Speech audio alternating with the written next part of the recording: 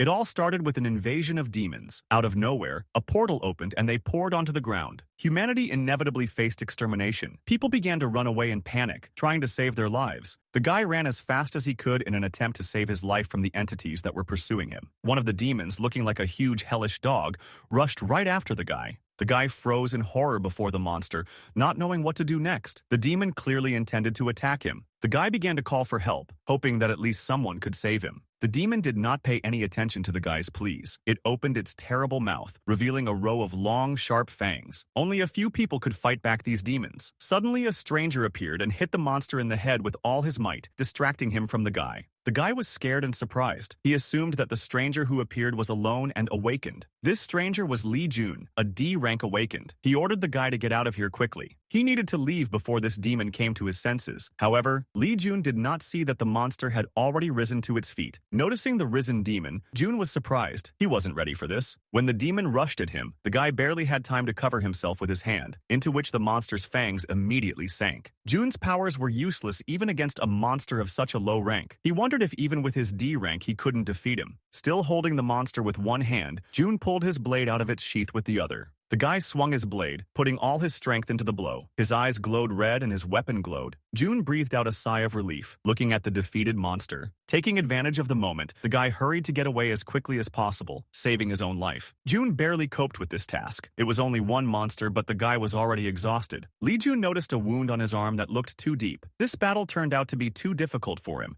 and took a lot of energy. D rank is one of the lowest among awakened ones. Jun could do nothing but watch as people begged for help. The guy considered himself pathetic. He kept asking himself, is this really all he is capable of? Suddenly, the guy felt a sharp gust of wind. He couldn't understand what was happening. In front of Jun, the sword in his hand glowed just like his blade earlier. The demon struck, releasing a powerful energy wave, but the guy managed to dodge. He focused all his attention on the demon, preparing to strike the next blow. It only took him a moment to land a strong blow. The guy saw only the light trail left by the blade. Jun was stunned that the guy killed a monster that he wouldn't even dare touch. Moreover, he only needed one blow to do this. It was Sword Dragon, Jun's close friend. He inherited his clan's martial arts. The guy was jealous of him. If Jun were from such a clan, he would not have fallen after fighting only one monster. Then he too would be able to fight like this. The Awakened began to gradually appear long before Pandemonium. They possessed power that humanity had never even dreamed of. Their descendants inherited this power and the ability to control it. However, Jun awakened at rank F without any inheritance. And no matter how hard Jun tried, no matter how exhausted he was, nothing helped. D rank remained his highest achievement. Jun kept thinking about what would have happened if he had been born into a clan of awakened ones. If only he could grow beyond D rank. He kept imagining his powerful blade, which he would use. Maybe then Jun's life would be completely different, surrounded by friends and honor.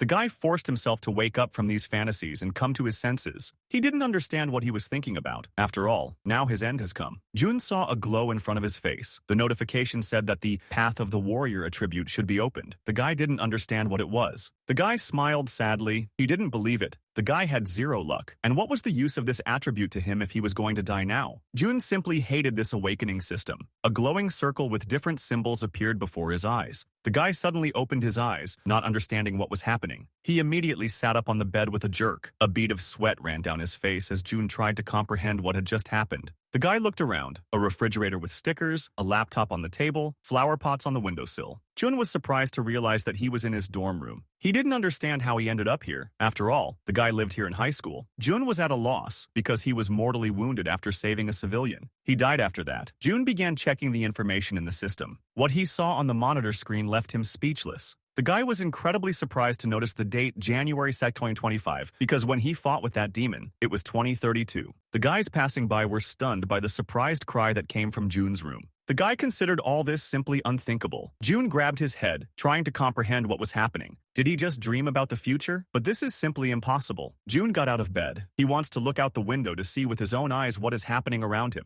A courtyard with a football field and a school building appeared before his eyes. Jun saw the training of the Awakened, which took place every day. The same thing, ad nauseum. Everything was exactly as he remembered. Jun still couldn't believe that he had gone back 7 years into the past. It seemed simply impossible to him. Jun sank back onto the bed, thinking about everything that was happening. The information simply did not want to fit into his head. He died from a huge wound in his side. Jun didn't understand how he could go back in time. The guy just felt this pain, but it stopped. And now, when Jun looked at his side, there was no trace left of the wound. The guy's death was the beginning of his return to the past. Jun still couldn't believe that something that only happens in manhwa happened to him. The guy had no idea what to do with all this now. Jun knew that a great war was coming in 7 years, and the guy understood that he couldn't change anything. Having calmed down, Jun decided that first he needed to check his stats. The guy was delighted to realize that he had the same statistics that he saw right before his death. Jun wondered what this emerging attribute, the Path of the Warrior, would give him. The guy clicked on it and was incredibly surprised. He was given the choice of 9 Suns Divine Art, Classic Transformation Stretch, Dharmas,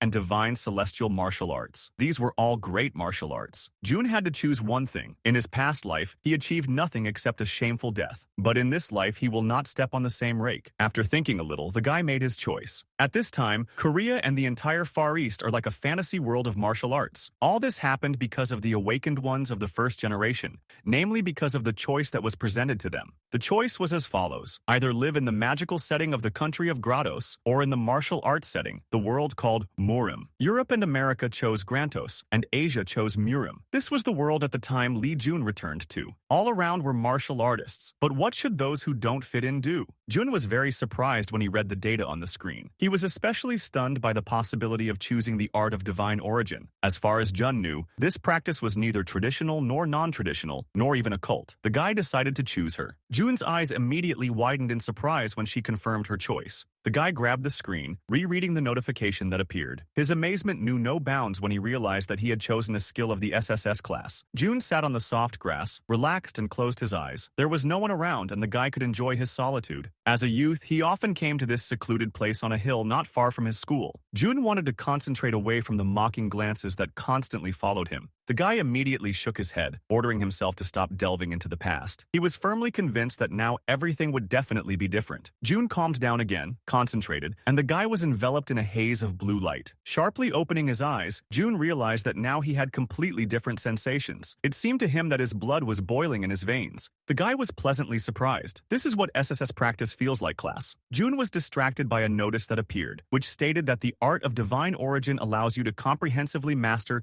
the concentration of key energy dispersed in the universe and is perfectly combined with other Wugong arts. This was very different from the 3 Foundations meditation technique. Jun meditated just a little, and his strength is already growing at an incredible speed. The guy clenched his hand into a fist, feeling the power flowing through his body. Meditation alone will lift Jun to unprecedented levels of power. The guy was delighted with this. Jun was faced with the first task, introductory training for the path of the divine source, under the terms of which he must reach the second level of the divine source skill. Jun found the task a bit difficult, but he decided that with the data he has now, he can handle it. The guy began to meditate again, wanting to increase his strength. He saw the glow around him getting bigger and brighter. Jun tensed so hard that beads of sweat appeared on his face.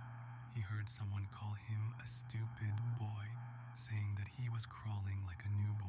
The voice loudly ordered the guy to stop fooling around and open his eyes. Jun obeyed. His eyes continued to glow, that same blue glow emanating from them. Unable to withstand the tension, Jun coughed, falling to his knees and pressing his hand into the damp ground, trying to hold on. Still holding his throat, the guy couldn't believe he was alive. Jun had no idea what just happened. The guy still couldn't stop the meditation of the divine source. He was sure that if he had not stopped, he would definitely have died. The voice told him that he had walked along the edge and returned. The guy jerked in surprise, looking around warily. Having finally risen to his feet, Jun asked the mysterious voice who he was. He just laughed cheerfully in response, giving the guy a chance to guess for himself. Jun immediately turned towards the voice. An old man appeared in front of the guy, shrouded in a luminous haze, who looked at Jun with a slight half-smile. The guy immediately assumed that the stranger was a ghost. The old man was dumbfounded by such a guess. He considered the guy ignorant and angrily declared that he did not look like a ghost at all. Jun decided to once again timidly ask the stranger who he really was. The old man said that he would say this only once and ordered the guy to listen to him carefully. The venerable old man he saw before him was the strongest man in history. He is a martial arts master. Jun was surprised by his words. The guy thought it was something familiar, but he still couldn't remember where he had heard about this master. Suddenly, a realization came to him. He remembered a martial art founded by a master who experienced enlightenment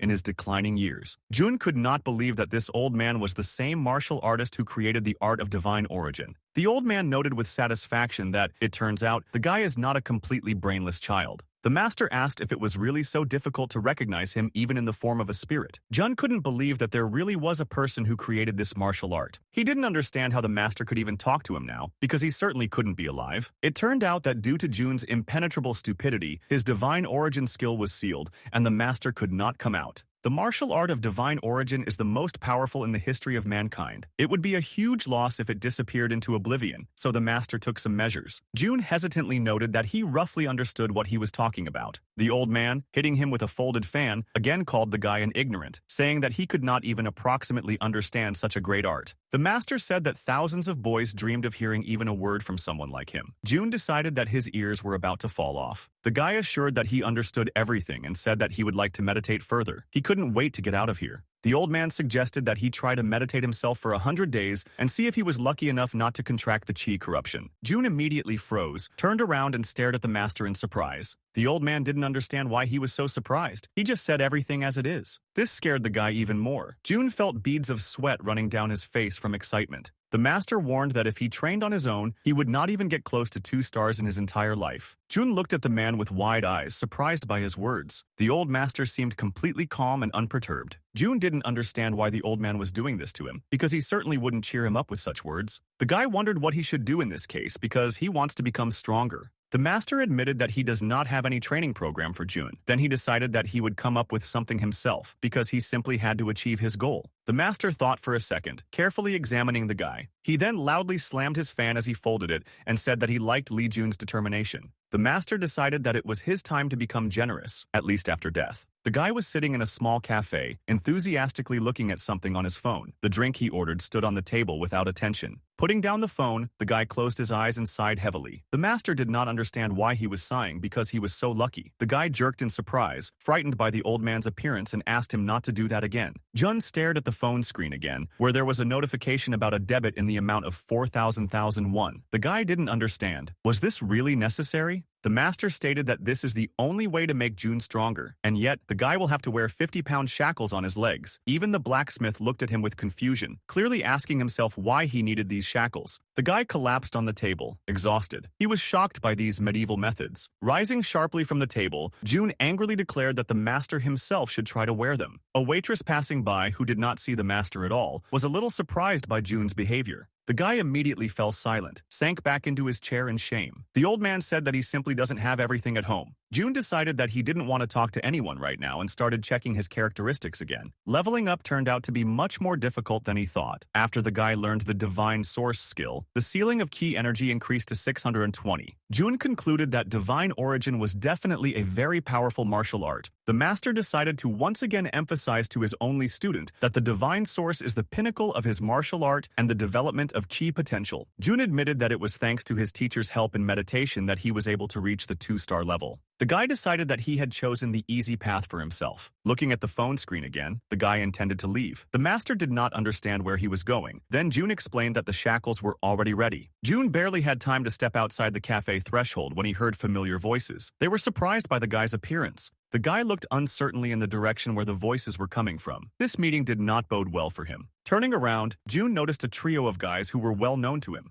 The guys giggled cheerfully under their breath, noticing the loser they knew. One of them asked Jun what had gotten into him today, because usually he always locked himself in his dorm room and didn't go out anywhere. These guys were Jun's classmates and were all E-rank fighters. Of course, it was not the highest rank, but compared to his F rank, it was a lot. Unlike Jun, they inherited their strength from their parents. Exhaling heavily, the guy asked them to leave him alone and just go about their business. One of the guys found Jun's behavior simply outrageous. Shooting his hand at his chest, he stated that if he had not been beaten for a while, this did not mean at all that he could become impudent. Suddenly, the guy remembered that Kihan told them not to touch Jun before classes started. His friends just smiled cheerfully at this. The guy said that they were going to classes in the field of divine power and invited Jun to go with them. They suggested that he wouldn't be spanked too much if Jun was with them. Gritting his teeth in anger, the guy only muttered for them to shut up. Classmates decided that Jun was arrogant. As if just remembering that he was of low birth, they assumed that the master would probably want to train on him. The guy continued to chatter something, not noticing the blow in his direction. Jun charged the guy with all his force,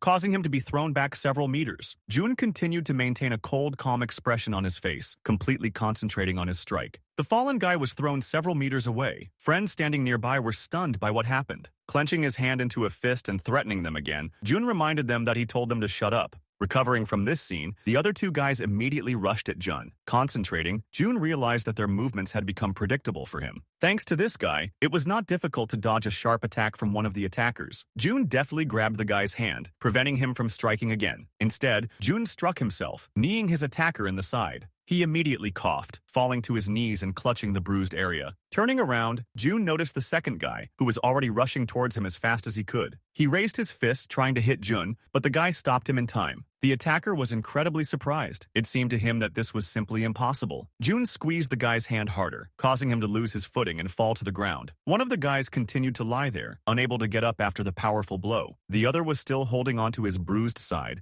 also unable to rise to his feet. The third continued to kneel, the fingers on his hand arched unnaturally. Jun continued to stand, watching this picture. He told the guys that even without them, he knew perfectly well that he was a loser who didn't even have the blood of the awakened in his veins. The flower pot fell to the floor with a crash, breaking into pieces. The woman continued to scream, declaring that it was not her son. She was still indignant that because of him, her whole life had gone downhill. The boy, meanwhile, was still trying to hold back the tears that streamed down his face. The woman said that she would kill him, so the boy hurried to run away. He was scared, didn't know what to do. Tears continued to blur my eyes. The man gave the boy an indifferent look. He seemed completely unconcerned with everything that was happening. The boy told his father that his mother wanted to kill him and begged him for help. The man thought for just a moment but did nothing, turning away and walking away. The boy kept asking his dad not to leave. He begged him to listen to him, but his father never did this, leaving him alone. Nobody needed Jun. In his previous life, he did everything to be accepted by his family, but he decided that this time everything would be different. He wasn't going to waste his miraculously found life chasing something so useless. He decided that he would increase his own strength and look down on others. In this life, he will no longer allow anyone to humiliate him. The divine origin art was created using the forces of chaos. This is a divine art that manifests itself most clearly only when the body is tested to the limit of its strength. The teacher was intensely focused on something, occasionally waving his favorite fan. Jun was barely able to stand on his feet, straining his muscles to the very limit. Holding a huge boulder on which the teacher was sitting, the guy did not understand whether it really needed to be done this way. The master was surprised that Jun still had the strength to chat, considering that he still had a lot to go through. He advised the guy to shut up and move on. Jun was incredibly happy when they finally reached the top, because everything was already falling off for him from such physical exertion. The teacher immediately became angry, since he did not allow the guy to sit down and ordered him to rest only while standing. Jun didn't even have the strength to argue, so he simply began to silently check his data. As a reward for completing the task, the guy received a source ring. Jun noted that it was very beautiful and skillfully made. This was because his teacher was wise and skillful. It was a unique artifact from his martial arts school.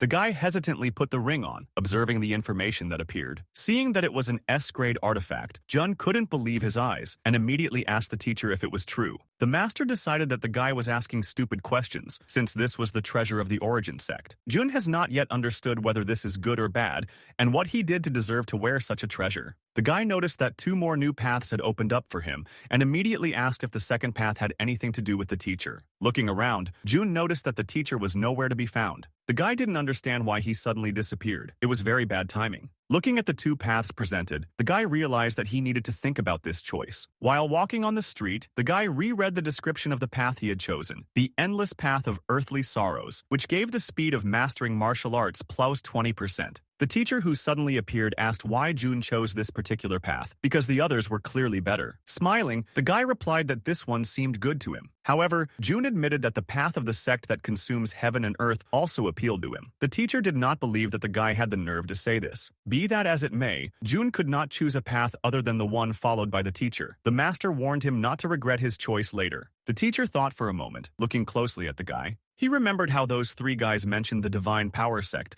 when inviting Jun there. The teacher had no idea what kind of divine power sect those boys were talking about was. Jun reported that this sect teaches the martial arts of the Huangfu family. The teacher found this information very interesting. The master asked if the guy had yet mastered the martial arts of the Huangfu school. Jun sadly admitted that no, because he did not inherit the ability by blood. According to awakened heredity, awakened children have a 95% chance of inheriting abilities from their parents. Such children are born awakened and with an innate skill of meditation. The remaining 5% are born with the inclinations of strength that surpass their parents. Such, for example, is the Sword Dragon from the Iron Blood Sword sect, a family in which the martial art of the Namgong sect is passed passed down from generation to generation. The public sees this family as a host of extraordinarily gifted geniuses. This seemed disgraceful to the teacher, because in his time martial arts were not inherited. The master suggested that the father abandoned Jun because the guy did not inherit his abilities. Smiling sadly, the guy replied that it was so. The old man called it complete nonsense, which surprised Jun. The teacher did not understand how you could give up your little blood over a trifle. The master declared that he had no right to be called a father. The master placed his hand on the guy's shoulder in an encouraging gesture. The teacher promised that he would pass on to Jun the knowledge of all the martial arts that he knew. His father ordered Jun to remember that he will never have friends, and he himself is not capable of being anyone's friend. The man gave the guy a look full of rage, adding that he was good for nothing. Smiling,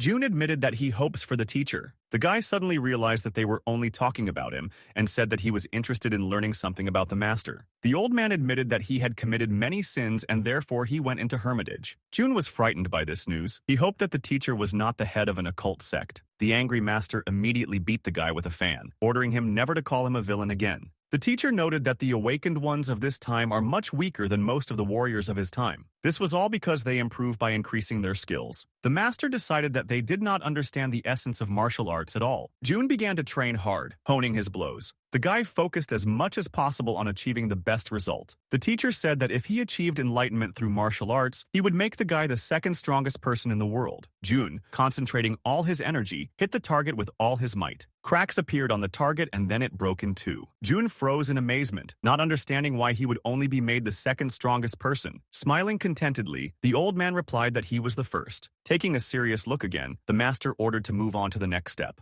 The teacher said that a difficult test on the verge of life and death is the best condition for gaining enlightenment. Jun had no idea where he could find such a situation. The guy froze in surprise as realization came to him. With a sly smile, the master asked if they had a place here where the strongest of the masters gather. Following John as he walked, the old man asked where he was going. The guy said that he was going to a place called the Green Zone. The entrance there is located in the basement. Awakened people of lower rank are not allowed in there because it is very dangerous there. Marima School is keeping an eye on this. According to rumors, the director himself closed this entrance. While Jun was telling this, they had just arrived at the right place. A brightly burning seal appeared in front of them, which did not allow them to go further. Jun sighed sadly. He knew that the entrance was sealed. The master said that they would pass easily, since this was the fifth information. The guy was extremely shocked by this statement. The teacher said that it was quite easy to hack and ordered Jun to act as he taught. Concentrating, the guy was able to break the seal without difficulty. Jun was incredibly surprised that the door opened so easily. Suddenly, the guy heard a strange sound that attracted his attention. Looking in that direction, he could hardly believe his eyes. A glowing portal appeared before them. Without taking his surprised gaze off the portal, Jun reached for his iron shackles on his hands. The master displeasedly asked his student what he was doing. Jun hesitantly said that he would like to leave the shackles here. The old man grumbled gloomily that he should not even think about it. The guy had to involuntarily agree to this, despite the fact that it would be difficult for him anyway.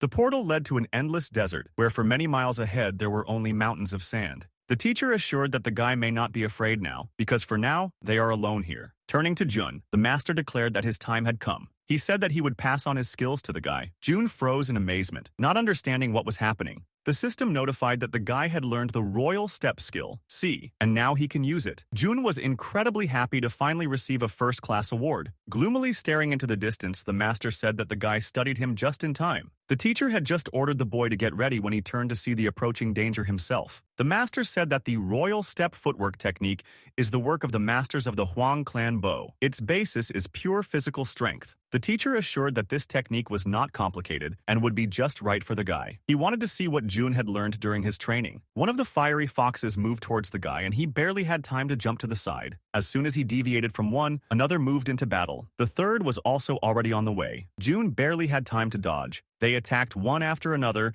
and did not even allow the guy to react. The teacher advised Jun to use his royal stride, take 2 steps to the right and bend back as far as he could. Concentrating, the guy took 2 steps to the right with a regal step, and then he bent over as far as possible. Using all his strength, Jun struck back at the enemy. The guy smiled contentedly, realizing that he had killed the Green Zone monster with his own hands. The teacher just smiled wryly, calling Jun a braggart. The guy froze when he saw a huge shadow falling on him. Turning and seeing the creature approaching him, Jun realized that this was not the end. Jun clutched at the wound, watching the monsters that were preparing for a new attack. The guy realized with fright that he had rushed to the conclusion about victory. Jun was in such a hurry to dodge but was wounded. A little more and he would have met an inglorious end again. Jun barely had time to jump away when the fox struck again. While dodging, the guy didn't even understand when the second fox managed to get behind him. When the guy dodges one, the second one already goes around him and attacks him from behind. The teacher warned Jun where to dodge, but avoiding attacks alone would not end the fight. The guy was still trying to figure out how to defeat these creatures. Jun forced himself to relax. Before his death, he had achieved Class D and was training intensively. He really thought he was already strong enough. The guy was sure that he was already finished, but the master ordered him to pull himself together and not even think about it. Putting an encouraging hand on the guy's shoulder, the teacher assured him that everything would definitely work out for him. He advised him not to despair and to continue to practice the kingly walk. He had to learn to wait for the right moment. The guy forced himself to pull himself together. Tearing off part of his sleeve, Jun wrapped the bleeding wound on his neck. He agreed that he needed to leave these stupid thoughts behind. Concentrating, the guy delivered a precise blow to the fox right in the face. Then came a sharp kick. Jun forced himself to remain calm. He used the art of divine origin and royal gate. Jun wondered how many hours they had been here. It felt like 6 o'clock had passed. The guy was pretty exhausted, but so were his enemies. Foxes attacked much less often and defended themselves more often. If Jun had the strength, he would use footwork so that the divine origin skill could recover in the meantime. The guy could barely stand on his feet. He was moved only by willpower, but he was not going to die here. The master noted that now is the time to chop the exhausted enemies into cabbage. Jun hoped that he would have at least a moment to catch his breath. The master asked who, in his opinion, would be the first to regain strength, Jun or his opponent. The teacher told the guy to believe in the restorative power of the divine source, because now was an excellent opportunity to increase both endurance and strength at the same time. Gathering all his strength into a fist, Jun decided that he would listen to the teacher. The guy concentrated as much as possible, preparing to deliver the decisive blow. The teacher said that when Jun wins, he will receive from him a skill that he will really need. The guy fearlessly looked at the fox that was rushing straight at him, preparing to strike. Having collected himself, Jun delivered a precise blow to the monster's jaw. Smiling contentedly, the guy asked the teacher to promise that he would keep his word. Jun barely had time to dodge when he noticed another fox that again stabbed him in the back. The beast seemed furious to the limit. Tongues of flame were coming out of its mouth. With its mouth open, the fox directed a stream of fire straight towards the guy. Jun almost flew into the air, dodging the attack. The guy was burning with no less rage than his opponent when he struck back. Hitting the fox with all his might, Jun saw a notification that he had reached the level of 3 stars in the Divine Origin skills. The Divine Source skill replenished Jun's entire energy reserve. Zappa's stamina was reduced by 10% and is now fully restored. As a reward for the guy's incredible growth, he receives 250,000 martial arts tree points. His skill, Divine Source, now has a passive effect, fear. The monsters began to be afraid of the guy. The master was pleased with Jun's talent. The teacher could not even think that the guy would reach the level of 3 stars in just 2 months and admitted that he looked like his first student. Jun was surprised to hear this. He didn't even know that the teacher had another student. The master confirmed that before the guy he had an older student. For Jun, he is an older brother. The guy still looked at the teacher in surprise, amazed by this news. His expression changed as realization dawned on Jun. The guy was so surprised that the teacher had students before him that he couldn't hold back his cry. He asked how many of them there were before him. The old man almost went deaf because of his scream. Grimacing with displeasure, he admitted that there were 4 students. Jun didn't understand why the master didn't tell him about this right away. Instead of answering, the old man pointed to the fiery foxes, who were already planning to run away, and ordered the guy to quickly catch up with them. Jun reported that while they were talking, the foxes had long disappeared. The old man was unhappy that the guy was not listening to his teacher and ordered him to immediately run after them. Jun asked if the master had forgotten his promise. The old man was offended that the guy thought he had such a short memory. He reported on the punching fist technique, which was one of the main techniques, and asked if Jun wanted to learn it. The guy asked if this technique, like the royal step, is also from his divine origin skill, or is it a technique from the Huangfu clan school. The master confirmed the second statement, and Jun said that he wanted to study this technique. The notice said that the guy had learned the punch technique. If a rootless person without inheriting the martial art by blood becomes a master of the art of some clan, moreover, he will become many times stronger than others. It will be interesting to see what they say to this. The guy moved at a leisurely pace along the sands through what seemed like an endless desert. June grumbled dissatisfiedly, not understanding where these mongrels had gone.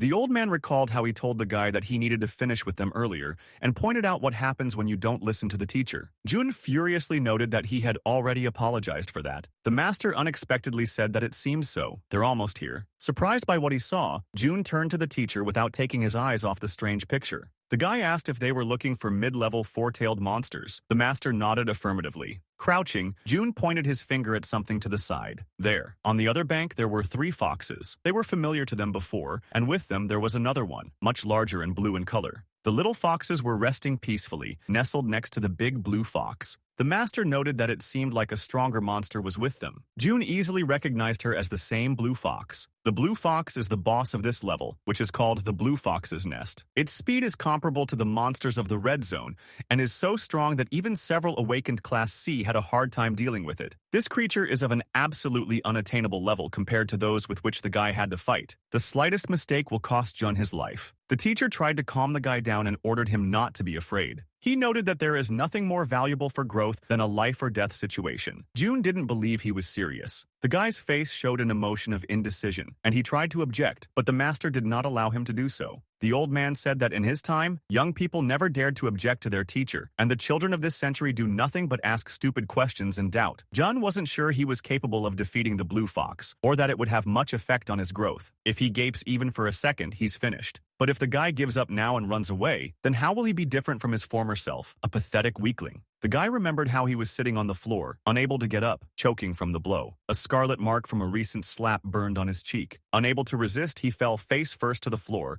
receiving another blow. Someone's foot pinned him to the floor, pressing directly on his face, preventing him from rising. The enemy reported that now that he had knocked out all of June's key reservoir, he would no longer be able to fight. The guy kept asking Lee Gihan why he was doing this, because he knew what would happen if the teacher found out about it. June was stunned when he heard that the teacher allowed Gihan to do this. The guy even had to ask again. This news was so surprising to him. Gihan repeated contentedly that the teacher gave him permission. Moreover, he said that such a useless degenerate could be beaten. June felt tears welling up in his eyes as he watched his opponent's grinning face. The guy then promised himself to become stronger. He wants to become stronger and take revenge on his family. He has already died once. What else should he be afraid of? After all, those who don't take risks don't drink champagne. The foxes continued to calmly bask in the rays of the sun for some time, not noticing the guy who was nearby. The system notified that June's passive fear effect of the divine source skill had triggered. The guy continued to intently watch his opponents, waiting for their next move. The little foxes began to be afraid of June, but the blue fox confidently took a step forward.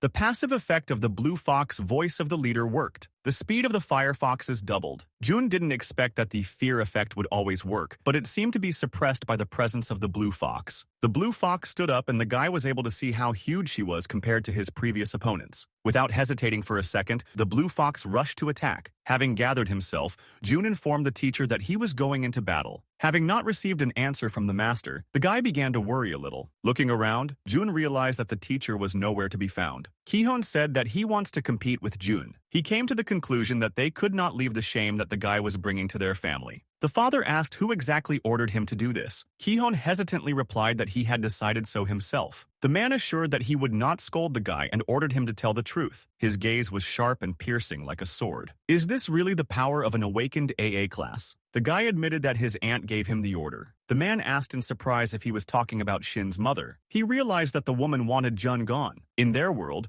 only the strongest survive, and their clan does not need weaklings. The man crushed a nearby beetle with a sharp blow of his shoe, adding that such people need to get rid of. It was hardly possible to walk there. Everything around was on fire. But the monster had nothing to do with it. That's a shame. June told himself not to panic and think through his actions. His knowledge of martial arts left much to be desired, but he has knowledge of monsters. June collected them all the years of his past life. However, theoretical knowledge is one thing, but practice is completely different. If a guy kills a big fox, then the little ones will run away. June realized that he needed to kill her with one blow. The guy got ready, concentrated, and struck. He froze in surprise, not getting quite the result he had expected. The guy didn't understand what to do with the fox. Did she really dodge? June felt the attack from behind, freezing for a second in surprise. The guy immediately quickly turned to the enemy, intending to defend himself. He used the royal step technique. June decided to listen to the advice his teacher gave him. The guy made a high jump, intently watching the fox's movements. The monster bared its teeth, but this did not frighten Jun at all. He had no intention of dying and staying here, so he put all his strength into the blow. The guy sighed heavily, recovering from the attack. He suddenly realized that next time he would not survive. For defeating the boss, he received 500,000 martial arts tree points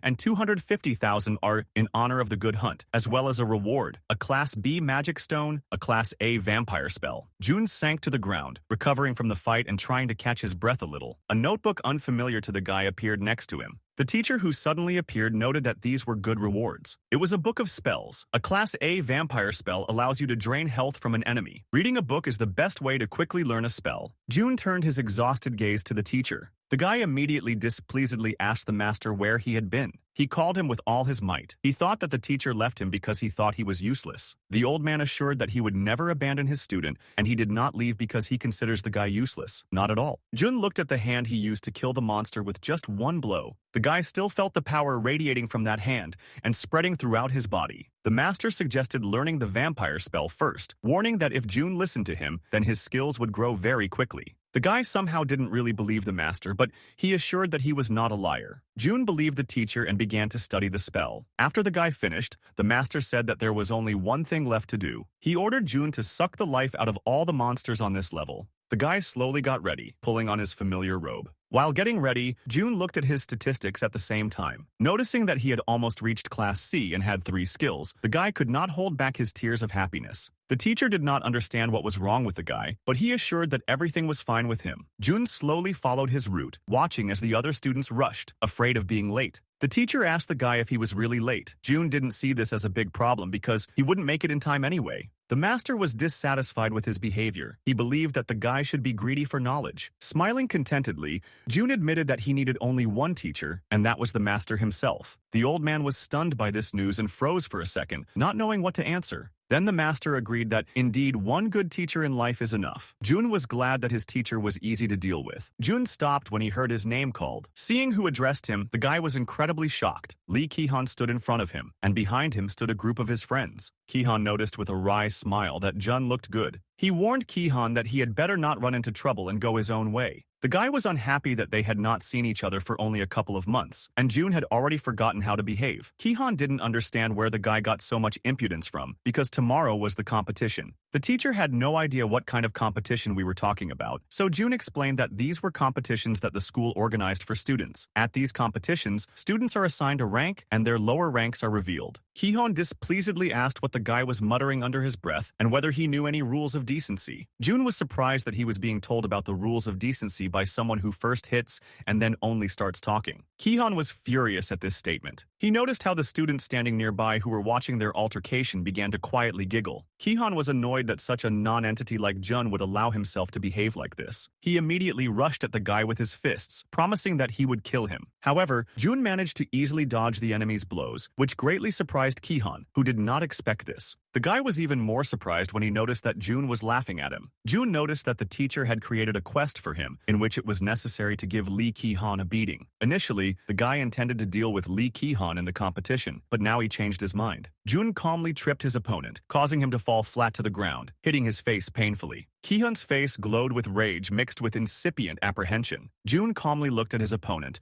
who still could not get to his feet. Smiling contentedly, the guy noted that Ki-han was a slow guy. This made his opponent even more angry. Ki-han quickly jumped to his feet, striking Jun again. Everyone present watched the battle with bated breath. Concern and even fear were visible on their faces. Jun, completely calmly, was able to block the enemy's furious blow with his palm. Ki-han was surprised to realize that he could not move his hand. He immediately ordered Jun to let him go. The guy smiled contentedly, agreeing to do this. Jun calmly let go of his opponent's hand. Ki-han felt unbearable pain spreading throughout his arm. Unable to restrain himself, the guy fell to his knees, screaming from the feeling of an unbearable burning sensation. Ki-han continued to scream, feeling the pain gripping his arm. Moving closer to the guy, Jun told him that he knew what he wanted to do. He assumed that it was his relatives who ordered Ki-han to do this. Pushing him with his foot, Jun said that the guy would no longer be able to hit him like before, and he promised that for what Ki-han did, he would receive in full. The guy was scared. He didn't understand what Jun was doing to him. Ki-han's cheeks, he begged the guy not to do this. For completing the side quest, getting a thrashing for Lee Ki-han, Jun received a reward of 100,000 martial arts tree points.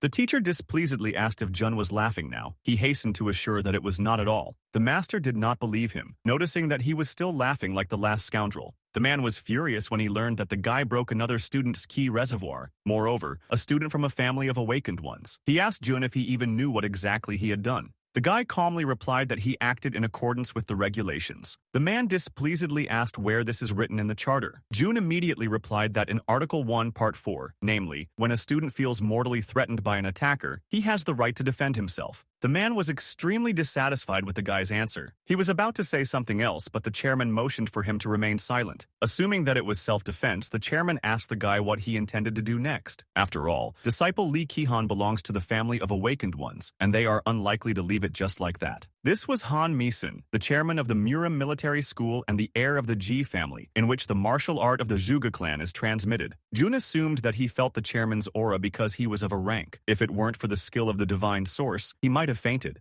The guy said that this was not their problem at all, because he was also from the awakened family, and moreover, the direct heir of its head. Therefore, his family will decide these matters among themselves. There was complete silence in the hall. The chairman was surprised. Of the disciples, none other than the sword dragon could withstand his aura, but they told him that this was the failed scum of the awakened family. As a result, the hearings ended in Jun's favor. The students were talking among themselves about Jun. They didn't even know that he was so strong and were very surprised by everything that happened. Since the hearing was over, Kim Tae-hyung was asked if he was going to leave, but the man replied that he still had work. Having said goodbye to the man and not bothering him, everyone else left the room. Tae-hyung hit the table in anger, unable to contain his emotions. They should have drowned Lee Jun at this hearing. In exchange for guardianship of the disciples of the awakened families, he received money, gifts, and even training in techniques, and this outcast from the awakened family ruined everything. If it is left like this, then the man will not only lose the support of his families, but they will take up arms against him. He decided that he had to deal with Lee Jun by any means necessary. The guy slowly walked along the corridor, not paying attention to the other students. Everyone around was constantly whispering about Jun, who defeated the tyrant Ki-han, wondering how such a weakling could do it. If the hearing had ended badly, it would have been a problem, but Jun was able to win thanks to the divine source art. The teacher admitted that he also once found himself in such a situation. The leaders of the 9 great sects and 5 great families judged him. Jun was sure that Kim Tae-hyung, the homeroom teacher, called the hearing. He is very closely tied to the heads of the awakened families, and the guy may, with this situation with Lee Ki-han, break these ties. Jun was distracted from his thoughts by looking out the window. The guy overheard the teacher talking, who admitted that he was very sorry that this happened to Ki-han. He added that he really insisted on the hearing, but everything went in vain. The man was very scared when he heard about the termination of funding. He argued that this should not happen. He asked to give him a chance and promised that he would fix everything during the competition between classes. Jun was curious to know that they had decided not to have a general competition, but only between classes. The teacher asked the guy why his family hated him so much. It can't be just because he didn't inherit the abilities. Jun said he was just unlucky. His aunt hated him to death. It bothered her very much that his father loved his mother so much. The master found this very strange because if he was born by the woman he loved, then why shouldn't his father love him? Jun admitted that his father loves his family much more than his mother. He would sell his soul for his family. The teacher awkwardly replied that the guy was very lucky. Jun just chuckled briefly and assured that he was already used to living like this. Both in the past and now, relatives will do their best to drag him down. But now Jun is not the same as he was before. They can't break him now.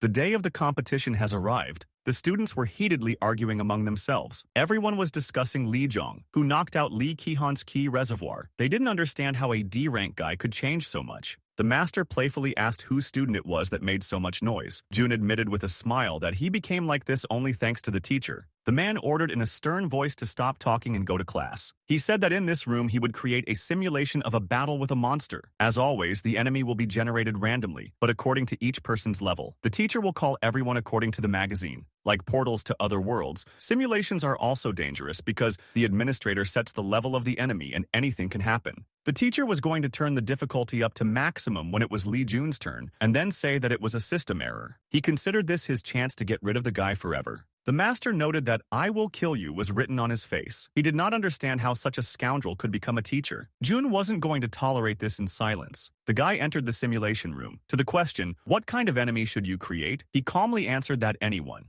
The teacher asked if June might want to fight the demon then. Demons were called awakened ones who became criminals. An example of this is the criminal group Death Demon Lotus. June was surprised that this was the kind of opponent the man was offering the student. Is he really not hiding anymore? Smiling contentedly, the guy agreed to the demon. The teacher warned him to speak up immediately if he sensed danger. The man pressed a button, starting the simulation. A random selection of terrain generated snow-covered hills. Difficulty for D rank. Finally, the teacher wished the guy good luck. Jun was surprised that the teacher really wanted him dead. Because of the snow, he cannot see far, and it will be difficult for him to navigate. This was terrain of a high level of difficulty. But much more important was the simulated enemy, White-Browed Ice Villain, one of the highest ranks of the Death Demon Lotus. There are 7 of them in total, and they are called the 7 Evils. He is a monster and a crazy old maniac. The only thing he loves is to kill. And the man offered such an opponent to the student. This Kim Tae-hyung is definitely crazy. Jun received the urgent quest, The Will of the Beginner, which became another reason for him to win this competition. White-Browed, meanwhile, was already preparing to strike his first blow. After hesitating for just a second, the man directed a stream of his power at the guy. Jun, focused on his opponent, managed to dodge. However, the guy was surprised to note that the power wave did not fly away, but made a detour and again headed towards its target. This time, Jun did not have time to dodge, and the blow hit the target, painfully hitting the guy in the shoulder. Jun noted with surprise that this was the martial arts skill of an ice master from the Northern Sea Ice Palace. White-Browed, meanwhile, was already rushing towards the guy as fast as he could in order to deliver another blow. Jun couldn't help but notice how fast he was. The guy didn't even have time to dodge. White-Browed, meanwhile, made a jump, intending to attack from above. Jun tried to defend himself, putting all his strength into it. The guy felt like every second it was becoming more and more difficult for him to defend himself from enemy attacks. Even though it was all a simulation, the white-browed one was still incredibly strong. Jun gathered all his strength, preparing to fight back. The guy noticed in surprise that despite all the strength of the white-browed man, he was amused by this fight. After all, when else will he have the opportunity to fight such a master? Jun hit the ground with all his might, causing his opponent to lose sight of him for a second.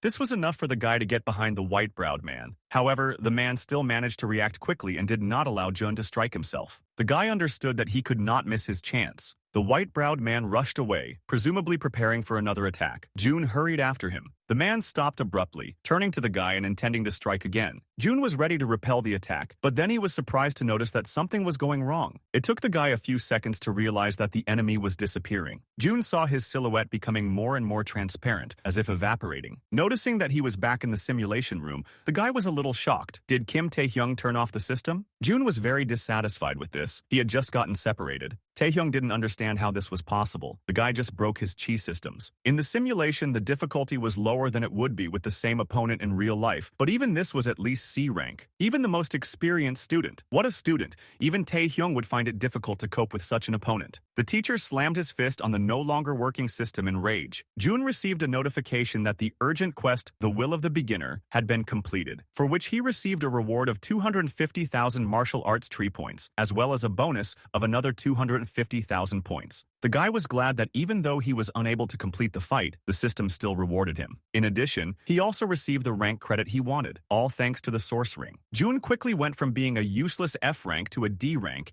and even beat up Lee Ki-hong. This will definitely provoke his relatives. The guy suddenly braked when he heard someone calling out to him. He had no idea what was there, and who needed something from him again. The students were delighted with how well the guy showed himself in the competition, and considered him really strong. Jun was a little shocked. Didn't they see how it ended? The students said that they saw everything, and compared it to the fact that the film was interrupted at the most interesting point. Jun smiled cheerfully. Nothing like this had ever happened to him in his previous life. The guy noticed quite nicely that it was nice. One of the enthusiastic students asked Jun what he had just said. The guy just smiled and assured that it was nothing. The next morning, great changes were visible. The students bowed in unison, greeting the sunbae. Jun already laid out the sandwich out of surprise and complete surprise. One of the students introduced himself that his name was Hosu and that he was new. Bowing again, the remaining disciples asked the leader to lead them. Jun didn't understand why they were greeting him as if he were the leader of a criminal gang. Do they really want the guy to be their crime boss? Jun felt his head starting to hurt from everything that had happened. In a stern voice, the guy ordered not to greet him like that again. The disciples did not understand what they had done wrong. Jun asked in bewilderment who he was, so that they could call him their leader. After all, he is not a mafioso. The disciples immediately asked for forgiveness, bowing even deeper. Jun angrily ordered them to stop it. The guy sat sighing heavily because of the current situation.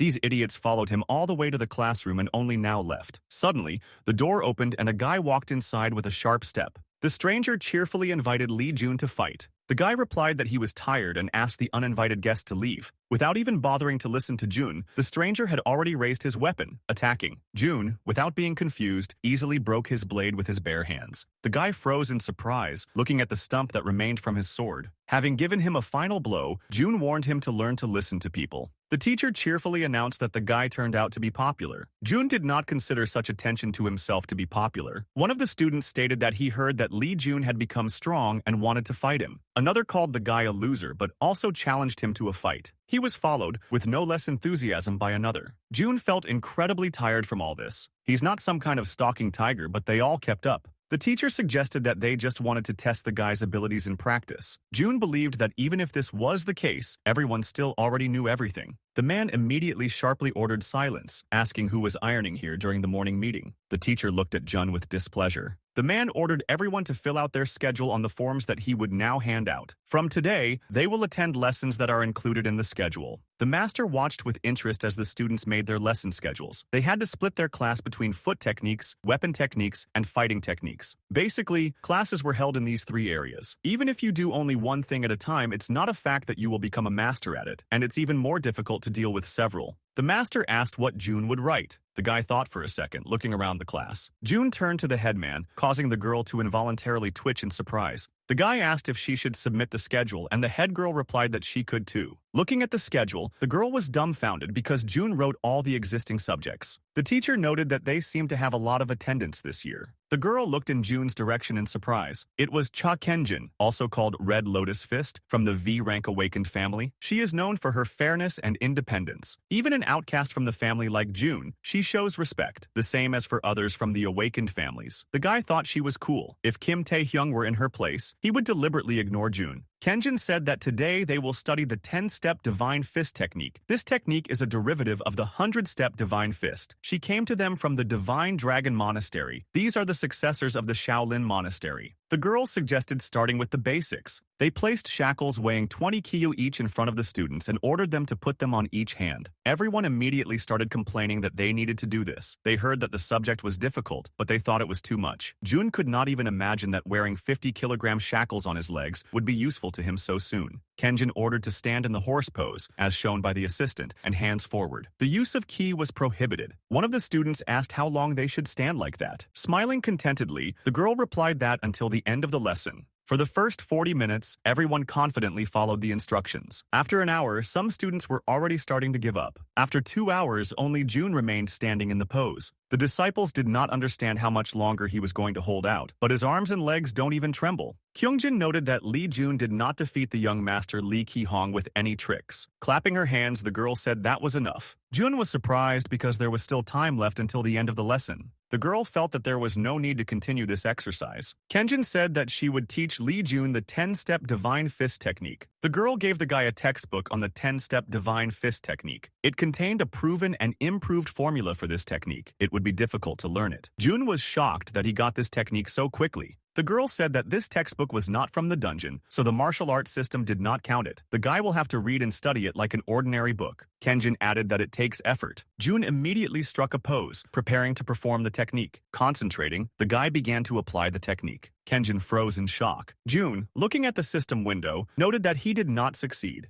The teacher said that such a technique cannot be learned in 1 minute. Jun assured that he would read a little more and would definitely master it. This was the first time the master had seen such a talent. At first he thought that the guy was just a blockhead, but his talents developed gradually. The master really hoped to soon see what heights he would reach. His talent is not like that of the heavenly demon, which allows a person to absorb knowledge of martial arts like a sponge. And this also does not look like the talent of a heavenly warrior. How is it possible to turn from a blockhead into a genius overnight? The teacher looked at Jun in surprise. The guy said that he did not calculate the amount of energy put into the technique, and therefore an explosion occurred. Therefore, he concluded that in order to correctly perform the 10-step Divine Fist technique, one must be attentive to the amount of QE. Kenjin confirmed that everything was correct, and the guy must learn to control his ki reservoir. The girl was shocked that he delved into the 10-step Divine Fist technique even before listening to the explanation. Jun began to hone his technique again. Kenjin didn't understand how this was even possible. Jun managed to master the 10-step divine fist technique. The guy asked the teachers to ask questions one at a time. One of the teachers stated that Lee Jun's hands were made for a spear. Ideal shaft position, natural movements like the flow of water. This art was shown by the talents of the guy. He began to say that his family's divine spear art, but he was interrupted by another teacher, saying that Lee Jun was ideal for swordsmanship.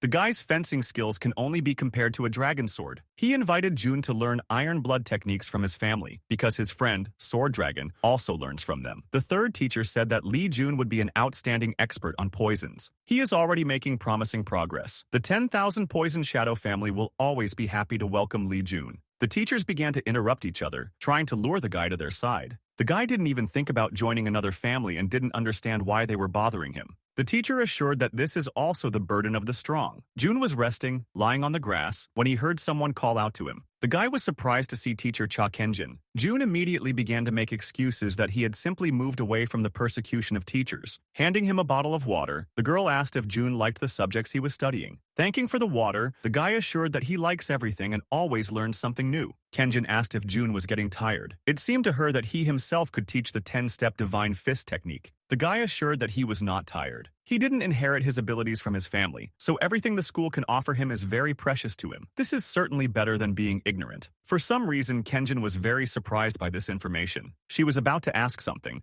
but she was interrupted by other teachers who were wondering where Jun had run away to. The guy was very unhappy that they found him. Jun immediately hurried to say goodbye to the teacher and leave. Having walked away a little, the guy stopped, looking at the sky. The weather was beautiful outside. The fox continued to kick, trying to escape. The guy continued to hold her with a death grip on her neck. The system notified that the guy absorbed a small amount of magical energy using a vampire spell and received +1 to stamina. Even though the blue fox was killed, Jun was glad that the fire foxes continued to spawn. Thanks to this, he could come here to train. But the rewards were too small for the time he spent. The magic stone, after his first arrival here, did not appear again. Jun asked the teacher if it was time for him to absorb the power of the magic stone. The master replied that he had come up with something. Since the guy's growth is much faster than expected, the teacher suggested raising the stakes. Pointing to the thick energy that was in the air near this dungeon, the master asked if Jun was curious about what would happen if he tried to pump it out using a vampire spell. The guy was surprised that this was possible. The amount of energy that dungeons generate is enormous. If Jun could absorb it, it would be just a panacea. The master said that the vampire spell itself is incapable of this, but since the guy has the art of divine origin, it's worth a try. Only now Jun's body was already full of energy absorbed by their creatures. If in this state he tries to absorb a huge amount of energy, then with a 90% probability he will get sick. But maybe Jun would be willing to give it a try.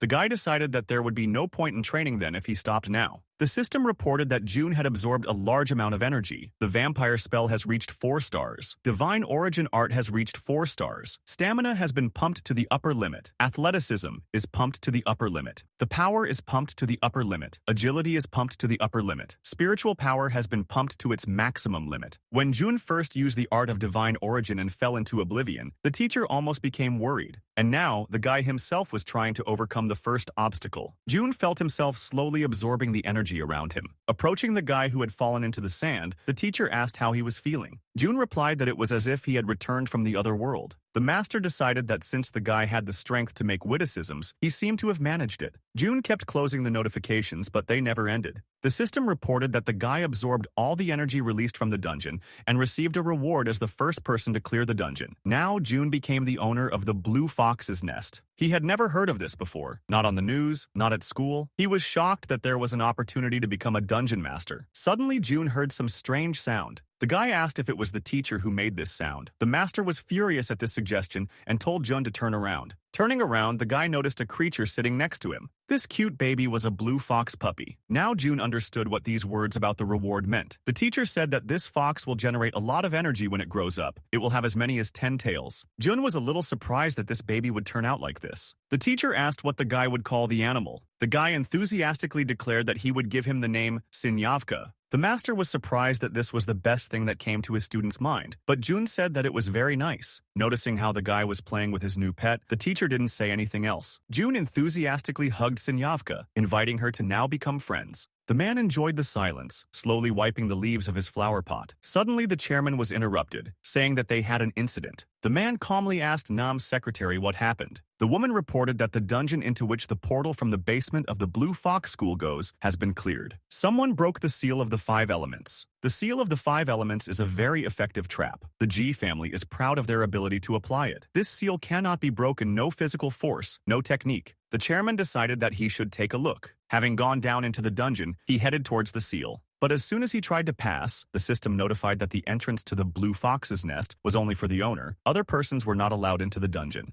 The man was shocked that someone had taken over this dungeon. The chairman immediately turned to Secretary Nam. He ordered the woman to find out who cleared this dungeon. Last night, June sat, thoughtfully staring into the distance. He asked the teacher if this was enough. The master didn't think so, which made the guy howl with displeasure. June claimed that here he would often see Sinyavka. The master said that it was clear from the guy that he had never had pets before. The old man said that animals always want to go outside. He began to look for the animal, assuming that it was on the bed. The fox settled down on the soft sheets, expressing her satisfaction. Then, June announced that he would leave him. The guy leaned over the fox, smiling cheerfully at the animal. He did not inherit his family's talents. He became an outcast and unwanted by society. It wouldn't be surprising if his heart was filled with darkness. June kept trying to kiss the fox, but she stubbornly fought back. Although the guy suddenly had dizzying power in his hands, he tried to be simpler. He did not behave like some who are ready to destroy themselves just to take revenge. Anything is better than being like the master's first student, who turned into a vengeful, bloodthirsty monster. June sat on the edge of the bed, affectionately stroking the little animal. He had one more thing to do before bed. After reconfiguring the system, the volume of June's ki reservoir increased and the energy flow was unblocked. The guy has definitely become stronger. But June didn't know how to see how much stronger it was in numbers. The guy's eyes widened in surprise when he looked at the notification. The teacher smiled and asked what happened. Pointing his finger at the notification, June almost started shouting, asking what it was. At the time of the master, the ceiling for the statistics of awakened AA ranks was 300 points. These are the statistics of the 5 emperors, the heads of the 5 great families. June was incredibly surprised that his stats were the same as theirs. This means that if he improves, he can be on par with the 5 emperors. The master did not understand what he was looking at there in such surprise,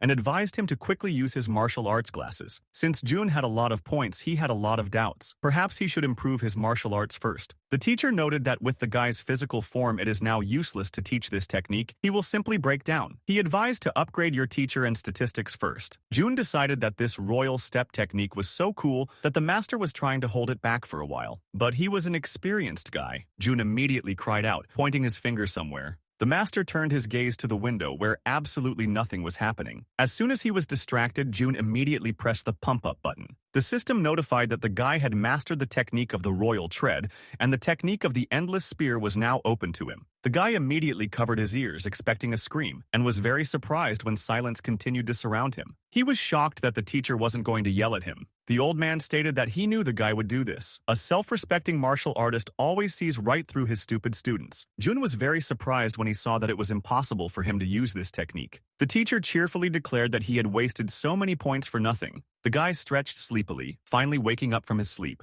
He slept very well today. Yesterday, the guy improved his statistics as the teacher told him. June felt like he had forgotten something important. Suddenly, an insight came to him. "That's right, Bruce." The guy immediately apologized to the animal, promising to bring him water. After thinking a little, he decided that the fox was still small and probably wanted milk. The guy didn't have any milk and he realized that he would have to go get it. The bruise began to get lost at the guy's feet. Realizing that the animal did not want the guy to leave, he offered to go together. June stuffed the fox into his jacket, buttoning it tightly. Suddenly, the guy heard the doorbell. He had no idea who it brought so early. The girl standing behind the door introduced herself as the chairman's secretary. Opening the door, June asked what happened. The secretary said that the chairman was calling the guy to his office. June was dumbfounded by surprise. The guy decided that this was probably about the dungeon. The teacher agreed with him. June apologized, explaining that he could not go with the secretary now, since he had an important matter. The girl assured that it would not take much time. After thinking a little, June finally agreed. The secretary beamed with joy. However, in this case, the guy asked her to buy him milk. The chairman calmly sipped his coffee, crossing his legs and looking at the guy sitting in front of him. In appearance, he seemed quite normal to him. The chairman found it hard to believe that he had cleaned out the blue fox's nest single-handedly. The man did not understand how this was possible because he was clearly not higher than D rank. The teacher noted that the man was peering carefully, trying to examine the guy's abilities. June assured that this time he would not be fooled. The ring of the source protected the guy's potential from any experienced eyes. June was the first to speak up, turning to the chairman and reminding him that he had called him. The chairman said that he called the guy because he thought that he might have difficulties because of Li Ki-hong. The man, as if by chance, asked how the emperor's fist was doing. Jun said that he is an outcast in his family and he has no idea how his father is doing. The chairman apologized, admitting that he had made a mistake. The man said that he made sure that the guy was fine and could walk. After Jun left, the secretary asked the chairman what he thought. He answered irritably that he didn't know. He explained that he couldn't see what the guy's abilities were. The man was confused. This had never happened to him before. He knew that, in any case, he should call Ji-yu quickly. Jun cheerfully told Sinyavka that he had come. By that time, the animal had already managed to clean its bowl. Jun was surprised that the fox was so hungry. The system notified that the bruise's affection had increased by 5. The bruise had had enough. After looking at the animal's stats, Jun assumed that they were so small because he had just been born. But never mind, he will gradually grow into a powerful monster. True, the guy had no idea where he would put such a big one. The teacher noted that this is not the only problem. Han Minson began to suspect Jun. He will now have to be careful in his movements and be wary of Beeson. Beeson is an information collector for the G family. The G family controls many dungeons and artifacts with the help of Beeson. Jun was worried that he would be under surveillance 24 hours a day. He decided that he should somehow use his possession of the blue fox's nest. The master was surprised that he was thinking about this. The guy said that he has been doing this for a long time. Jun managed to establish a connection with the blue fox's nest. The system asked to set the destination, adding that there were 2 attempts. A portal appeared near Jun, which pulled him inside. The guy was surprised that he actually joined the blue fox's nest. Now Sinyavka will have a place to live when she grows up. So Jun made himself a hiding place and will be able to avoid Beeson's surveillance. The guy set his destination. Now he could summon a portal for himself. One of the 2 problems was resolved. Now he needed to increase his strength. Several days passed. Jun spent all this time in the dungeon, but he was unable to raise the level of his skills and no new quests appeared. It is clear that he needed to look for a higher level dungeon. The guy just had one thing in mind. Chlorine Dungeon. This is a dungeon in the Green Zone, where the Firestone artifact is located. From his previous life, Jun remembered how this dungeon was opened by a monster tamer. He found a stone and fed it to the monster. From a weak white class monster, he instantly rose to a blue class monster. So Jun was going to do the same with Sinyavka. The guys were whispering enthusiastically about something, looking out the window. The subject of their negotiations was an ice flower. They had no idea what ice flower Han Ji-yu was doing here. Jun also froze, looking at the girl. Ji-yu immediately walked towards Jun with a confident step. She said that the guy knew her and that she had just been promoted to 6th grade. Jun froze in surprise looking at the girl. Han Ji-yu is the eldest daughter of the Ji family, the martial arts heirs of the Zhug family. She is an awakened rank and is nicknamed the Ice Flower. She was supposed to be transferred to the elite 1st class, so Jun did not understand what she was doing in our 6th class, where there are solid E and D ranks. The future has changed, but nothing terrible has happened. Ji-yu invited the guy to be friends. But the guy immediately replied that he didn't want to be friends with anyone and told the girl that she didn't have to approach him. In response to this, the girl showed some strange expression on her face. Burying his face in his hands, the guy said that he couldn't be friends with her. The teacher asked what he would do. Dragonfist, that is, his half-brother, it was he who had his eye on the girl. If he had seen this, he would have gone berserk and tried to kill Jun. He didn't understand why she spoke to him. The master had a guess at this point. He asked what the power of families is at the moment. There is a federation of 15 great families, a martial arts federation, and a demonic death lotus. Within the federation of 15, there are 9 great sects and 5 great families. The teacher asked whether the Ji family inherited the Zhug family's martial art. Jun nodded affirmatively. The master did not think that the Ji family was only in power because of their strength. These scoundrels absorb all the talents of our time. Unlike other families, the Zhug are weak in martial arts, but they compensate for this by inviting the most talented ones to join them. They even lured away the ice flower. Perhaps they sent her to check on Jun. The guy was afraid that now he wouldn't be able to get rid of this scary girl. The master noted that Jun was weaker than her, so he had better think about how the tone could deceive her. The guy didn't want to communicate with her at all. The teacher hoped that everyone was ready for the exam. Having said that they had a new girl, the man suggested holding a competition lesson. For this, he needed 2 volunteers. The teacher asked who wanted to go first. Ji-yu immediately raised her hand. The teacher asked her to choose an opponent. The girl immediately announced that she would be with Li Jun. The rivals stood opposite each other, preparing for the duel. The girl asked if Jun was ready for battle. The guy honestly answered that actually, no, he didn't understand why she even chose him. The teacher did not seem to notice the guy's condition. The man ordered to begin. Jun barely had time to blink when Ji-yu disappeared from his sight. The girl crouched down, preparing to strike. Jun was surprised by her speed. Ji-yu swung, but the guy managed to dodge. The girl tried to strike again. This time, Jun blocked. Sparks were flying around the classroom every now and then due to the intense battle. Ji-yu is an awakened rank, and she turned out to be much stronger than Jun expected. The girl gradually wore him down. But Jun could deflect the blows. More and more, her fencing techniques became clear to him. Concentrating, Jun struck back. Ji-yu realized that the guy saw the weak points of her iron blood sword attack and hit there. She didn't understand how he could figure out her attack so quickly. Ji-yu realized that she would lose if she stalled. She will have to use a special attack against him. Jun quietly asked if she was going to use an upward slash with her sword. Ji-yu froze in surprise. She didn't understand how the guy understood this. The girl never moved from her place when Jun struck. Ji-yu's hair flew to the ground, deflected by the guy's precise blow. The girl silently put the sword back into its sheath. Ji-yu admitted defeat. The girl sat silently looking out the window. Jun noted that she seemed to be in prostration all this time after that fight. Is she really in such shock? The teacher is not. I understood why the guy cut off her hair in case she considered it disrespectful. Jun repeated that it was an accident. The Ji family and the Iron Blood Sword family are the only families that will oppose them. One day they will unite and fight with them. Jun decided that he needed to establish a good relationship with them.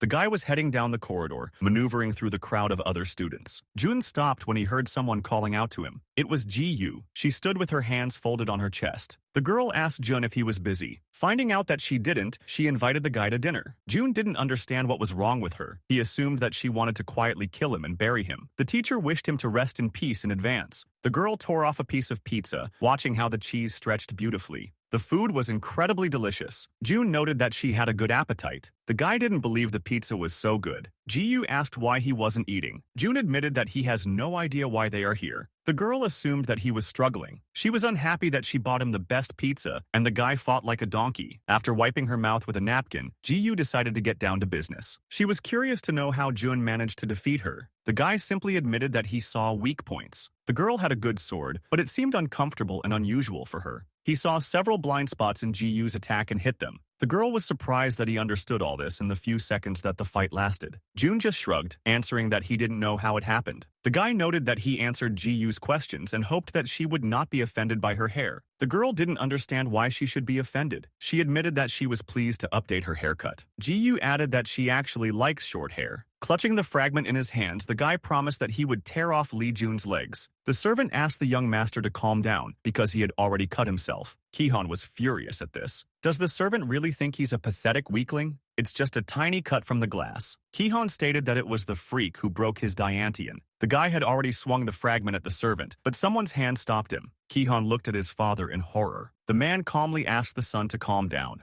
The guy buried his face in his father's chest, unable to hold back his tears. The man hugged him affectionately. He promised that he would heal the Chi reservoir Kihona. The man admitted that he had already found a way. He said that he would get an artifact called the Firestone for his son. It contains incredible firepower. With its help, they will cure the Dantian Kihona. If he eats it, he will recover in an instant. The guy immediately thanked his father, hugging him tightly. The man promised to make Lee Jun regret hurting his son. The guy calmly walked along the corridor, turning into the toilet. The man immediately reported this. He was ordered to continue watching. He glanced at his watch every now and then, continuing to watch the toilet door. A full 40 minutes have already passed. The man thought it was suspicious and decided to go in and take a look. He was warned that the Bisons should not make their presence known. Jun was just opening the door when the man tried to go inside. The guy fearfully stated that he did not know that someone was standing there and asked if he had hit the man too hard. He assured that everything was fine. As it turned out, the excitement was in vain. The man could only apologize for his impulse. Jun finally cast a mysterious glance at the stranger. He almost got caught. This time it took longer, but he managed everything. Jun thought they were idiots who had no idea that he was actually going through the portal to sell his magic stones. The guy thanked himself again and again for having installed the portals in the right places in advance. This is the minimum you need to do when Bison are watching you.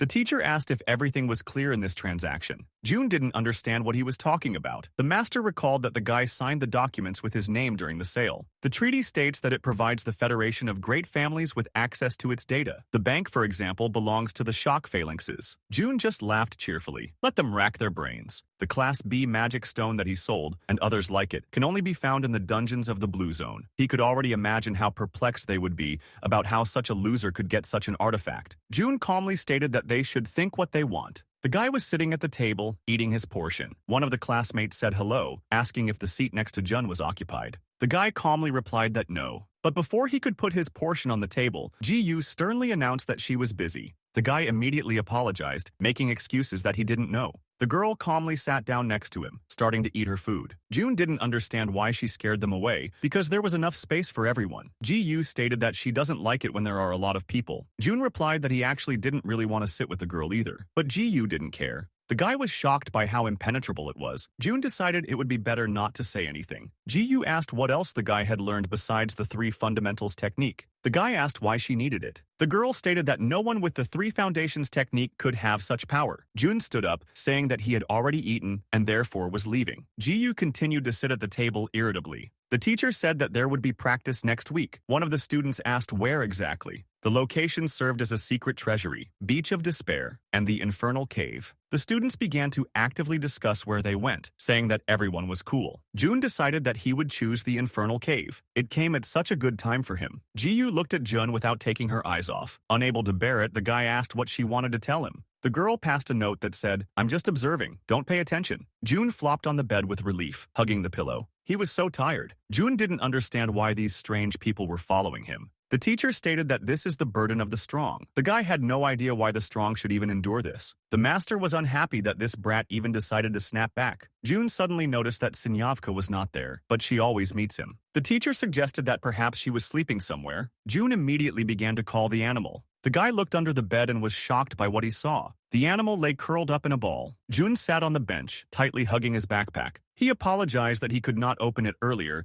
and said that now he could take a look. Blueberry poked her muzzle out contentedly. Last night, the system showed that the animal had run out of magical energy. June was surprised that the animal was sick because it lacked magical energy. The guy promised Sinyavka that he would fix everything. The teacher sternly asked what the guy was going to do. June said that he was going to give Bruce some energy. The master said that it was impossible. If the animal's energy was rejected, then it would become much worse. June didn't know what to do then. The master said that this was not a weak animal at all. It could wait until the day of practice and the guy should take it with him. The guy will affectionately stroke the animal. June was glad that the teacher was able to competently give Bruce magical energy. Now she was not so exhausted. June would like to heal the animal before they reached the gate. Hearing a voice from the side, the guy immediately hid the animal back in her backpack. June asked Ji-yu what she was doing here. Shouldn't she be taking the bus? The girl said that she would sit down when she saw that the guy also sat down. Having no other choice, June headed to the bus. One of the students was very happy to see the guy. June didn't recognize him, and the guy remembered that he didn't introduce himself. He called himself Ho-Soo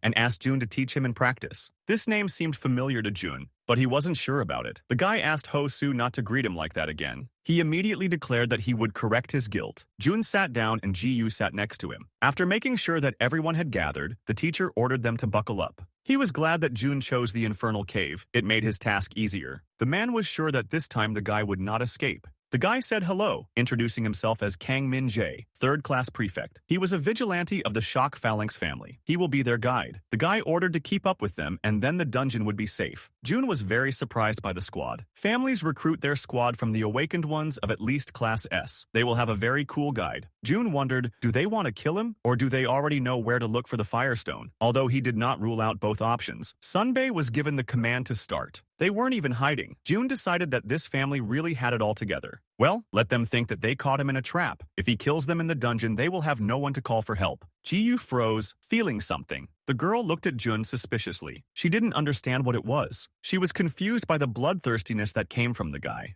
The students moved deeper into the dungeon behind their guide. Suddenly, he ordered everyone to stop. Next comes the unexplored part of the dungeon. Although Min-jae understood that the students were interested, he should only take them to explored areas. The students immediately began whispering among themselves, deciding to return later and investigate everything themselves. The teacher noted that students do not visit such a place every day and invited them to look around a little. After all, They are here, and you can let the students be a little curious. Ji-yu immediately stated that this was against the rules. They should only be driven in safe areas. June did not understand what was wrong with the girl and suggested that she look around. Everyone around was surprised by his statement. June assured that it would be fun. Ji-yu decided that the guy was crazy. June cheerfully said that everyone was interested in looking around, and besides, the guards and the teacher were with them. Mi-jae decided to consider it a majority vote. Passing by, one of the vigilantes noticed a small goblin. The guy immediately stabbed him in the throat. The other goblin immediately rushed after him. The guy's knife caught up with him too. The warrior suggested moving back. The students stated that they didn't see much. The guy said that everything is the same here, and there is nothing special to look at. There is no boss in this dungeon, so it was relatively safe. The guy froze, feeling something strange. The disciples also noticed that everything around them began to tremble. Min-jae ordered to immediately run to the portal. It wasn't an earthquake, it was a wave. While running away, Ji-yu looked back at those running behind her. The girl called out to June, who continued to stand. She moved towards the guy, not understanding why he stood rooted to the spot. The teacher grabbed the girl, saying that it was dangerous. Ho-seo rushed past in an attempt to save his son Benim. June continued to stand, calmly looking at the approaching danger. The guy shouted at him to leave because it was dangerous there. The teacher watched June with a satisfied smile. Ho-seo froze in horror. A wall grew in front of them, cutting them off from June. The guy immediately started banging against her, trying to shout out to Spanim and find out if he was alive. June replied that he was alive and said to stop calling him. Turning to the teacher, Ho-seo reported that the son Benim was trapped. Min-jae suggested going outside before some other traps were triggered. He assured that nothing bad would happen to the guy because they did not find any monsters nearby. They will return after they have developed a rescue plan.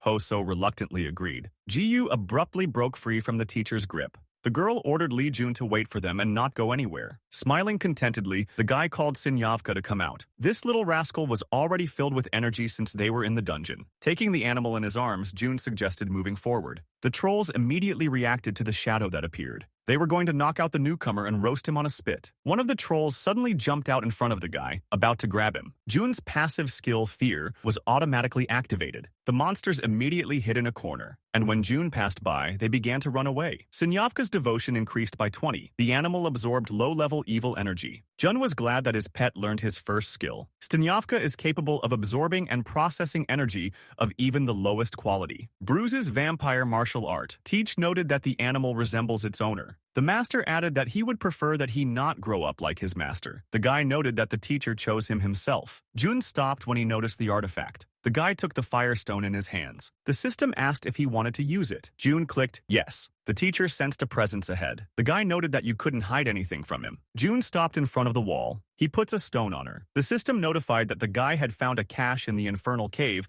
and received 250,000 martial arts tree points for this. The wall crumbled and June entered the hiding place. Ji-yu didn't understand why she couldn't go with the warrior. She wanted to save Lee June. Min-jae stated that the girl is the precious heir of the Shock Phalanx family. If something happens to her, there will be a clan war. Ji-yu wanted to object, but she was ordered to shut up. The teacher said that the chairman would kill them if anything bad happened to the girl. Let the vigilantes figure it out themselves. Ji-yu felt like something was wrong. She felt there was something wrong. It didn't seem like they were getting along with Jun. The guy is imprisoned, and they do nothing. Did they really have something planned against him? System notifications appeared in front of everyone. Ji-yu didn't understand what it was. The system notified that the dungeon had changed its danger level from green to blue. The mice pointed their bows at the target. Jun didn't seem to care at all. The guy waved his hand, repelling the attack. One of the mice tried to hit him with a spear, but a powerful shockwave did not allow her to do this. Jun easily defeated the oncoming opponents. The guy exhaled, stopping. The system notified that Jun had killed a mouse spearman and a mouse infantryman. Jun was surprised that the quest was not completed. The guy tried to pass it, but it still doesn't end. This had its advantages too. For example, there was no end to the mice. The mouse captain said that it was only one person. He ordered them to fall on him en masse, tear off his arms and legs and bring them to the master. Jun looked towards the master with a grin.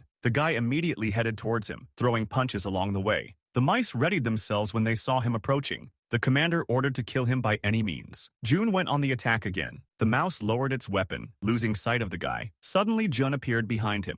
The guy only needed one blow to defeat his opponent. The mouse's head flew off several meters. The paw of another creature immediately crushed her. June found this surprising. The gentleman was surprised that only one ordinary person invaded his domain. All the students left. Min-jae stated that they had a completely legitimate reason not to interfere due to the fact that the dungeon itself changed its level to blue. Apparently, during exploration of this cave, traces of a firestone were discovered. The guy decided that they would return later to pick up Lee Jun's corpse. The gentleman did not understand how the guy dared to invade his territory because he was just a man. Jun assumed that it was an inferno, a blue-class monster. He found it quite funny, the body of a man with a rat's head. The monster said that he would tear out the guy's tongue and eat him. Jun immediately took a defensive position. Suddenly, Sinyavka flew past the guy forward. Jun warned the animal that it was dangerous. Meanwhile, Sinyavka used the absorption skill. Inferno called the fox a pathetic puppy monster. He was afraid of what Sinyavka was doing. He couldn't die like that. The monster fell, defeated, in front of Sinyavka. Jun was already in the mood for a fight, but the animal dealt with him in no time. The guy warned Sinyavka that this was impossible because she scared him. He did tell her to rest and stay in a safe place. He asked the animal not to do this again. The guy didn't even know that she could use absorption on other monsters. For clearing the dungeon, defeating the boss, and completing the mission, Jun received a large reward. The guy jerked when he heard something. Jun leaned down towards the monster. There he discovered the Emperor's transcendental spiritual cultivation technique. This is the basis of the imperial technique of spiritual development. Her highest master at this time is the head of the Divine Fist family, the Fist Emperor and Jun's father. The word transcendental means that this technique is the highest form of technique for spiritual development. Jun didn't understand how a skill book of such an exorbitant level could come across to him in this cave. If the guy were alone, he would burn this book, just so that the Fist Emperor would never be able to get it and level up. The teacher asked if Jun wanted to learn this skill right now. Perhaps it was because it was a martial art from a family that despised it, but Jun was not eager to learn it. He decided that it would be better to blackmail his family with this book. The system asked if Jun wanted to become the owner of this dungeon. The guy transferred this right to Sinyavka. Having finished with this, Jun decided to move on to something important. He asked Sinyavka to bring a magic stone. The animal immediately grabbed it and brought it to its owner. But without giving it back, Sinyavka applied absorption to the stone. Jun only managed to shout, "No!" So the firestone was no longer here. And Lee Jun, as the guy understood, had found a secret passage. The man confirmed, marking this place on the map. It looks like Jun really has taken possession of the firestone. Min-jae didn't understand how this loser could find a secret passage. He couldn't have found it just by chance. Meanwhile, the dungeon changed its security level to the green zone. The guys didn't understand what it was. Jun asked why they were crowded here. Everyone was surprised by his appearance. Jun was wondering if the vigilantes had come here for some reason. Min-jae stated that the guy couldn't survive without defeating the boss. He decided that Jun had been devoured by the firestone. The guy answered evasively, "Let's say." Min-jae didn't understand how such a non-entity like Jun could do this. Everything went to hell. Lee Min-wook-nim insistently demanded that this stone be brought. But even if Jun actually ate it, it would take some time for the stone's power to be absorbed. If he can't bring the stone, then he will bring Lee Jun's blood to the Fist Emperor. The shaking began again. Nobody understood what was happening. Jun remained standing, surrounded by light. This couldn't happen. The guy couldn't become that strong by eating the firestone. Min-jae ordered everyone to leave. Jun laughed cheerfully. Did they really think that he just revealed his real power to them? The system notified that the owner of the infernal cave had closed the exit from the dungeon. Min-jae didn't understand what was happening because the boss was killed. Jun sternly stated that now the guys will not be able to leave this dungeon. Hoso couldn't stand still. Ji-yu asked him to stand still as it was annoying. The girl did not regret that she accepted the task of following Lee Jun. She had to appreciate his abilities, so she followed him everywhere, but she couldn't find out anything. He defeated the tyrant Lee Ki-hong and the white-browed ice demon during the competition, and then Han Ji-yu herself. Only one thing is certain, he carefully hides his real abilities.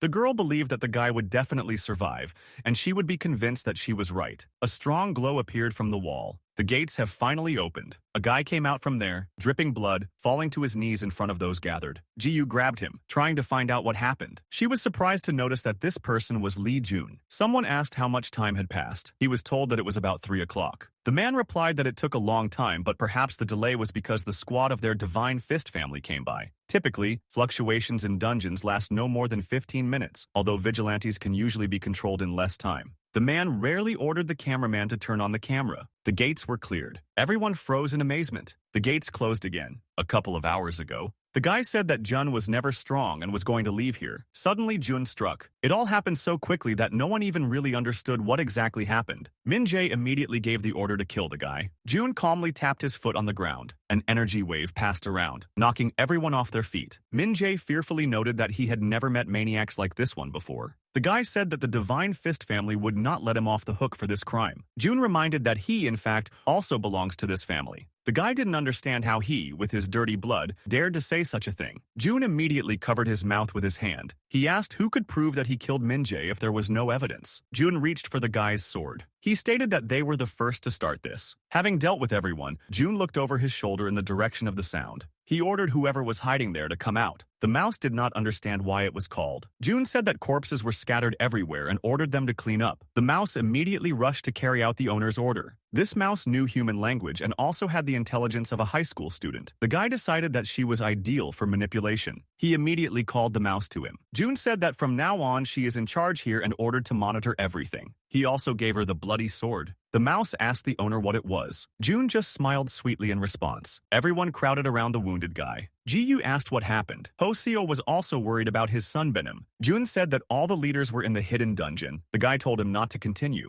The teacher noted that if this continues, then he's done for. Jun told him to shut up, noting that he would soon go crazy with shame. He asked not to hit this small mouse too hard. He didn't understand how bad it was. He was just dying from pain. But he could take it off some suspicions. The reporter reported that they were in front of the entrance to the infernal cave. Currently, the only survivors are the student and members of the Divine Force group. The man roughly moved him, ordering him to get out of the way. The reporter, looking after him, continued his report. Despite everything, the receiver of divine power himself, Li Xin himself, arrived. The man stopped in front of Jun, who still could not get up. He asked how the guy was doing. Jun reported that there were several blue-rank bosses there. After Kang Min-jae returned, only he himself was able to survive. The man asked if it mattered that morale was destroyed saving the guy. Jun assured that he didn't care. Li Xin angrily shouted at the guy. Jun closed his eyes as if expecting a blow. Opening them, he noticed that Ji-yu was threatening him with a sword. The girl stated that beating a patient was not acceptable for a member of the alliance of 15 clans. The man didn't understand why she was protecting this brat. The guy stopped him, saying that there were too many eyes here. Li Xin waved him off. He cast one last angry glance at Jun. The guy answered him the same. They stated that from now on, the dungeon will be under their control. The guy asked the chairman to tell him that they could handle it themselves. Ho-seo meanwhile led Jun, who was standing on his feet. The guy stopped when he heard someone call him. It was Ji-yu. Jun asked what she needed. The girl asked if everything the guy said about what was happening inside was true. Jun thought it was too rude to ask such a thing from a person who was on the verge of death. Ji-yu stated that if he lied, he would regret being alive. The chairman was sitting in his office drinking coffee. There was a knock on the door and he allowed entry. Ji-yu walked inside. The chairman asked how Jun was feeling. The girl answered evasively that it was difficult to say. The man noted that the guy didn't look like himself. Ji-yu couldn't help but notice this. Not long ago, they received a call from their bank. They said that Jun sold a precious magic stone. The girl was shocked by this news. According to eyewitnesses, during this time, Lee Jun did not leave the school for a second. Ji-yu thought that he was hiding his abilities. Now she needed to find out how advanced his skills were and where he suddenly got such power. Lee Jun was hostile to divine authority. This meant they had a chance. The girl asked her uncle to entrust this to her. She will try to convince Lee Jun. The guy began to train the animal. The first command was, sit. Then, give me your paw. Blueberry immediately obeyed. As a reward, Jun gave her some firestone. Taking the happy fox in his arms, the guy asked if it was tasty. The animal became stronger, but its size did not change. This was strange because the level of his abilities should already be above level B. The teacher assumed it was because of its small size. The guy decided that they would know for sure if the animal ate more artifacts, like the firestone. The master reminded that Jun also needs to develop, warning that the longer the tail, the easier it is to step on it. Before he is discovered, the guy needs to gain as much power as possible. Jun promised that he would remember. The teacher also added that the guy was late. He immediately saved what time it was. He told Sinyavka that it was time for him to go to school, but promised that he would return soon. As soon as he walked in, Ho-seo immediately congratulated Sun Benim on his return. He admitted that he was worried. Jun decided that he was incorrigible. The guy told Ho, so that they had met briefly several times and he remembered him only after they officially met. He didn't understand why the guy was so worried about him. Ho-seo reported that he heard that Jun received the scoundrels who bullied other students. He was very impressed, so he began to respect Lee Jun. The guy couldn't admit that he did it because he was tired of them. Jun suddenly became afraid that it was someone from his past life. He remembered how he was introduced to his right-hand man, Ho Il-soo.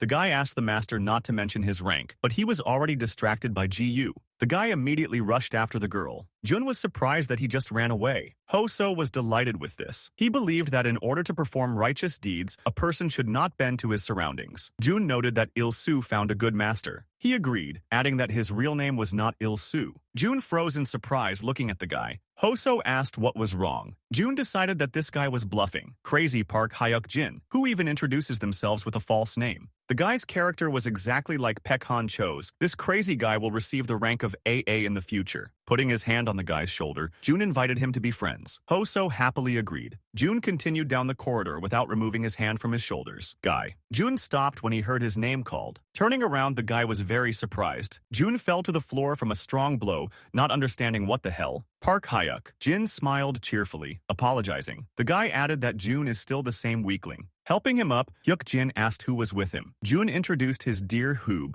Hoso immediately introduced himself to the guy, saying that it was a great honor for him. Hyuk Jin thought for a second, examining the guy. The guy asked if Hoso wanted to join the Iron Blood clan. Jun immediately warned him not to bully the guy. Jun stated that he found it first. Hyuk Jin decided that Hosu's decision was more important. With tears in his eyes, the guy asked not to quarrel over him. The teacher noted that the guy had become so mature, but his laughter is still sincere, like a child's. There should be a commission meeting during lunch. He asked if the guy would go. Hyuk Jin said that he also wanted to take a walk. Ji-yu asked if she could join. The guy cheerfully announced that they had a new addition. Jun sighed at the appearance of another stalker. The guy said it was no fun, accusing Ji-yu of stalking him all the time at school. Hyuk Jin assumed that the girl liked him. Ji-yu admitted that this is true. She is interested in Jun. The guy immediately stated that the girl was still such a child with a bright future. He couldn't let her get involved with that idiot. Jun decided that since they were talking about it, then it was better to solve everything at once. He asked Ji-yu what she wanted from him. The girl wiped her mouth with a napkin, preparing to talk. Pointing at Jun, the girl declared that she wanted him. The man slammed his hand on the table with displeasure. What do these little ones even think about the commission? They missed the meeting, even Ji-yu and Jun. The woman asked if she should call the children. The man asked Sol-gi to take care of it. Choi Tai-min added that the rivals are Park Hyuk Jin and Han Ji-yu. He suggested that Sol-gi give in a little,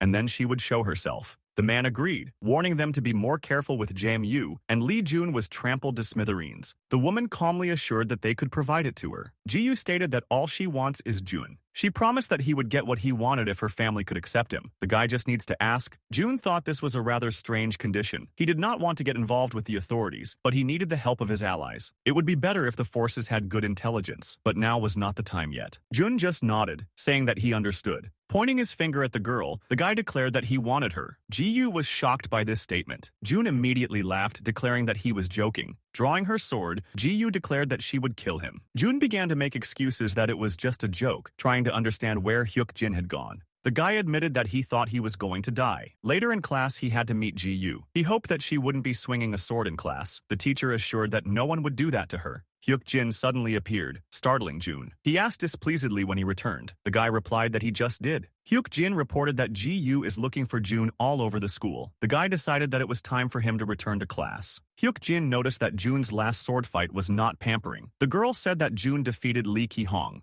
Hyuk Jin added that, to be honest, the guy doesn't seem that cool. Jun admitted that this is all because he wears good artifacts. Showing the ring, the guy said that this was the thing of a person who took care of him. The ring keeps his energy away from everyone. Hyuk Jin enthusiastically asked where he got such a wonderful thing. Jun replied with a smile that, from the person he respects the most. The teacher admitted that he was very pleased. The master noted that Jun told this guy a lot. He assured that Hyuk Jin could be trusted because he was his friend. Hyuk Jin was about to say something, but he was interrupted by a loud knock on the door. The girl exhaled contentedly, finally finding the guy. She sternly declared that their escape had come to an end. Sol-gi, following behind, was surprised that they chose the roof. The woman said that as a member of the commission, Ji-yu should set an example. Hyuk Jin greeted him a little nervously, noting that they had not seen Sol-gi for a long time. Plum Blossom. Kim Seul-gi is the successor of the Gomsung group, the heir to the airspace of volcanic waves. Jun did not understand why such a person came to them with Ji-yu. The woman reported that Shin was very angry because they did not show up for the meeting. He said he would toughen up their training this time. Everyone except Hyuk Jin. If a woman even lays a finger on him, his sister will not leave her alone. Therefore, it was aimed only at the two of them. Jun didn't understand why. Hyuk Jin just wished him luck. It was said that the Ice Age clan and the Plum clan did not get along. Ji-yu decided that this was some kind of preliminary heavy martial arts tournament. The girl angrily asked why June was standing there. The guy made the excuse that it seemed like the Nunas were targeting Gu. He wanted to help. Solji noted that the guy was so nice and asked him to wait a little,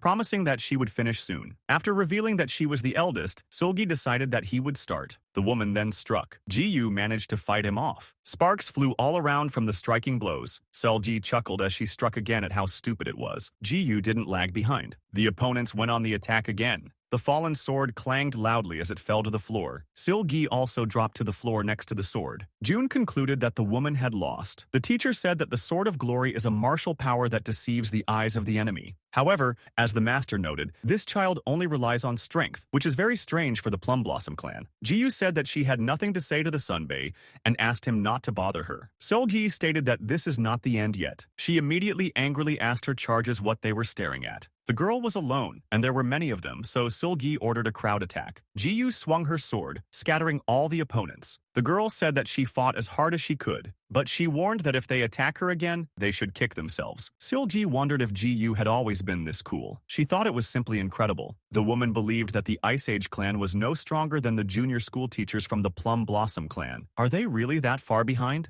The guys talked among themselves, discussing how Seol-gi neglected training, tormented children, and during the holidays they did not train at all. What did she even expect? A pathetic parody of military glory. As she stood up, the woman addressed Ji-yu. She offered to bet how long the girl could keep her nose up by throwing a ball at her. Ji-yu immediately repelled the attack, cutting the ball into 2 parts. Needles flew from the cut ball towards the girl. There were too many of them. Ji-yu wouldn't be able to keep up. The girl took a defensive position, preparing to defend herself. Hyuk-jin froze, looking at Ji-yu in fear. The guy said that she was simply gorgeous. The needles were so close, but there was no fear in her eyes. Jun smiled cheerfully as the needles continued to dig into his arm. Li Hua-jong is a secret deadly technique. Jun was sure that the needles had been sent. The teacher assured that the spiritual harmony technique would neutralize the poison. Jun didn't expect things to go this far. The master asked whether the guy would still have scars. Here, he only assured that he would live. In the future, Kamsan will betray everyone. They kill not only awakened individuals, but also ordinary people, one of the groups that became the vanguard of demons. It would be nice to punish in advance. Ji-yu then ran up to the guy, wondering if he was okay. He just waved it off, assuring that it was nothing. Seol-gi continued to sit on the ground, looking ahead in fear. The guy angrily grabbed her scruff. He asked whether the woman knew in what cases a secret lethal technique could be used. Seol-gi stammered and answered that when meeting monsters or demons. Jun added that also if you are in a dangerous situation. No matter how powerful the era is, there are principles that everyone must follow.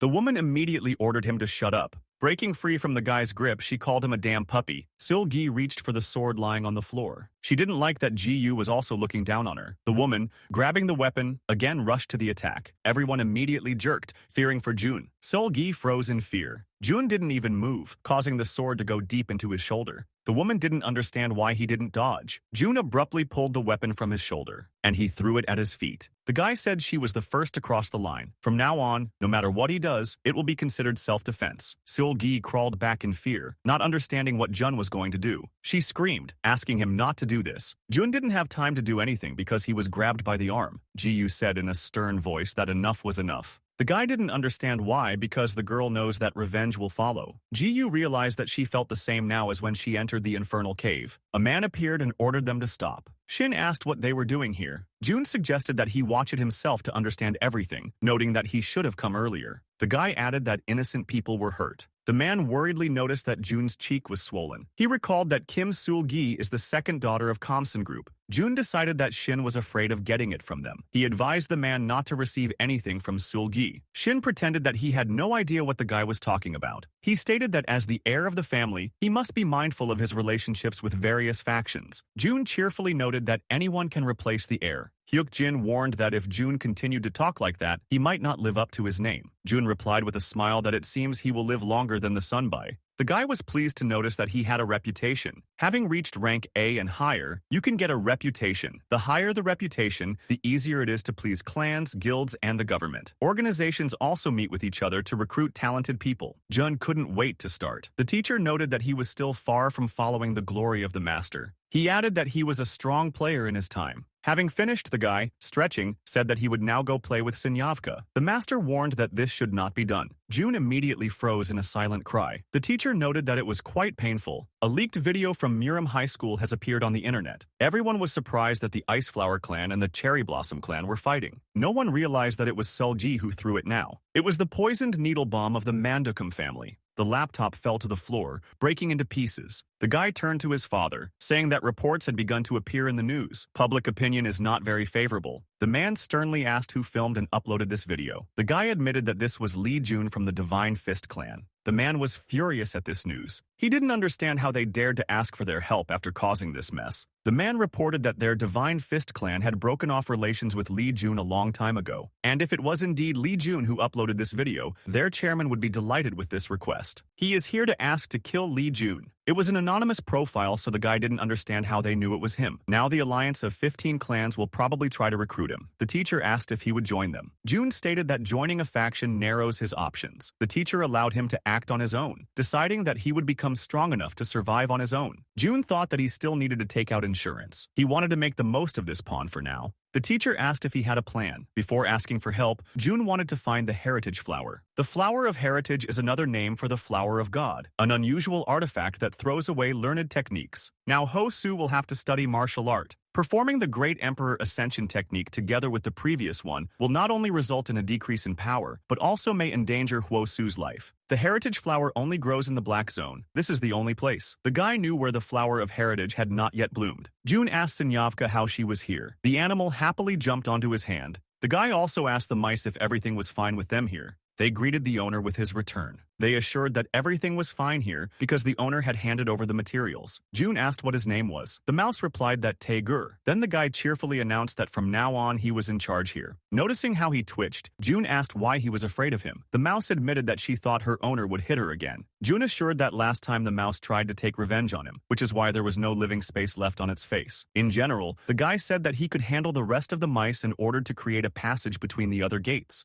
The mice immediately began to carry out the owner's instructions. The teacher asked what the guy was going to do with these guys. Jun explained that when the heritage flower is outside the gate, it loses its power, so it needs to be moved. Luckily, mice had the technology to do this. Master asked if they could bring Ho-So here and feed the flower to him. Jun stated that this is a rather naive assumption. The guy assured that he was the teacher's student, which means he had a plan. The girl told the boss that they had found the target. The man asked where exactly. The target is reported to be in the Vigor Plain Blue Zone. The man was surprised. It was a closed gate. He didn't understand why the guy entered there. He then decided that it didn't matter because the chairman was asking for it to be completed as soon as possible. Gathering his team, he decided to show this sucker the power of the Divine Fist and make him stop pushing his luck. The deer heard someone approaching and immediately ran away. Jun noted that it is difficult to move here, but it must be here somewhere. The guy stopped abruptly, noticing something. It was that flower of heritage. Jun immediately opened the gate. The mice were glad to see their owner, saying that they had been waiting for him. The guy said that the transition is needed under this flower. The mouse was surprised by the unusual artifact. Jun said it was a heritage flower. The mouse was very surprised by the flower of God. The guy added that it cannot be pulled out and moved, so you will have to dig it up entirely. Tagore thought that thanks to this flower, the lives of people on Earth would come to an end. Putting his hand on the mouse's shoulder,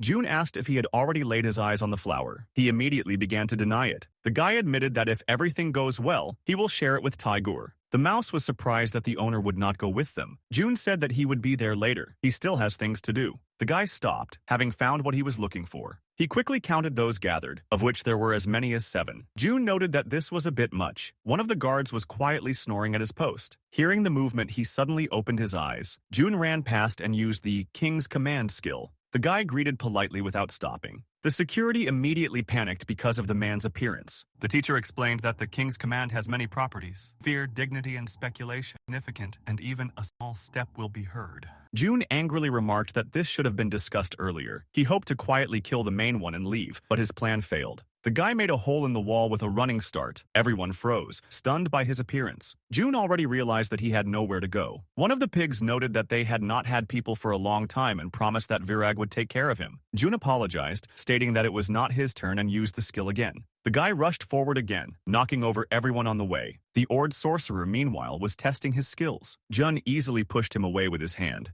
The guy smiled contentedly, saying that it was -1. Jumping up, he already intended to strike the next blow. The monsters didn't even have time to make a sound. June asked Oink not to ignore him and go out. Not even a few seconds had passed before the guy announced that it was still -3. The next opponent only managed to say, "No need." Pig declared that he would not back down and increased all his abilities by 100%. The system notified that if Virag is not defeated within 5 minutes, a storm of madness will be activated. John was surprised that they had so much time to use the skill. The guy smiled again, holding a small pig in his hand. June said that the illusory shell and the true essence are completely different. Outwardly, it looks so weak, as if it could be broken with one hand. Virag immediately begged the guy not to do this. June said contentedly that it was necessary. Boss Virag was destroyed, for which the guy received 500,000 technology tree points. The guy noted that passing these notorious gates brings really good rewards. He would be disappointed that he didn't receive any martial arts instruction, but what he got was pretty good. Vigor's leather vest and Vigor's scarlet axe with a double blade. Taking the axe, June noted that this was the best Tier B item. If it were sold at an auction, chaos would begin. The system invited Jun to become the new owner of the dungeon. The guy's inventory was full, so he had to sacrifice something. He left the hellish cave. The teacher asked if it was normal to make decisions so quickly. Jun said that the mice would move,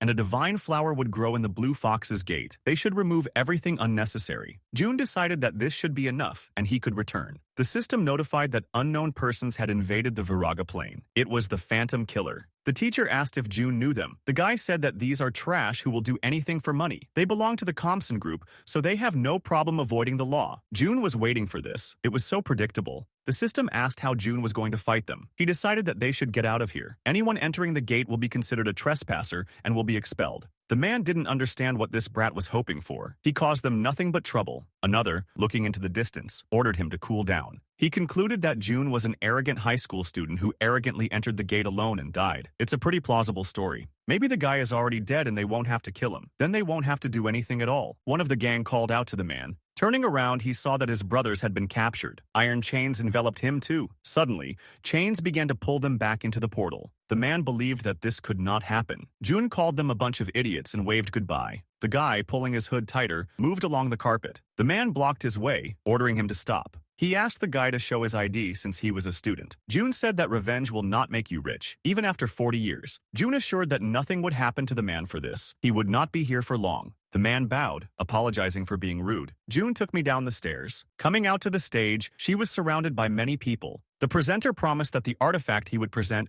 would make everyone tremble. The initial bid was 50 million. People immediately began vying to raise rates. June approached the man, declaring that he wanted to sell the goods. He asked to put the goods they wanted to sell in front of him. When June laid out everything, the man was shocked that he wanted to sell it all. The guy ordered to do it all as fashionably as quickly as possible and transfer the money to his account. The man thanked him for the good deal and said that June could check the status of sales through the Asman application. The evaluator carefully examined the artifacts. At first glance, they were above Class C. They even matched the color. The man looked at the large stone, which the system identified as a Class B+ magic stone. After looking through everything else, the man was surprised at how many B+ class artifacts there were. He assumed that the guy had cleared the Viraga Plain. The man asked if they remembered the person who had just sold all this. One of them replied that the guy was wearing a hood and his voice was high, and he was dressed like a high school student. The guy said, "Revenge won't make you rich," and then he walked in and merged with the crowd. The man was surprised by this phrase. His grandfather told this password only to his benefactors. Some high school student said something that even VIPs don't know. The man decided that he needed to tell his grandfather about this. The guy greeted his subscribers and said that he was at the gates of the Viraga Plain. He was surprised that he really couldn't enter. After reading the comments, he immediately began to assure that the dungeon really had an owner. June wondered if these children were tired of disturbing him. For several days now, the guy had only received notifications that people who entered the gate were considered trespassers. Having received the money into the account, June decided that this grandfather was a big shot. He didn't think he would get that much because of the commission. It seems the guy knew how to answer them. June was waiting for their meeting. The teacher said that this was nonsense and asked if he had come up with something better. The guy replied that first you need to humble yourself and let them enter. Blueberry was sleeping peacefully on the grass. The animal curled up near the flower. June stated that with the help of Bruise, they were able to propagate the heritage flower. Bruiser drains the magic from the plains of Virag through the wolf gate and spreads it back to his gate. Thanks to this, Yongho's nest doubled its energy. The guy stroked Sinyavka, praising her for her work. The teacher congratulated June on the fact that the points were accumulating quite quickly. The guy also noted that everything is going smoothly,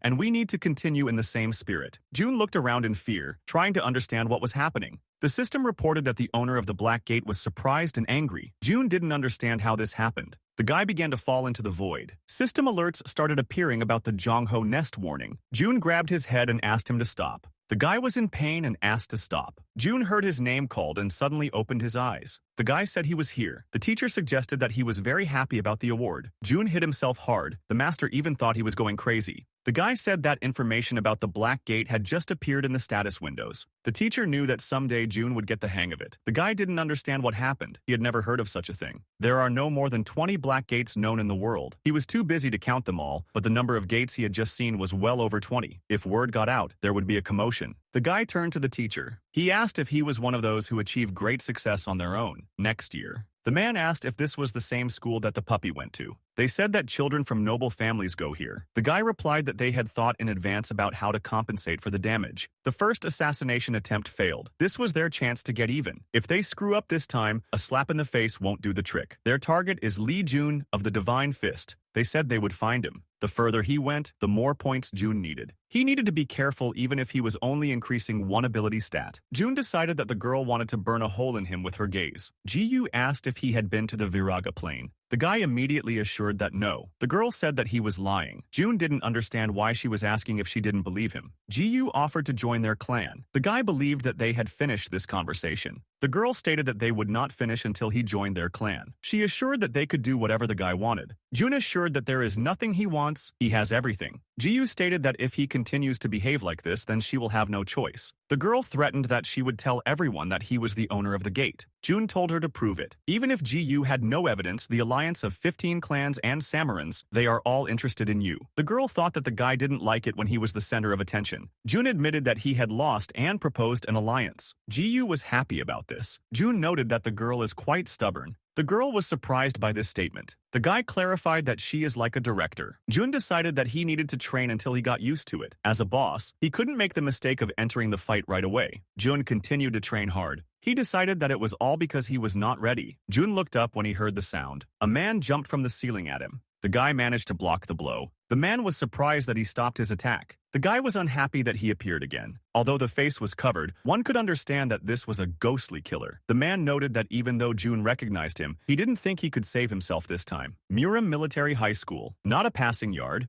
The man had no idea who this girl was and asked her to just move away, since she was not his target. June told him to just shut up. The man noted that June could be proud of the fact that he once escaped his attack. He decided that the boy would be easy to kill. As far as he knows, Jun is currently between classes D and C. Although, if you look closely, he looks like an awakened class. But the man was sure that he was no match for him. The killer wanted to strike, but June, sensing this, turned to him. The man immediately jumped back. He didn't understand what it was. His intuition told him that if he had attacked, he would have died. June noted that he had a good reaction. If he had time, he would have already broken the man's wrist. The killer was offended by the boy's impudent behavior. He tried to strike again. Having repelled the attack, June was surprised that life taught him nothing. The man was dumbfounded that the guy blocked that too. He began to strike desperately. June easily reflected them all. Move the kick down. Step your right leg back. Use the endless spear technique. The man realized that his body was obeying him. The spear shattered in the face of the killer. Jun was unhappy that the weapon failed. He won't be able to study until he finds something new. The man did not understand how a child could be stronger than him. As soon as the killer thought about escaping, a blow landed in his face. June asked where he was going. A voice from the side told him to stop. The men promised that if June harmed Hyungnim, they would kill these guys. June suggested that they bring someone stronger, saying that they were too weak. He didn't even feel anything. The guy hit the man in the leg with all his might. June replied that they could do whatever they wanted to the guys. He didn't care. Everyone was shocked by this statement. The man assured that he would not confess. June didn't expect this. June asked who hired them. The guy sharply stuck the dagger into the wall near the man. Jun admitted that he hates people like him. Unlike the guy, he, born with the strength of a warrior, was a powerful person from the very beginning. But he decided to become a killer. The guy suffered all his life because of his skills. One of the accomplices said that June was insane. They can't give up everything now. The guy noted that it seems his subordinates don't understand anything. The man asked him to stop.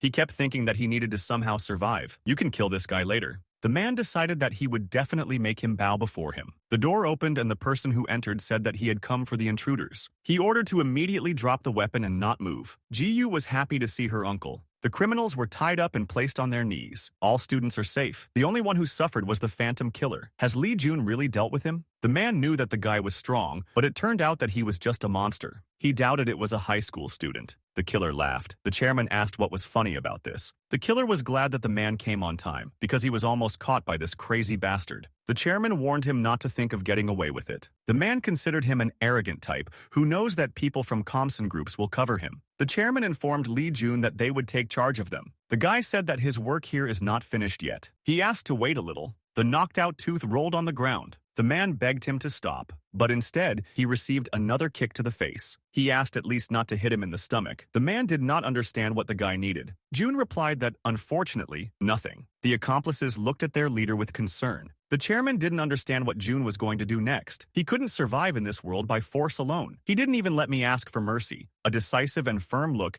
he is sure that he is not mistaken. The man knew a man with such eyes. His name is Il Chai, a rising star of the Iron Blood clan, the only S-class person in South Korea. It was the director. The chairman asked if the guy had finished. Jun replied yes. The man asked the guy to talk to him alone and ordered him to take care of the ghost and the others. They retired to the gazebo. Jun noted that it was beautiful here. He didn't even know that such a place was located next to the school. The chairman stated that this is a secret territory that only he and his people know about. Jun asked what they wanted to talk to him about. He noted that if it was about intelligence, then he had already talked about it with GU. He would just leave. The man was surprised that the guy understood. Jun assured that it was written all over his face. The chairman then decided to speak directly. He clarified whether the guy would definitely refuse. Shingiji promises a good reward for Lee Jun's student. The guy said that he did not want to join the Union of Clans. The man noted that even if the guy doesn't join the union, you can just try to improve the relationship. The chairman suggested exchanging artifacts, such as the Shingiji sign. Jun was surprised at what the gate was offering him. The man calmly replied that only if the guy wants it. Transferring gates belonging to a clan is like sharing your own territory with an enemy. Just a reduction in his own strength, and he was ready to offer this. Jun said that he needed to think. The chairman provided him with a number to call. Jun bowed and said goodbye. The chairman added that he should carefully consider everything. The secretary told the guy to follow her. Walking inside, Jun saw a man sitting on a chair. The chairman was glad to see the guy. Jun asked why he was called. The man replied that the transparent killer would soon be released from prison. Everything happened so quickly due to pressure from the Comson groups. The situation reached the point of an alliance of 15 clans. Be that as it may, they still wanted to hide their blood relationship. Jun noted that the chairman knows his family, so there is nothing strange about this. The powers belong to the alliance of 15 clans, a group of cold-blooded people. Despite Jun's strength, he is still a child in need of protection. Is it possible to face a group alone and survive? The chairman stated that he would act as a mediator. Jun reported that there had been a lot of unrest for some time due to the attacks on Changjiang Lake. He asked if the man had time to take care of him. The chairman said that the guy was lucky. Jun decided he was strange. A powerful man like him shouldn't have to worry about someone like him. He thought it wasn't so bad. Jun stated that he had a request. The guy decided it was time to fail. He needed to get everything ready before they left. He asked to tell him about the scandal. The man sat meditating. Hitting the floor with his fist with all his might, he declared that this was all wrong. He didn't understand why he couldn't do it. It had been 5 years since he began searching for the divine skill of the Sumachan Emperor. No matter how hard he tried, he still could not find him. We have to attack the gate where the Emperor fell. The Changjiang Gate. If he is not there either, then someone has already taken the divine skill. The man could not allow this. He rudely replied that he asked not to disturb him. The man stated that he did not want to interfere, but he had an urgent report. He reported that the attack on Changjiang Gate had failed. The man replied that this was expected. He ordered a message to Peiwen Island for them to re-attack. This time, they will double their power using fighters and the 5-element dagger. The servant reported that it was said that Lee Jun had defeated the ghost killer. According to reports, he defeated him alone, despite the fact that there were other hostages. Only the ghost was tortured. The man laughed loudly. He was amused that this brat had made them of divine authority. Thanks to this guy, their family's reputation increased. The servant reported that this was not entirely true. Through the internet, they learned that Jun was going to kill the man, so the ghosts were sent by divine power. Rumors about this are spreading. The man asked who was talking about this nonsense. The servant said that it was not a delusion. It is said that powerful man Lee Min-wook practically ordered the murder of Lee Jun and Comson Group. The man was unhappy that Min-wook got his way. He concluded that tigers cannot give birth to wolves. Lee Jun has changed. He must check everything himself. Jun concluded that they were working well. He now understood why these demons use mice. Then he will do what he must. He was originally going to use it as bait. He wondered if he could make good use of it. June was thinking about hiding it somewhere and leaving traces, or leaving it for someone and then taking it. As he thought, the safest option is not to give it to anyone. June learned the power of the Emperor. Now he could use the power of the Emperor. 5,000 rubles will be paid as compensation for mastering the skill of military service S-class. Jun sadly stated that it was nothing special. He expected it to be S-class martial arts, which Quan Wan so wanted to master, but it felt as if strong energy was simply circulating inside. All this time he was treated like an insect because of martial arts, just like the guy. Jun stated that he was bored to death with this. Hyuk Jin happily greeted the returning guy. Jun asked what they were doing on the way to school. Jin confirmed that there were so many people. The guy was shocked by how many people were running after him. He stated that he was already tired. The girl handed him something. Jun asked what it was. Ji-yu calmly replied that it was a spear. It was a gift from the school principal. The guy gratefully accepted the bribe. The girl was surprised that he took it faster than she thought. Jun stated that he really likes bribes and he also likes this spear. Ji-yu reported that he had been rummaging through the clan's warehouse all day. Jin immediately asked what kind of bribe it was. Jun stated that he didn't need to know. The guy immediately began to whine that he was interested, but he was interrupted, telling him not to bother him since he came to someone else's class. Hyuk Jin was offended that these two were only picking on him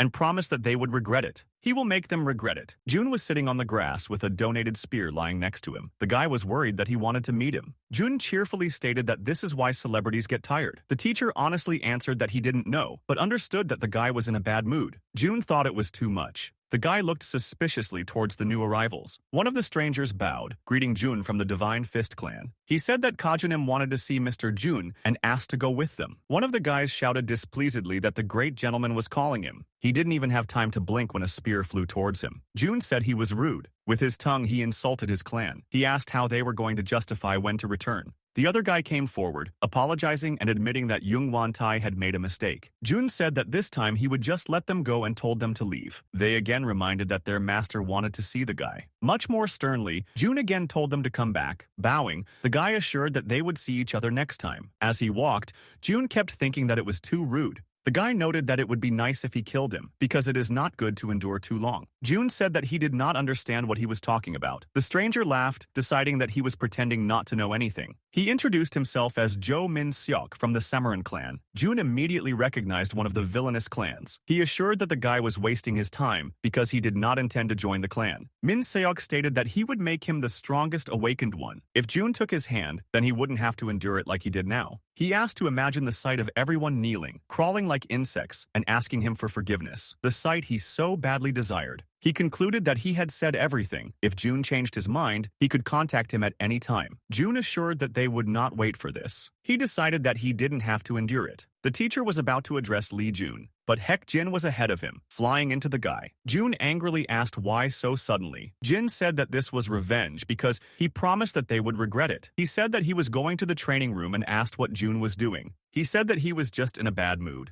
Hyuk Jin immediately began to ask because of whom, promising to punish him. They continued to walk along the path together, chatting happily. The teacher noted what a fragile child he was. So many emotions in this small body. As his mentor, he wanted to guide him on the right path. Sometimes being around him is stronger than formless existence. The guy asked Jun if he had done the research. He didn't understand what kind of research he was talking about. Jin explained that the midterm exam was coming soon, so Jun had to quietly explore the gate. He asked where it would be better. The teacher asked the guy what martial arts he needed. Jun replied that if there were any additional ones to choose from, then Ho-Soo would have to give a heavenly sacrifice. The teacher told him to go to the fairies' flower field. Jun was surprised by this order. Jin was also surprised that the guy would go to the fairies' flower field. Hyuk Jin said that this is the gate of the blue zone of Jongno, and the team should have up to 5 people. Jun asked where his friend would go. He decided that he was in an icy canyon, so this was not the time to worry about the guy. Jin stated that he was a genius who came first in the school rankings. Jun abruptly asked his friend to teach him something. It was about an ice canyon. The teacher asked everyone to take their seats because he had an announcement. The upcoming midterm exam will be a showdown for all classes. The exam is conducted in groups of 5 and will be held in white, blue, and green zones. The teacher warned that if they want to get good grades, they need to form groups well to clear the high-rank gates. If they are too selfish, they will end up in danger. The students immediately began to talk about who would go where, offering to go with him. The teacher asked who June would be on the team with. June stated that, anyway, there were no students who wanted to be on his team because everyone was afraid of him. The master decided that he was bragging about this, but June said that there was nothing to brag about.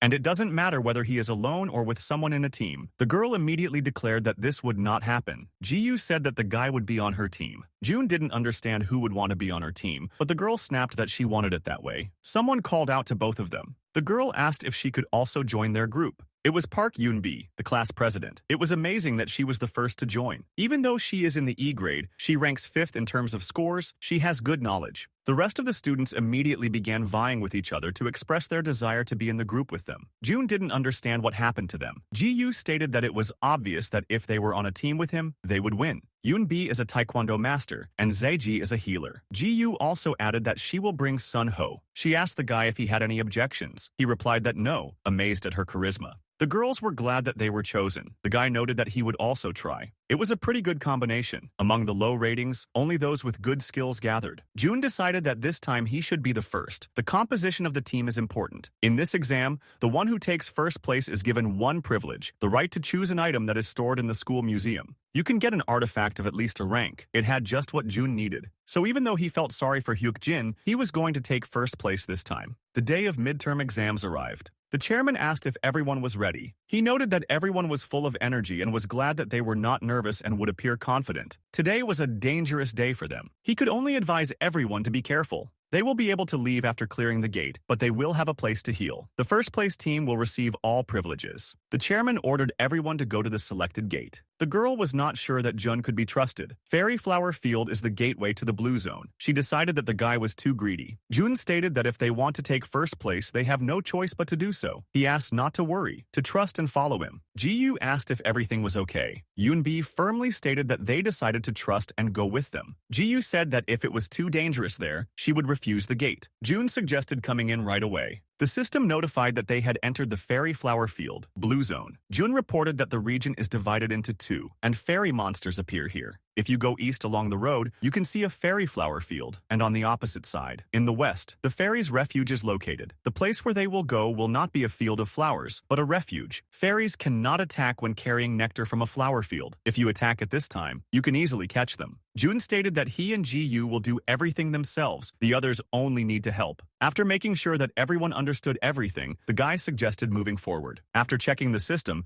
June decided that he could not split the quest this way. Both have the same rating, but the reward is different. Which one should he choose? The girl asked June what happened. The guy said that he just needed to think and offered to go. They could take their time and think carefully until they arrived at their destination. Yoon-bi, looking at the fairies, noted that it was very beautiful here. She wanted to take a closer look at them, just a little closer. The girl reached out her hand to them, but June stopped her. He warned that if she touched the fairy, she would be attacked. Yoon-bi immediately apologized. She didn't understand why she did it. Looking at the fairies, for some reason she wanted to touch them. June explained that fairies have the ability to bewitch. Low-ranking awakened are easy to succumb to. It wasn't the girl's fault. The guy said that from now on there was no time to hesitate. He would check where the fairies were flying. He also said plans have changed. Everyone was very surprised by this. June suggested that there is a monster inside that opposes the fairies. He was sure they would catch him. Ji-yu was unhappy that he changed plans. It was too unexpected. They didn't prepare like that. Jun calmly replied that an attack on the gate does not always go as planned. Who knows, maybe they will get extra points for the exam if they take the secret route. Ji-yu asked if the guy was sure of this. He assured that yes. The monster fell, choking on blood. The man looked angrily in his direction. He began beating him furiously again while the others stood aside. The girl noted that Li Xin is on fire today. Another added that he was annoyed by his dongsing. Jun. Xin immediately angrily reminded that he asked not to mention this insect. He promised that this idiot would crawl on his knees. The girl said that obsessed guys are not popular with girls. The reason is that there was nothing interesting about the man at all. Xin ordered Park Young-young to shut up. The girl only said that she really hated him. If it weren't for the exam, they wouldn't have worked together. The guy told them to stop, adding that they would still have time to fight. Now was not the time for this. They needed to clear the gate. The monsters attacked again. Chong-yeon easily dealt with him in a few blows. She agreed that what was important now was clearing the gate, not Li Xin's feelings of inferiority. The guy then told me to stop talking and move on. The girl decided that Xin was just jealous. Li Jun is a cute kid, and when did he grow up like that? She decided that she would need to go and visit him somehow. Walking deeper, the group noticed a sleeping snake. It was Bond Dragon Run. Yoonbi stated that she only saw it in a textbook. Jun said that they need to catch him, and said that Ji-yu has a job to protect the fairies and the others. The girl was surprised by this but agreed, asking if the guy could handle it alone. He assured that he could handle it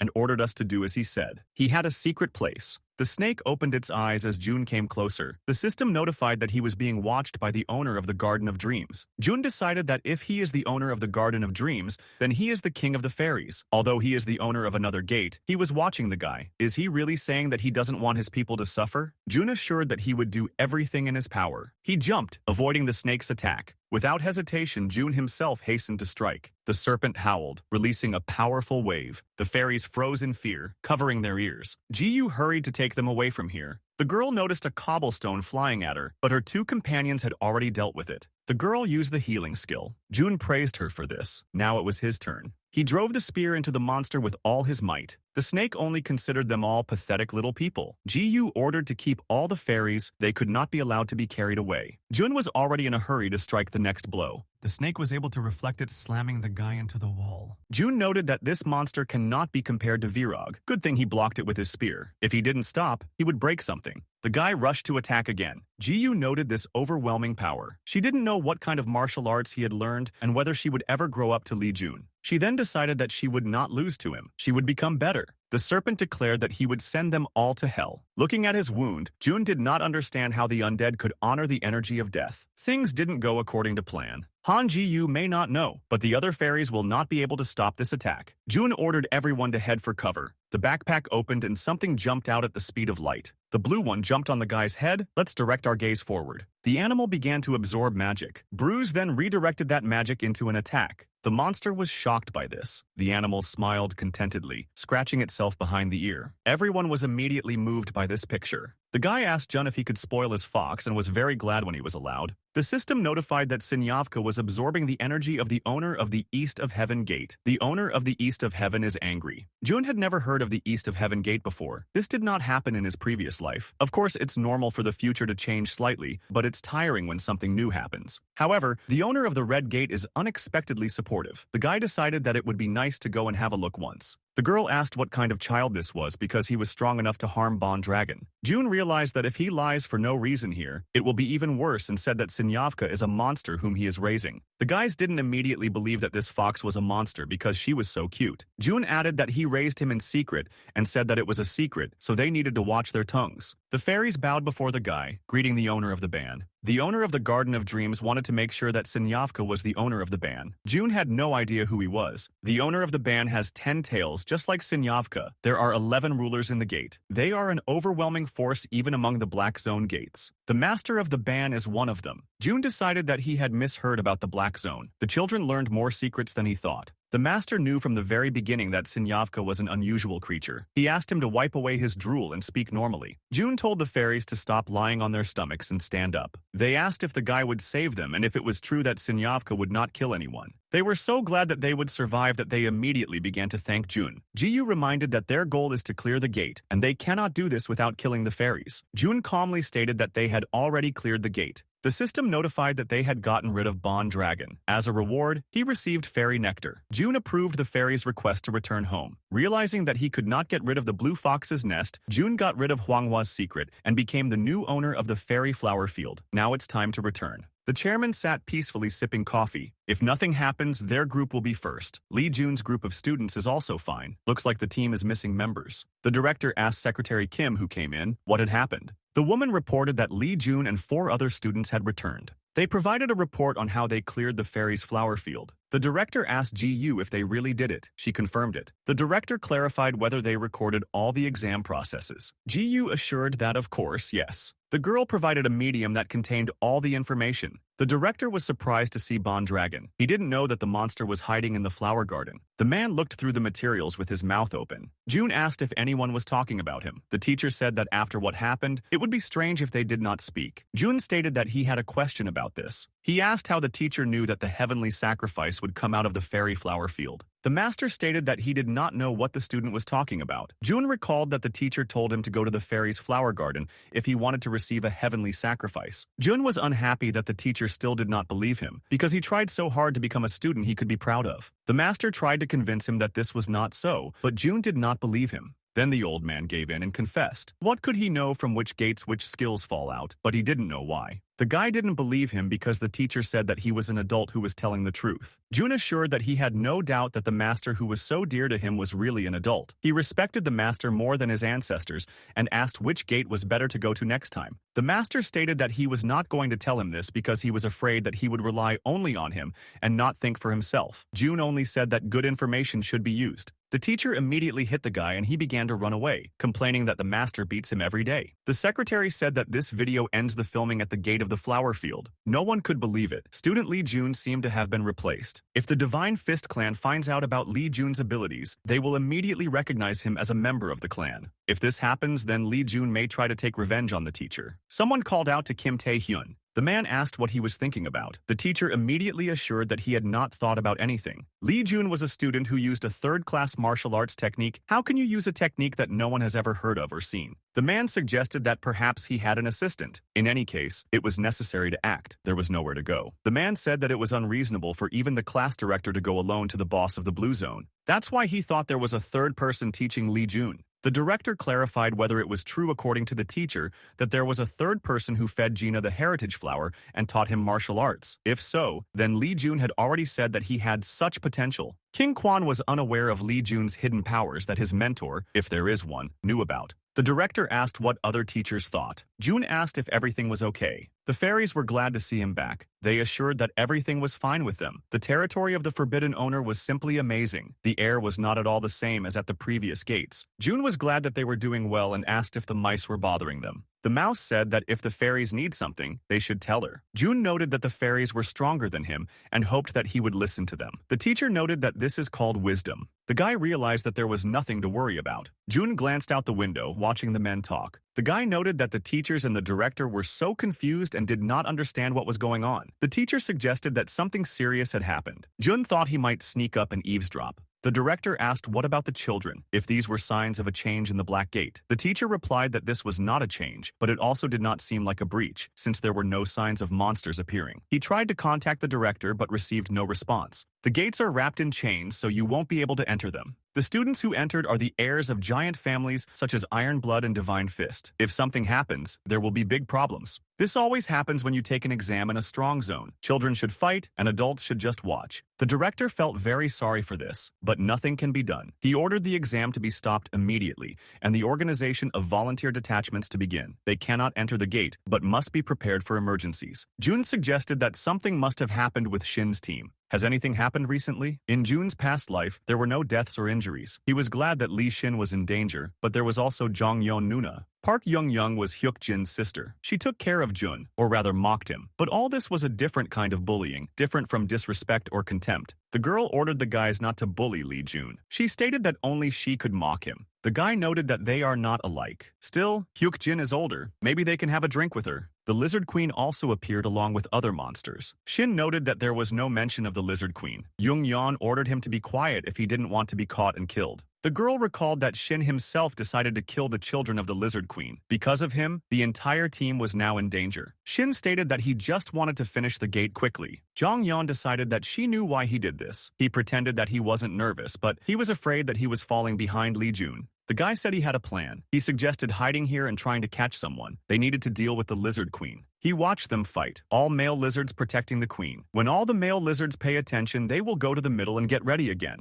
The guy reminded them that they must pass the exam safely. A man stood guarding the entrance to the gate. Jun approached him, preparing to enter the gate. The teacher asked if this was really necessary. Jun stated that interfering with other groups' exams is prohibited. Just in case, he is going to go out to check if Chan Ye Nuna is safe. The system reported that the gate to the Twin Swamp was closed. Invading someone else's territory will incur the wrath of the gate owner. Jun clicked on login. Anyway, the system warned that Jun was the owner of another gate. The owner of the Twin Swamp Gate considers him an enemy since he forcibly opened the gate. Jun went inside anyway. The system stated that the master of the Twin Swamp Gate can use the skill of robbery and differentiation. June noted that differentiation is the skill of the Lizard King, and robbery is the skill of the Queen, so they came out too. The Lizard King will attack the awakened one who has invaded the gates of the Twin Swamp. On the contrary, the Lizard Queen protects the cubs who have not reached adulthood. The Lizard Queen will not emerge unless her cubs are touched. June realized that something was wrong and he needed to hurry. Climbing up a tree, the guy saw Li Xin and Tae Min. He didn't understand why it was just the two of them. The girl was not sure that it would really be better this way. Throw them as bait and run away. Wouldn't it be more correct to attack the Lizard Queen? The guy said it would take several hours to get to the entrance. There is no guarantee that they won't be caught by monsters until then. They are now in a hopeless situation,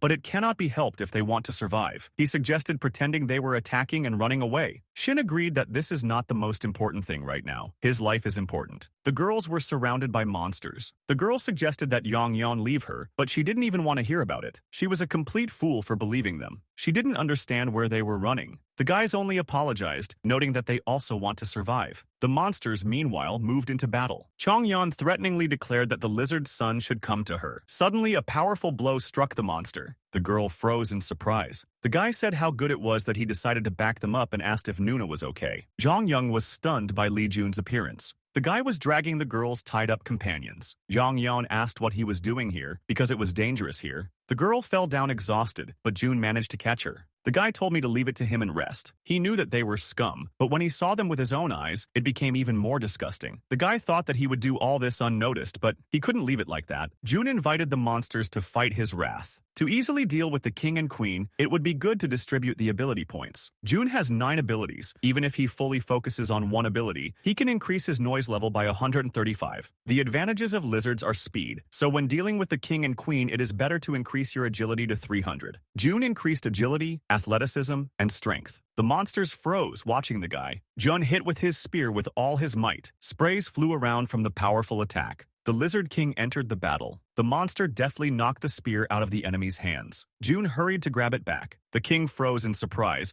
losing sight of his enemy. June noticed that this was not easy for the monster. He grinned contentedly as he stood on the blade of his opponent's sword. June again made an attack, which was repulsed by iron hoops. The guy was incredibly irritated by this. The Lizard Queen's armor has increased by 100%. The queen used discs, and the king used a volcanic eruption. June immediately hurried to escape from the monsters. Every now and then it shortened from the queen's discs. The effects of throwing discs reduced the Lizard Queen's defense by 200%. June was glad that he succeeded. Now the queen will not be able to do anything for some time. The guy was just waiting for this moment. The monster howled in pain due to the enemy's powerful blow. The guy grinned contentedly. June immediately rushed towards the king, preparing to strike again. The Lizard King's weakness is that he is defenseless when a volcano erupts. June stated that his target was the king. The guy hit his opponent in the stomach with all his might. The queen watched the battle in fear. The system reported that the Twin Swamp Gate had been cleared. The director froze in fear, not understanding what had happened. The girl was holding Jung Yeon in her arms. The guys continued to be tied up. The man was glad that they were alive, although they were badly injured. The girl stated that Yang Yan was just tired and fainted. The director did not understand how this happened because the gates were closed. The girl said that someone helped them. Shin, meanwhile, asked to untie them. The girl stated that the two used them as bait and tried to escape. If that person hadn't helped them, she and Jung Yeon would have died because of the monster. She was going to contact their clans and tell them about it. The director asked who helped them, but the girl said that she did not see his face. The man said that it didn't matter now. He was going to send the girls to the hospital. The guy noted that the girl is very quick-witted. Perhaps she noticed that June did not want anyone to know about him. The teacher noted that the guy was using a disguise. Tokwa from the Black Poison clan and John Ye from the Iron clan were both from fairly large clans, so June was not going to sit idly by. He wondered how the Divine Fist would behave. June sat by the girl's hospital bed. June noted that he was a very good person if he was kind. He was interrupted by Hyuk Jin, who heard that Jong Young had been shot. June reported that Nuna was sleeping peacefully. Jin asked if it was true that something went wrong at the gate. Li Xin and Tae Min tried to escape, leaving Noon and Tak Hwa as bait. June said nothing, continuing to look at the guy. Hyuk Jin was furious about what happened. June asked where he was going. The guy replied that he wanted to take revenge on these little ones. June asked him not to do this. Hyuk Jin stated that if he doesn't take revenge, no one will. The guy assured that he would do it. June noted that perhaps in some ways it was because of him. Jin was surprised that this energy was overwhelming him. He knew that the guy was stronger, but he didn't think that much. June couldn't believe that he saved Nuna and Tak Hwa. The guys immediately perked up when they heard a horse moo. Hyuk-jin worriedly asked how the girl was feeling. Jong-yeon asked where she was. The guy replied that it was the school infirmary and that she almost got into trouble. The girl immediately asked if Tak-hwa was okay. Jun assured that she was fine, and Jong-yeon breathed a sigh of relief. Suddenly, the girl froze, as if she realized something. Jun-young couldn't believe it was Jun's truth. He didn't understand why she was so surprised, as if she was looking at a ghost. The girl did not understand how he entered the gate, because it was locked. Jun assured that the gate was open. Jong-yeon wanted to ask a lot of things, but it was a little difficult for her. The guy suggested that she rest a little more. He just wanted to see her wake up, so he's already leaving. Hyuk-jin invited him to stay. Jun told the girl to spend time with her brother, saying that he was unnecessary here. Jin was surprised that the guy told them to have a good time together. Jong-yeon couldn't understand why she went with him. Ina offered to join them. The guy ordered her not to communicate with the Divine Fist family in the future because there was a split in the families. The girl clarified whether Jun was included in this number. Jin replied that he was an exception. The girl remembered that she wanted to ask something and asked how Jun became stronger. Jong-yeon assumed that he was taking some kind of pills. Hyuk-jin shared that Jun told him that he had a mentor who taught him martial arts. It seems the guy has become stronger because of him. The girl immediately started asking questions about this mentor, what kind of person he was, and whether Jun had eaten the flower of inheritance. Hyuk-jin said that's all he knows. Someone made Lee Jun strong. He renounced his divine abilities. Jong-yeon really wanted to see him. Hyuk-jin decided that the person who made Jun strong was as wonderful as his grandfather. Jun's group decided to celebrate their first place in the midterm exam. Jun stated that Hyuk-jin bought the cafeteria today, so they can eat whatever they want. The guy immediately responded in surprise that Jun said he would buy it himself. He noted that thanks to him, his friend took second place, so the guys are waiting. He asked him to look at these expectant eyes. Hyuk-jin immediately started whining that he couldn't pay for it all. The guy was told to wait a little and go to the roof. Hyuk-jin asked where Jun was going. He said that he was going to the toilet. The guy asked what Ji-yu was eating and asked for one piece. Jun was just looking at something on his phone when the guy walked onto the roof. Jun was glad he came. Hoso didn't understand why the guy called him and not someone else. Jun said that he needed to give the guy something. Hoso is surprised to see that it is mahjong. He didn't understand why Jun was giving it to him. The guy said it was a bribe to keep him under his control during reconnaissance. Hoso didn't understand why. Jun replied that he liked the guy. Hoso stated that it was too much even if he took one. Jun decided that mahjong would not be enough. Handing the book to the guy, he said that he would give him this too. Hoso couldn't believe his eyes at first. It was a heavenly sacrifice. Jun replied that not the royal sword if he was talking about martial arts, which the newcomer from the Hebei clan knew well. He asked if this was enough for the guy for reconnaissance. The man asked Saturn if the Divine Fist came out today. He apologized to the gentleman and said that his brother had gone to secret training. Since his brother gave him authority, he will hold the meeting. He wanted to talk about the children's performance in this midterm exam. The gentleman said that this story is over and said to simply clean up Lake Cheongjong. The story about the children, naturally, will be buried there. The third round will be very important. Not only can you show strength, but also strengthen your foundation. He said to gather as many people as possible and would aim for that. Also this time they were going to include Taemin, Shin, and other clans. Satan stated that he would like anything as long as he could get polar ice water. The gentleman wanted to succeed this time. The men shook hands. Sadong decided that this time he really needed to get the medicine to heal Ki-Hyun. The gentleman smiled cheerfully. Hoso sat meditating diligently. It was the first time Jun had seen martial arts being activated. The teacher said that the amount of air inhaled is important. If you absorb monsters, it acts as an elixir. Jun was glad that Hoseo did as he said. He was very surprised by this. Hoseo is such a simple guy. He believes in Jun too much, that's why he just followed him. Will others look at all this and treat it the same way as they do now? Jun asked how the guy was feeling.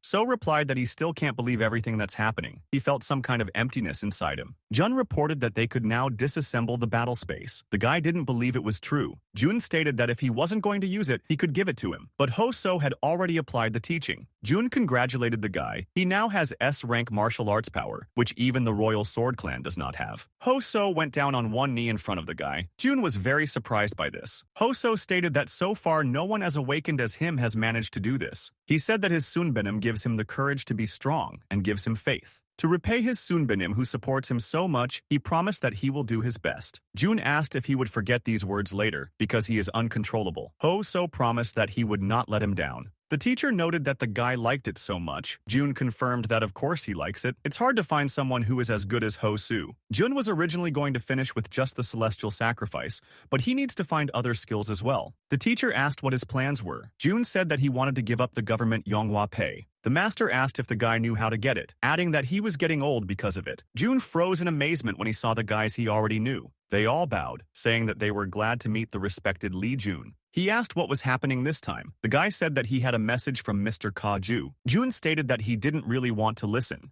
The guy said that Mr. Ka-ju said that he would take part in the air competition. Jun asked if this man had a heavy ass. Even if he was provoked into coming himself, he would still ignore it. The guy said that he was ordered to take part in the attack on Cheonjung Lake as his first task. Jun replied that he did not want to participate in this. The guy added that a person from the Divine Fist clan cannot disobey the orders of Mr. Ka-ju. Jun asked if he was from the Divine Fist clan. The guy wanted to say something else, but Jun slammed the door. His father was still talented at annoying people. He said so, but in the end he has to play in his father's competition. The guy began to think about what he could do to free himself from the Divine Fist, from his father. Someone asked what it was. What about the class atmosphere? Ji-yu went inside with the rest of the girls. Jun asked to talk to the girl for a while. He noted that this is very important. They talked about this earlier. Ji-yu replied briefly, "Let's go." The girls were very surprised by this important conversation. Ji-yu didn't understand what the guy meant. Jun asked her to tell the director that he agreed to the deal. The girl noted that this was unexpected and decided that the reason was the Divine Fist. She asked what he wanted. Jun reminded that, as he said, all they need is to have rights to the gate. Then Ji-yu told the guy to give her his name. Jun didn't understand why she needed his name. The girl explained that he needed a reason to enter the Shingi Gate on his own. If he enters the gate without a reason, she will receive negativity from visitors. There was one rule of Shinga: full support for the person who became part of it. One of them was the exclusive right to the gate. When a recruited predator hunts outside the gate, he shares goods with Shingi 8 too. Jun suggested building a mutually beneficial relationship. This is an innovative rule, a change from the modern era in which clans reign, but there is a rather big drawback. For the sake of future good relations, the guy said that she would solve one of the problems of her clan. Jun talked about the parasites that stuck to them. Ji-yu was very surprised by this. The guy reported that Lee Han Sun from the sword, Baek Tai-jun, are in contact with the Divine Fist, and this needed to be resolved as soon as possible. The Divine Fist has been searching for the blood scroll that the guy has for several years. Ji-yu found it hard to believe. Jun quickly glanced at the teacher. He added hesitantly that it could be said that there is. The director was sitting with the girl drinking tea. He asked Ji-yu if this was true. The girl was confident in the affairs of their family. Parasites are in contact with other clans. It is a fact. The man made sure that nothing leaked out, but it didn't. The girl reported that Jun said that he would give them rights to the gate on the condition that they cooperate with the clan. The man was surprised that Jun had a license. He noted that this causes great damage. Shingi always provides exclusive information and takes responsibility for its accuracy. The girl asked her uncle what he would do.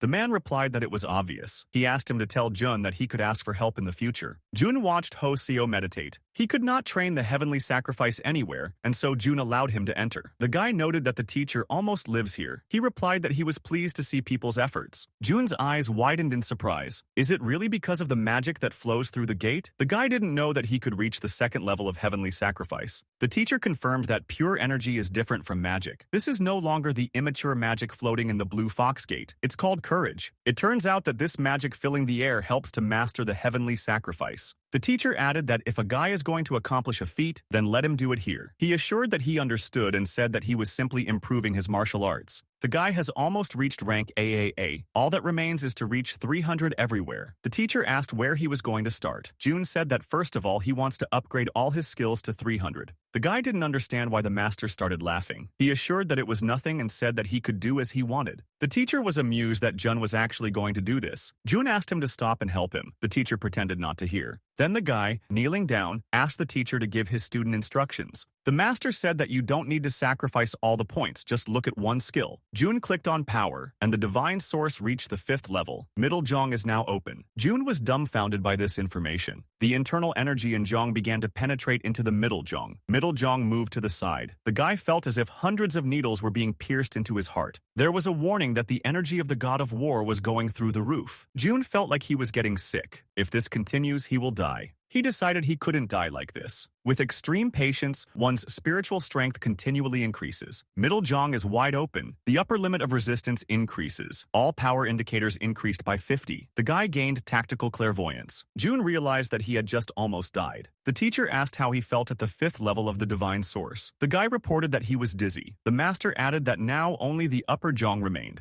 Jun was afraid that it would be the same as now. The teacher reported that he could not compare with this. He assured that the guy had nothing to worry worry about because he still had a long way to go. June was shocked to see 100% combat potential and 100% resistance of all attributes. If the skill received from the middle Zhong is like this, then what will it be from the top one? Every time June saw something like this, he wondered how strong his teacher was. He declared that he had become a martial god, a man who had reached the limit of his capabilities. Ho Su meditated in the morning as well. June suggested resting a bit and returning. The second-place student in the midterm exam was asked to come on stage. The director congratulated the group on second place. Then he asked the first place of the intermediate exam to come out here. The director congratulated them on their honorable first place and asked what prize Lee Jun would choose. The guy said that he would go to the museum. The secretary asked the first, second, and third places to follow her. The guys didn't know what to choose. They were very worried. Hyuk Jin admitted that he hadn't even thought about what to choose and asked Jun if he had already decided. The guy said he was still thinking. He told Jin that there would be a rusty iron sword on the second floor. He needed to check if there was a lightning bolt on the hilt of the sword and select it. Jun revealed that it was a gate item made by a man named Myung Ho. It is much better than the sword the guy had now. Jin asked how he knew about this. The guy replied that his mentor told him this.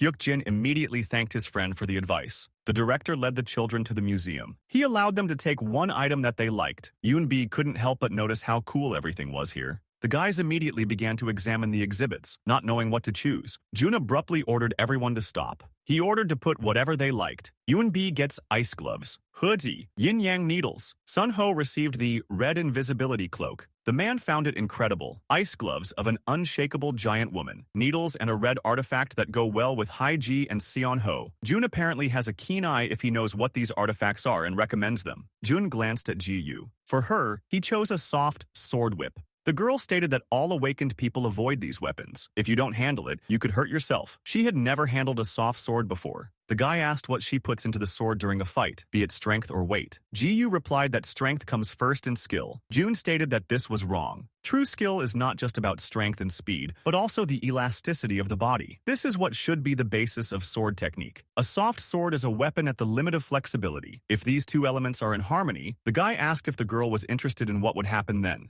Hyuk Jin bragged to Jun about how cool it was. As soon as he saw it, he immediately realized that this artifact was created for him. He pointed to the sparkling lightning. The guy noted that Jun's mentor is really amazing. Jin decided that since the guy was his student, he was recommended an even cooler artifact. Jun showed what he had chosen for himself. Hyuk Jin was shocked by this choice. He didn't understand how the guy decided to choose such garbage. He recommended something good for Hyuk Jin. He decided that the guy gave up a good artifact for the sake of his hyung. Jun chose an iron hammer for himself. He was pleased with his choice and thought it was amazing. Just by looking at the description, you might think that this is a smelting tool. Is this really the key to the destruction of Jeonju Lake? The gate is a place that no one even knows about. The man shouted Lee Jun's name displeasedly as he hammered at the target. He was sure it was a guy. If it weren't for this puppy, he would have taken first place in the intermediate exam. Plus, he even notices useful things. Because the cave was locked, Shin could not do anything, destroyed the honor of the family, and was suspended from classes. The man told the gentleman that it was time to leave. Shin asked how it was outside. The man reported that the emperor included Lee Jun in the air competition. Also, together with Shin, Jun will take part in the third expedition to Lake Jeonju. Shin didn't understand why his father was competing with this worm. The man suggested that perhaps Lee Jun had attracted the emperor's attention. Perhaps he has become stronger than the master. Shin tried to attack, but the man quickly grabbed his hand. The guy ordered him not to talk nonsense. A person who could not inherit the bloodline cannot be stronger than him. According to the man's assumptions, Lee Jun touched the magic ball. A person who has not even received an inheritance by blood has the only way to become so strong, a magic ball. Shin decided that he would tell his father about this right now. The man stopped him, asking whether it was worth doing this. If the gentleman does the work himself, Kajunim will notice him again. He prepared something for Shin, the desired strength for the master. Shin was very surprised by this. He took the pearl in his hands. Jeonju Lake, which everyone had been eagerly awaiting, was finally approaching. A lot of people flocked to the gates while reporters were broadcasting in real time. The clans involved in the attack are the Divine Fist family, the Paiwando Kingdom, Shingiji, and the Iron Blood. This is a huge attack of 200 people from the clan, a total of 800 people. A ball flew at Shin, but the guy deftly managed to catch it. Kulak and Piwando were ordered to retreat. Shin was dissatisfied with the people's reaction, but the servant ordered him to ignore it, because the emperor asked him to restrain himself. Everyone froze in surprise. Lee Jun appeared in front of the crowd.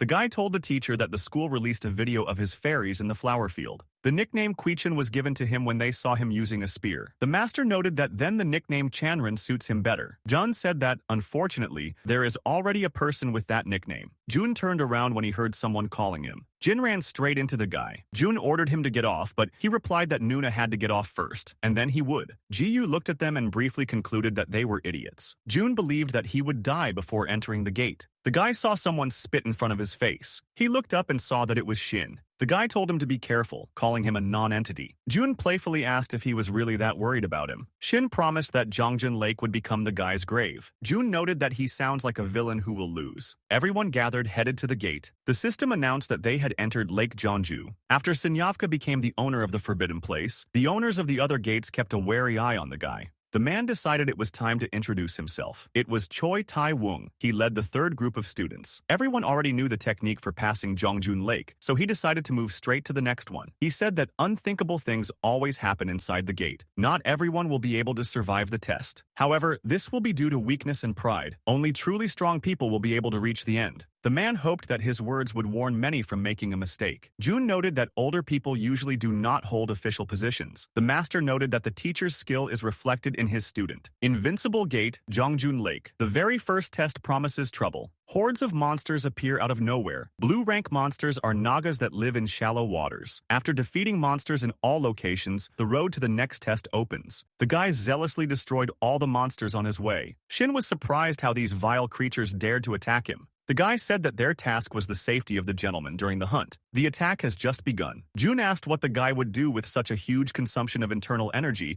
if it runs out before all the naga are exterminated. One of the monsters was about to hit the guy in the back. A soft sword flew past Jun, hitting right on target. The girl asked if Jun was okay. He said he thought he was going to die. Ji-yu asked if he would continue counting crows. The guy noted that she was already accustomed to using a whip sword. Ji-yu said that it is still difficult to control it, but the speed has become faster. Jun was surprised that this was not all the power. He didn't even feel Ji-yu's sword approaching. It was too fast. No wonder they call her a genius. Everyone crowded on the frozen lake, pondering their next steps. The man noted that they say that Chanwande are real masters of divine power. These were not empty words. Although Choi Tai-min and the Black Lion also fight well, they are, of course, still far from Sa-hyun-jun. It is necessary to be able to correctly use internal energy in order to maintain your strength with it, and not to show off in front of others. With luck, they will soon be able to get into Class AA. The man decided that Jun should have become a scout before they did. What a pity. On the other hand, this pathetic boy, instead of using the clan's martial arts, only swung his spear. Li Shin and Tae Min said that that boy defeated the lizards. To be honest, the man didn't imagine it well. If this is true, then obviously he used a sneaky method. He hoped that the next tests would put everything in its place. Everyone stopped when the monsters were finished. The manager said that everyone did a good job. The first task has been successfully completed. He suggested not to waste time and start the second one.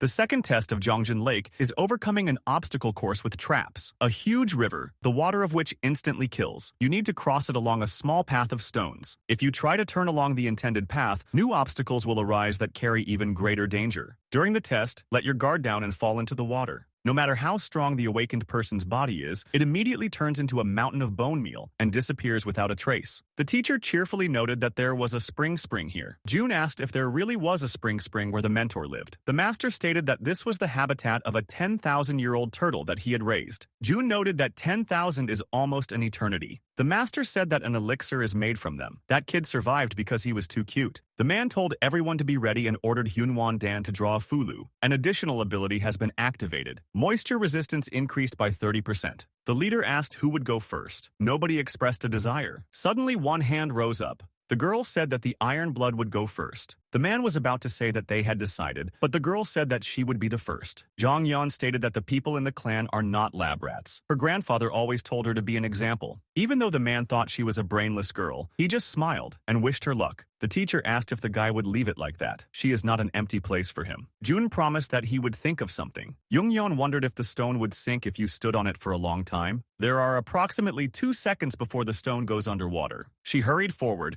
jumping from stone to stone. The girl heard a voice that told her from that moment on to listen carefully to what he said. The voice said that there should be a stone in front of her that looked like an arrowhead. She needed to stop there. Jong Yeon followed the advice. The girl realized that she had just been almost washed away by the geyser, but the voice ordered her not to panic. Jun said that he would tell you how to pass the test. The rest of the iron-blooded men follow behind. He asked me to tell them too. He promised that he would tell what would happen next. The rest of the clan hurried after the girl. The man couldn't believe his eyes. He didn't understand why iron blood worked so well. The first and second groups were heavily damaged by geysers. The man realized that the iron blood geeks saw the patterns of geysers. The manager realized that the old fart knew about all the secrets but did not tell. Everyone from the iron blood crossed over safely. The leader said that now it was their turn. He asked if everyone remembered everything carefully and ordered to follow him. Jun laughed that they thought it was so simple. He was sure it wouldn't last long. The guy did not have time to react when an arrow flew at him. Tae-min and the leader looked around worriedly. Another spear flew towards them. The order was given for everyone to speed up. Last pattern. There's just a little bit left. The man froze as he noticed hundreds of spears falling from the sky. The leader tried to catch his breath after getting ashore. Jong Yeon extended her hand to him and asked if he was okay. The man sharply declared that he was fine. He asked how many people survived. The guy replied that there were 50 people, including the wounded. Some people, meanwhile, were filming everything that was happening. The students watched with delight. Someone reported that the same thing happened with Paewon Palace. The man asked who would go next, but everyone stood silently, showing no desire. He asked again, his voice trembling. June calmly stated that he was a volunteer. The man was incredibly surprised by this. The guy said that he would go with Shingiji. The man immediately announced that he would go with them. If it weren't for a live broadcast, he would get rid of the guy. But if June didn't join them, the authority of the Divine Fist would be shaken. The guy noted that this was not the first time he had said this, and his voice was trembling. June glanced at Ji-yu standing behind him. The girl said that then they would take a risk and the guy would go with the clan. When a certain number of people pass this test, the difficulty level increases. The Paewons suffered great losses because they did not notice the changes. 200 people have passed Iron Blood, while Paewon has only 50. Before the test goes into the third phase, 250 people will have time to pass. The best opportunity for Shingiji, June asked if they were keeping a good eye on Baewon and told them to take their time and move slowly. He assured that they would cope no worse than Iron Blood. The main thing is to trust him. Ji-yu replied that if she didn't trust him, she wouldn't have come here. Even if the guy was a stranger to her, it is reasonable to believe him. The Iron Blood did well thanks to him. But how does Lee Jun know how to attack Jongjun Lake? Although he gave them useful information, he himself was not yet imbued with trust. The girl wondered if the day would come when Lee Jun would trust her as much as she trusted him. Ji-yu breathed a sigh of relief as she stepped onto the shore.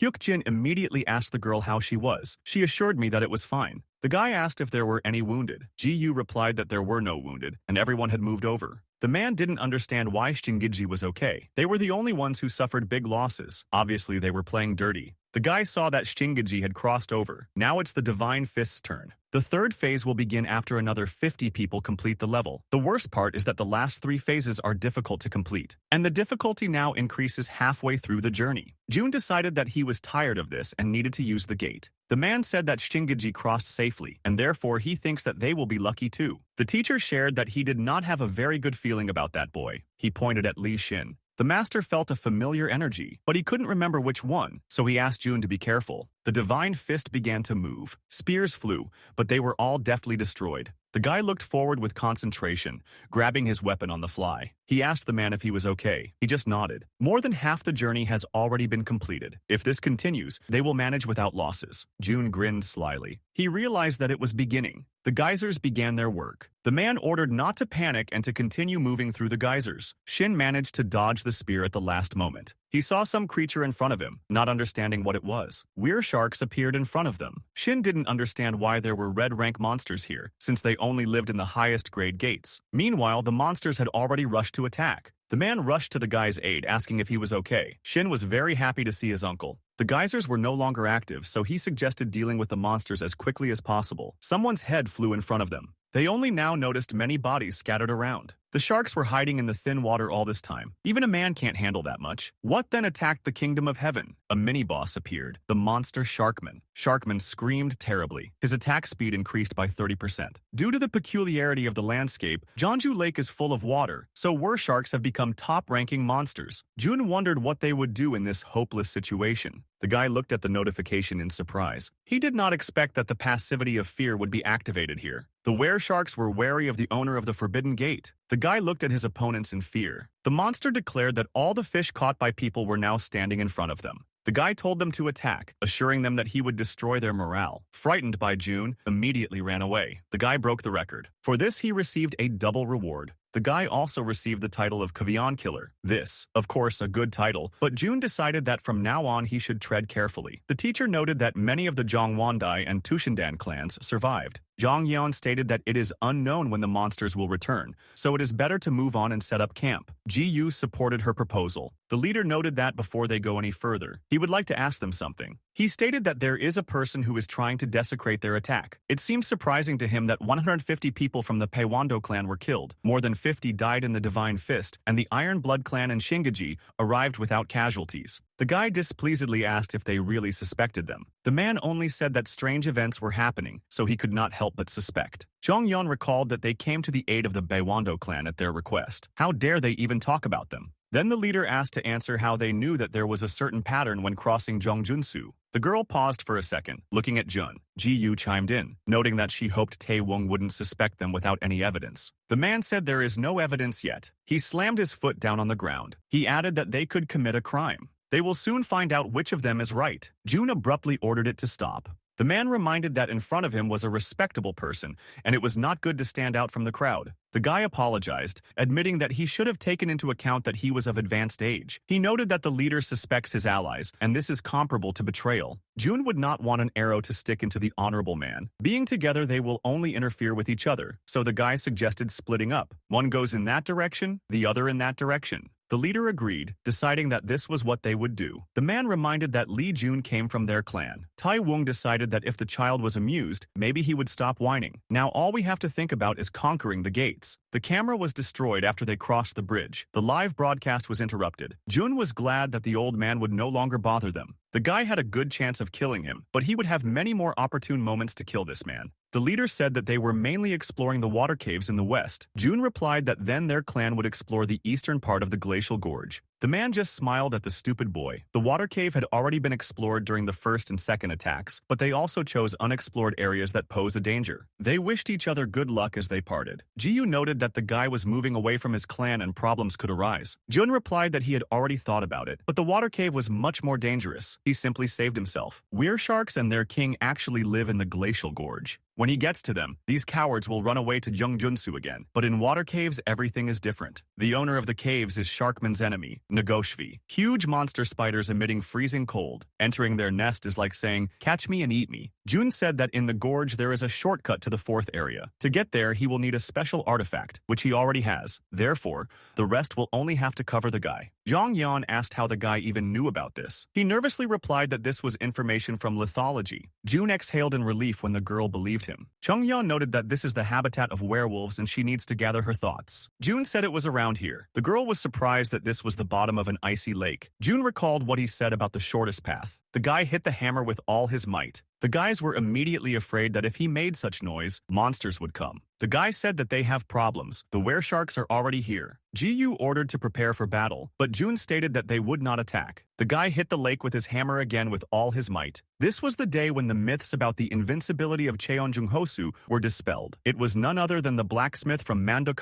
While everyone was busy looking for a further path, he tried to repair the weapon. The floor was cracked due to the hammer blows, cracked where the polar icy waters rest. Chakrawa appeared. Ji-yu told everyone to get ready, but June reiterated that no one would attack. He wanted to break everything here. Everyone began to panic, noticing that everything was collapsing. Hyuk-jin asked June what he had done. He answered what was needed and ordered to just follow him. Everyone was scared. They were afraid that they would fail. Jong Yeon ordered everyone to jump into the water. Ji-yu immediately jumped with the girl. They were surprised to realize that this was not polar water, but ordinary water. June and Hyuk-jin swam next to them. June waved his hand, indicating to follow him. They headed further into the water. June finally took a breath as he emerged from the water. Everyone began to climb ashore. Jong Yeon asked June to explain himself. The guy smiled cheerfully, apologizing for the funny surprise. After some time on the way, the guy announced that they had arrived. This secret path will lead them straight to the boss. The guys immediately started whispering among themselves. They didn't understand how he knew this. June warned that it was dangerous and ordered to stay away. He hit the hammer again with all his might. The system notified that a secret path had been discovered.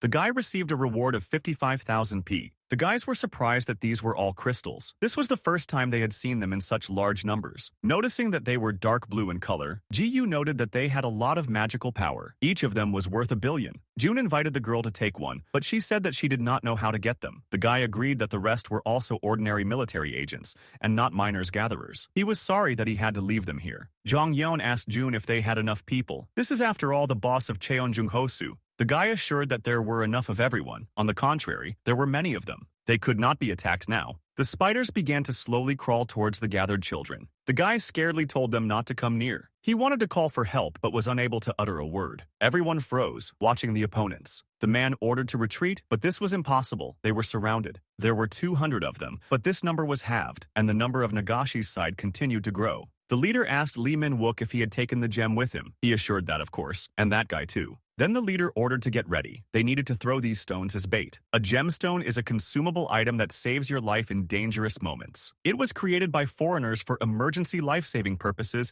and is very expensive. Therefore, ordinary people cannot touch it. Only those who have entered the dangerous gate can hold it. The leader ordered it to be used now. Min-wook was unhappy that only he should use the stone. What about the rest? The man asked if he wanted to die like others. He told him not to hesitate. If he dies, the foundation of his family will be destroyed. The manager assured that you can always make a new one and he will help you no matter what you do in order to survive. The man was still not sure that he really should do this. The guys were shocked when they saw Daewon abandoning them. In parting, the man assured that someday they would take revenge. The guys didn't understand what was happening. The guy noted that Master Shin always liked stealing, just like him. He said that there was something left, adding that if he died, the master would be sad, so he gave the stone. He immediately began to thank Taeju. Everyone was in despair. It's all over. Everyone died. The guy reminded that they act in the interests of those in power. They were going to check if Master Lee Jun was alive. Taejin ordered to take weapons and fight. He will not forgive those who disobey. The combat detachment was given the order for a general gathering. The teacher said it was Huangbo Xia is the power of a deity. No one other than Jun's father could use his table skillfully, and Li Xin also learns this, but cannot control this power as well. But the guy was sure that there was probably another one. Chuang Wangju, the leader of Chuangshindan and the true heir, Sa Hyun-jun. But something is wrong. Even Sa Hyun-jun doesn't have the strength to stand out to the extent that Nagoshi does. Jun suggested that we try. Even if there is a boss here, it is still safe. The teacher wondered who the head of this place was. Even though he couldn't see anything with the man, he thought this guy was also a cool guy. Jun said that he could not get out of the water now because now was not the time. Suddenly something flew at the guy. Jun fearfully asked what was wrong. The teacher recalled that he told him that he raised Manangumgu. The guy noted that it was illogical that the guy the master was talking about and the boss were one and the same. Firstly, more than 1,000 years have passed, and his master probably raised him somewhere far away in China when he was still alive. The teacher immediately threateningly assured that his master was a great and glorious Korean. Jun screamed in surprise. Yong-yeon didn't understand what happened. The guy immediately rushed to assure her that everything was fine. He was surprised that Koreans were in the world of martial arts. The teacher noted that one cannot draw such conclusions without seeing it in person. If there is gold here, then the guy is doomed to die. Jun suggested going to Sa Hyun-jun first. The guys stood with their backs to each other, defensively. The spiders launched their webs at the target, trying to immobilize him. The guy easily broke his bonds. The spider tried to strike again. The guy hit back with all his might, smashing the enemy into pieces. Jun noted that it is not so easy to tear a naked mouth by force, but the guy was able to do it. The teacher reported that he simply did not have enough time for anything else. Jun didn't understand why others didn't see this. He didn't feel his uncle's prayers or even Che's prayers. Medvuna. Nagosha has a very short mouth. After the hunt, he returns to the nest and does not leave it for some time. Che Medwin, Lee Min, Wook, and others survive by sacrificing their subordinates. They knew this, so they tried to win when they were in trouble. Jun suddenly understood everything. The man escaped with the help of the return talisman, using his subordinates as bait. Suddenly, the guy burst out laughing, scaring the teacher. People can do what they can do and what they cannot. Abandon your subordinates and run away? Jun considered this a very disgusting act. The guy felt the web squeeze his neck. He was knocked off his feet, pulled backwards. The monster hovered directly over his face, opening its mouth. The spider managed to make a disgusting sound, dripping saliva onto the floor. Then there was a flash that tore the enemy apart. Someone asked the guy if he was okay, and he briefly exhaled that yes. He killed hundreds of Nagoshi and now he has no strength left. It's good that this was already enough. Thanks to this, their subordinates could easily leave this place. The guy said that his strength was running out. The guy said that they knew and asked to trust them.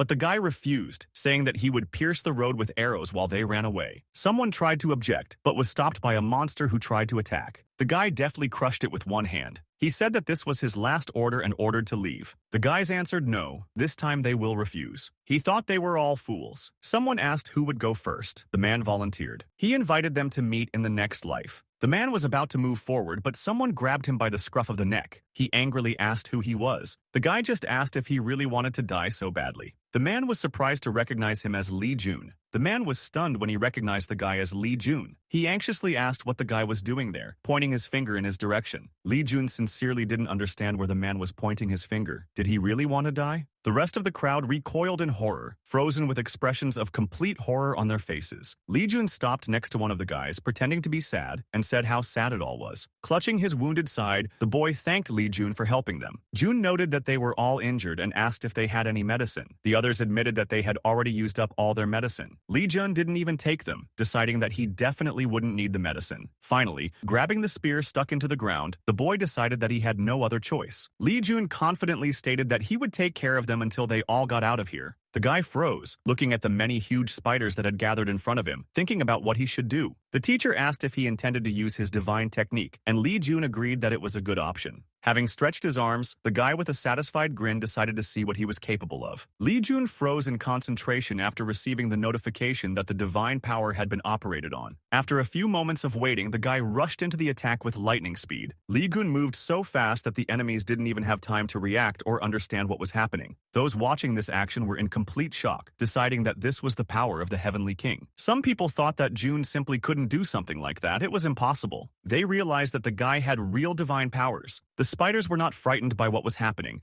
and rushed into the attack with zeal, but Lee Jun easily defeated each of them. One of the spiders, seeing the fate of his fellows, decided to hide, but the guy's nimble hand quickly caught up with him. Lee Jun noted with a satisfied smile that if his enemy wanted to live so much, then he shouldn't have attacked the guy in the first place. When the fight finally came to an end, Lee Jun tiredly massaged his neck, stating that he had wasted his strength. The rest froze in amazement, unable to take their surprised gaze off the guy. Jun didn't understand what they were all looking at and asked if they might need something. The guy went to Hyun Jun to find out how he was feeling. The answer was that it was tolerable, and he asked if what Lee Jun did was a divine power skill. The guy was surprised that Hyun Jun remembered it. He admitted that he couldn't believe it and asked Lee Jun how he learned to use it. In response to this, the guy just smiled and stated that it somehow happened. Hyun Jun was curious as to why the boy showed him the divine power technique. Lee Jun stated that he showed it for his own sake. After all, his people don't want to serve Lee Min-wook and Yi Shin, who abandoned them, and Hyun Jun is not the kind of person who will ignore their opinions. Extending his hand to Hyun Jun, Lee Jun invited him to come over to his side. Looking at his comrade in surprise, Hyun Jun shook the outstretched hand, allowing him to help him up. He asked Lee Jun to give him time to think. The guy noted that he could not wait too long and asked him not to delay the answer. Lee Jun asked if the guy was going to tell his story, and when he nodded in agreement, he was happy, as that was what he was counting on. Patting Hyun Jun on the shoulder approvingly, the boy ordered him to go to his people. Lee Jun noted that they trust the guy, so he should go and take care of them. Quietly thanking Lee Jun for his help, the boy headed towards the squad waiting for him. The master didn't understand why Lee Jun let him go. After all, he'd rather be sure that the boy would be on his side when the time came. Lee Jun assured him that he wasn't the kind of person that something like that could happen to. Lee Jun noted that the guy serves his father, which means he doesn't need the rest. In the end, he is aiming for Lee Shin's downfall. The loss of support from the Heavenly Kings, the organization protecting the heir, will be a great blow to him. The master only noted gloomily that he hoped the boy had achieved what he wanted. Lee Jun was surprised that the man was concerned about his student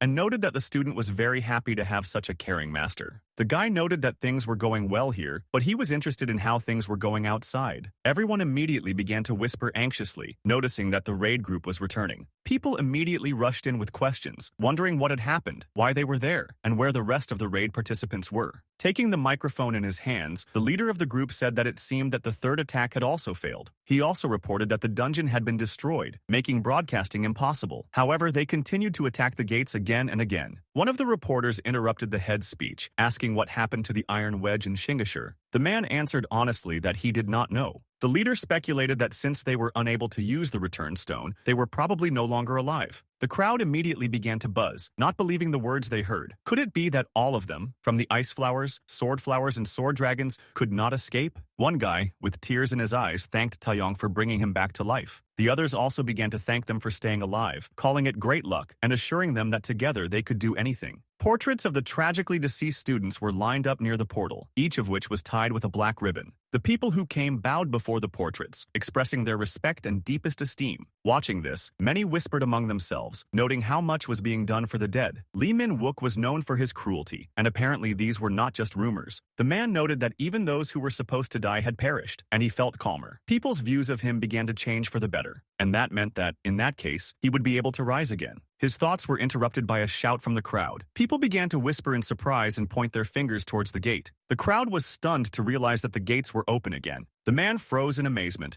noticing a familiar face that appeared from the portal. Lee Jun, with a satisfied grin, asked his little father if he was there. A few hours ago, after the gates opened, Ji-yu anxiously asked about the situation there. The guy replied that there were no signs of danger. However, Ji-yu continued to be nervous. She did not understand where Lee Jun had gone. The girl noted that they had no choice but to accept it. In any case, they would have to begin research. However, Lee Jun, who had suddenly appeared, stated that there was no need for that. The guys were stunned by the sudden appearance of the guy. He just grinned contentedly, wondering if they were really looking for him. The guys immediately started asking where he had disappeared to, because they had started looking for him since he had not appeared for a long time. The girl asked in bewilderment why Tenju's soldiers had come here. LM Jun replied that they had a lot to discuss, but for now, he needed someone to lend him some medicine. The rest of the boys, on the verge of hysteria, leaned over the wounded leader. It took Lee Jun some time to tell the full story, which left everyone listening in shock. The boys were beside themselves with rage when they heard that the commander had fled, leaving his subordinates to certain death. The guy confidently stated that if he survived and returned here, he would demand an answer from the king of the dungeon and the ruler of the Black Palace for the past events. Ji-yu promised that she would help the Black Sword. Lee Jun confidently stated that he would survive and return, and also announced that the gate would be opened in 30 minutes. The guys were surprised by this statement and did not immediately believe his words, but the guy insisted that this could not be a lie. Pointing his finger at the lake, Lee Jun said that he would go and wake them up. Ji-yu stopped him, warning him that the lake was protected by a heavy spirit. The guy calmly stated that this is precisely why he is going to go alone, because he is the only one here who can withstand the heavy spirit. Throwing his jacket to the girl, he warned that he would need to ask for her clothes. The girl standing next to her turned to Ji-yu, saying that she understood that she was trying to recruit Lee Jun, but she was worried that the lady was getting too involved in it. Ji-yu responded by saying that they had already passed 2 stages thanks to Lee Jun. The girl confidently declared that if the gates opened, it would be Lee Jun's merit, and they would achieve fame that they had never dared to dream of. The master ordered the boy to continue to defend himself with the technique of single purity, warning that once he gathered his strength, he would become dust. Lee Jun froze in surprise when he saw a split in the depths. Having swum out and started to wring out his things, the guy decided that, apparently, they had all already swum here. The master shared that memories were beginning to surface, noting that their golden one also lived in such caves. However, Lee Jun countered that it was not golden. The man didn't understand how he could know for sure, because their baby was very strong in survival. Then Lee Jun suggested that the gentleman himself decide whether it was gold or not. Looking ahead, the boy assumed that he was probably resting before laying an egg. The master was amazed by what he saw. He could not believe that it was really golden. The boy angrily ordered the teacher not to lie and to stop talking about it being gold. The man assured him that, in fact, he couldn't lie. The master suggested to the guy, since he didn't believe him, to use the single frequency technique, since the golden one really loved this technique of his. Lee Jun warned that if it wasn't gold, he would catch it immediately. Reacting to the technique, the creature immediately raised its head, not believing that it was really a sage. The master, with tears of happiness in his eyes, rushed towards the gold with lightning speed. The creature also did not contain tears, stating that he was so lonely and asking the master where he had been for so long. Lee Jun couldn't believe what he saw, thinking that it was all a lie. Even if the turtle lived for more than 1,000 years, how could it have ended up here in the gate? The master asked the golden one what he had been doing all this time. The being said that he had traveled all over the world to find the sage and had returned home to find everything turned upside down. The man was very upset that he made the golden one suffer, but the golden one, in turn, was glad that the sage had come to him after all. Unable to bear being ignored, Lee Jun began to shout, stating that he was glad to be reunited, but they needed to talk. The master did not understand where the guy got so much courage to interrupt the conversation between the sage and the turtle. The man reminded that he had already told the guy that the gold would be his and asked him to be more polite with him. Li Jun wanted to talk about the punishment for the animal, but seeing the teacher's gaze, he immediately fell silent. Instead, the guy asked what to do with the gate, because in order to pass the gate, they need to destroy the boss, not the gold one. The teacher assured him that he need not worry about it. Li Gun noted that the master really always had good ideas and asked what his plan was. The teacher proudly declared that his plan was to pass through the gate. The guy froze in surprise, not expecting that this was the whole plan. The master stated that it was just a very simple and clear plan, to which Li Jun admitted that he expected something greater. The boy added that they had only two options for passing through the gate, because when the situation calmed down, they promised to return the fairies home. The teacher suggested asking the fairies themselves. Li Jun asked again if they would find another way if the fairies refused. The master promised that they would find another way, of course, but now the guy needed to ask them quickly. The fairies were very surprised by the appearance of the owner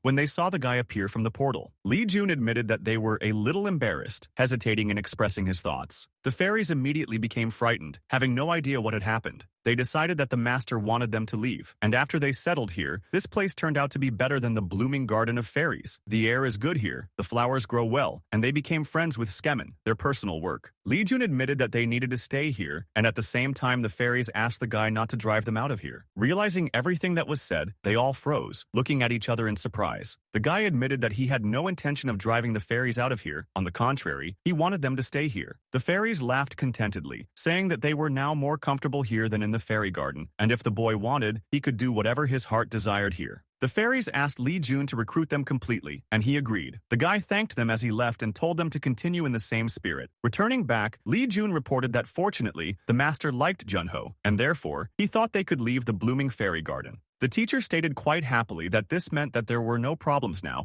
and the boy needed to make this his territory as soon as possible. Having abandoned the fairy's blooming garden, the boy became the new owner of Jongho. Along with this, Li Jun received an A-class magic stone and a round dragon crown. The master noted that the boy had found the gold and the skill he had been looking for so long, and that was 2 birds with 1 stone, to which Li Jun responded that he had another one. The guy admitted that it would actually be good if he could absorb the inner dan of a 10,000-year-old goldfish, but if you eat too much you can get indigestion, so the guy decided it was better to limit himself to water of maximum cooling. After collecting the water in a vessel, Li Jun wondered if Paranji would be happy if he gave it to him. Golden apologized for making them wait so long and suggested that they return gradually. The children were incredibly happy when they saw the information that Cheongjung Lake had been cleaned. The man stood there, unable to move from his place from surprise and complete shock. Li Jun admitted that he thought the man had disappeared into the gate, but here he was. The man, breaking into a hysterical scream, asked how they got back. Li Jun calmly explained that they simply killed the boss and returned. Reporters immediately seized on this information, wanting to interview those who cleaned up Lake Zhongho. They began to ask questions one after the other, asking who exactly had cleared the lake, what the boss was like,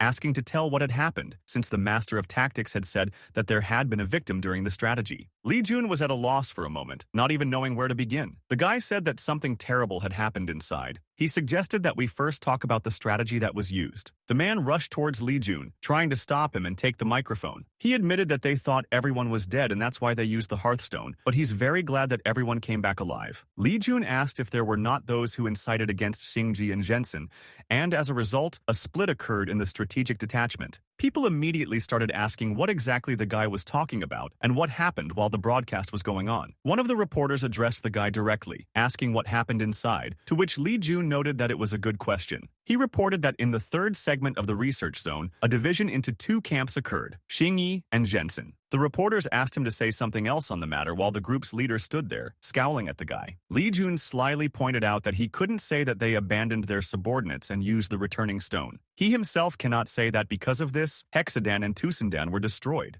The guy noted that they were just trying to move on to the next scene with this farce and it was disgusting. Drawing his sword from its sheath, the man ordered Li Jun to be silent, stating that this was just a cunning plan by their overlord. The guy said that it sounded like complete nonsense, but Li Jun stopped him, saying that if a man is an adult, then he should act like an adult and not solve all problems with brute force. The man did not listen to his words, but again ordered him to shut up and rush to the attack. Li Jun didn't even flinch, dodging the striking attack in time. The frightened observers scattered in different directions, trying to hide from the brawl that had begun. Jiyu called everyone to hide and directed people to the right building. The man, burning with rage, asked who had sent the boys and ordered him to tell the truth. Lee Jun stated that he was being too paranoid and suggested that the elder go home, wash his feet, and go to bed. The man was furious that someone who could not even continue his family line was being insolent towards him. He continued to throw punch after punch, but Lee Jun easily dodged them, keeping his hands in his pockets. The guy noted that he looked like a raging storm, and it was not for nothing that he was named after a publican. Suddenly, the guy was distracted from the fight by someone else's scream. A falling boulder crushed the leg of one of the random victims. Somewhere, a little girl was screaming for her mother. The rest were simply running away. Taking out his spear from the portal, Lee Jun asked if this was not what his master was like. Pointing the gun at the man, the guy suggested ending all of this as quickly as possible. At present,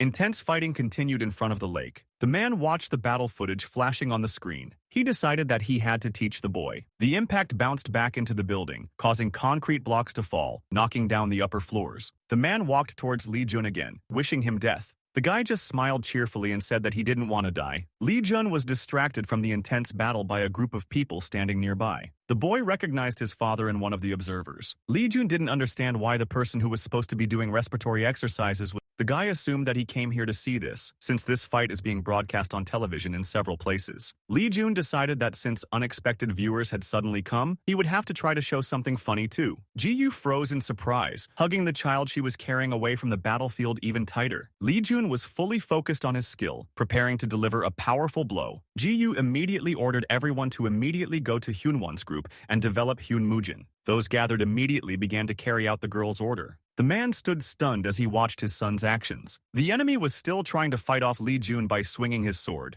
The man kept shouting that he was Zaimi Dongo, Pujaso was Chai Mai-un. The roar of a huge explosion reverberated through the city. Ji-yu ducked down, ordering everyone to hold on. They had to stand firm. The girl frowned. She didn't believe that this was even possible. Nobody understood what it was, what was happening. Lee Jun smiled cheerfully as he thanked his enemy for performing on the stage he created. Chai Mai-un Pujaso fell to his knees, unable to rise from the blow. Lee Jun was about to leave, but he was stopped by a voice that claimed that the boy had received the Smickenwan Shingon. Lee Gun noted gloomily that the man himself saw everything perfectly well. He noted that he would like to talk to the guy, but there were too many eyes looking at them and suggested speaking directly. Extending his palm to the boy, the father invited Lee Jun to return to the family. The guy noted with a grin that the man was always so unshakable. Lee Jun confidently stated that he would not return to his family. Frowning, the man noted that the guy knew perfectly well what he was talking about at that moment. He created such an environment that he turned Park Wando into an enemy, and the man asked how he was going to justify himself. Lee Gun noted that he was indeed always so steadfast,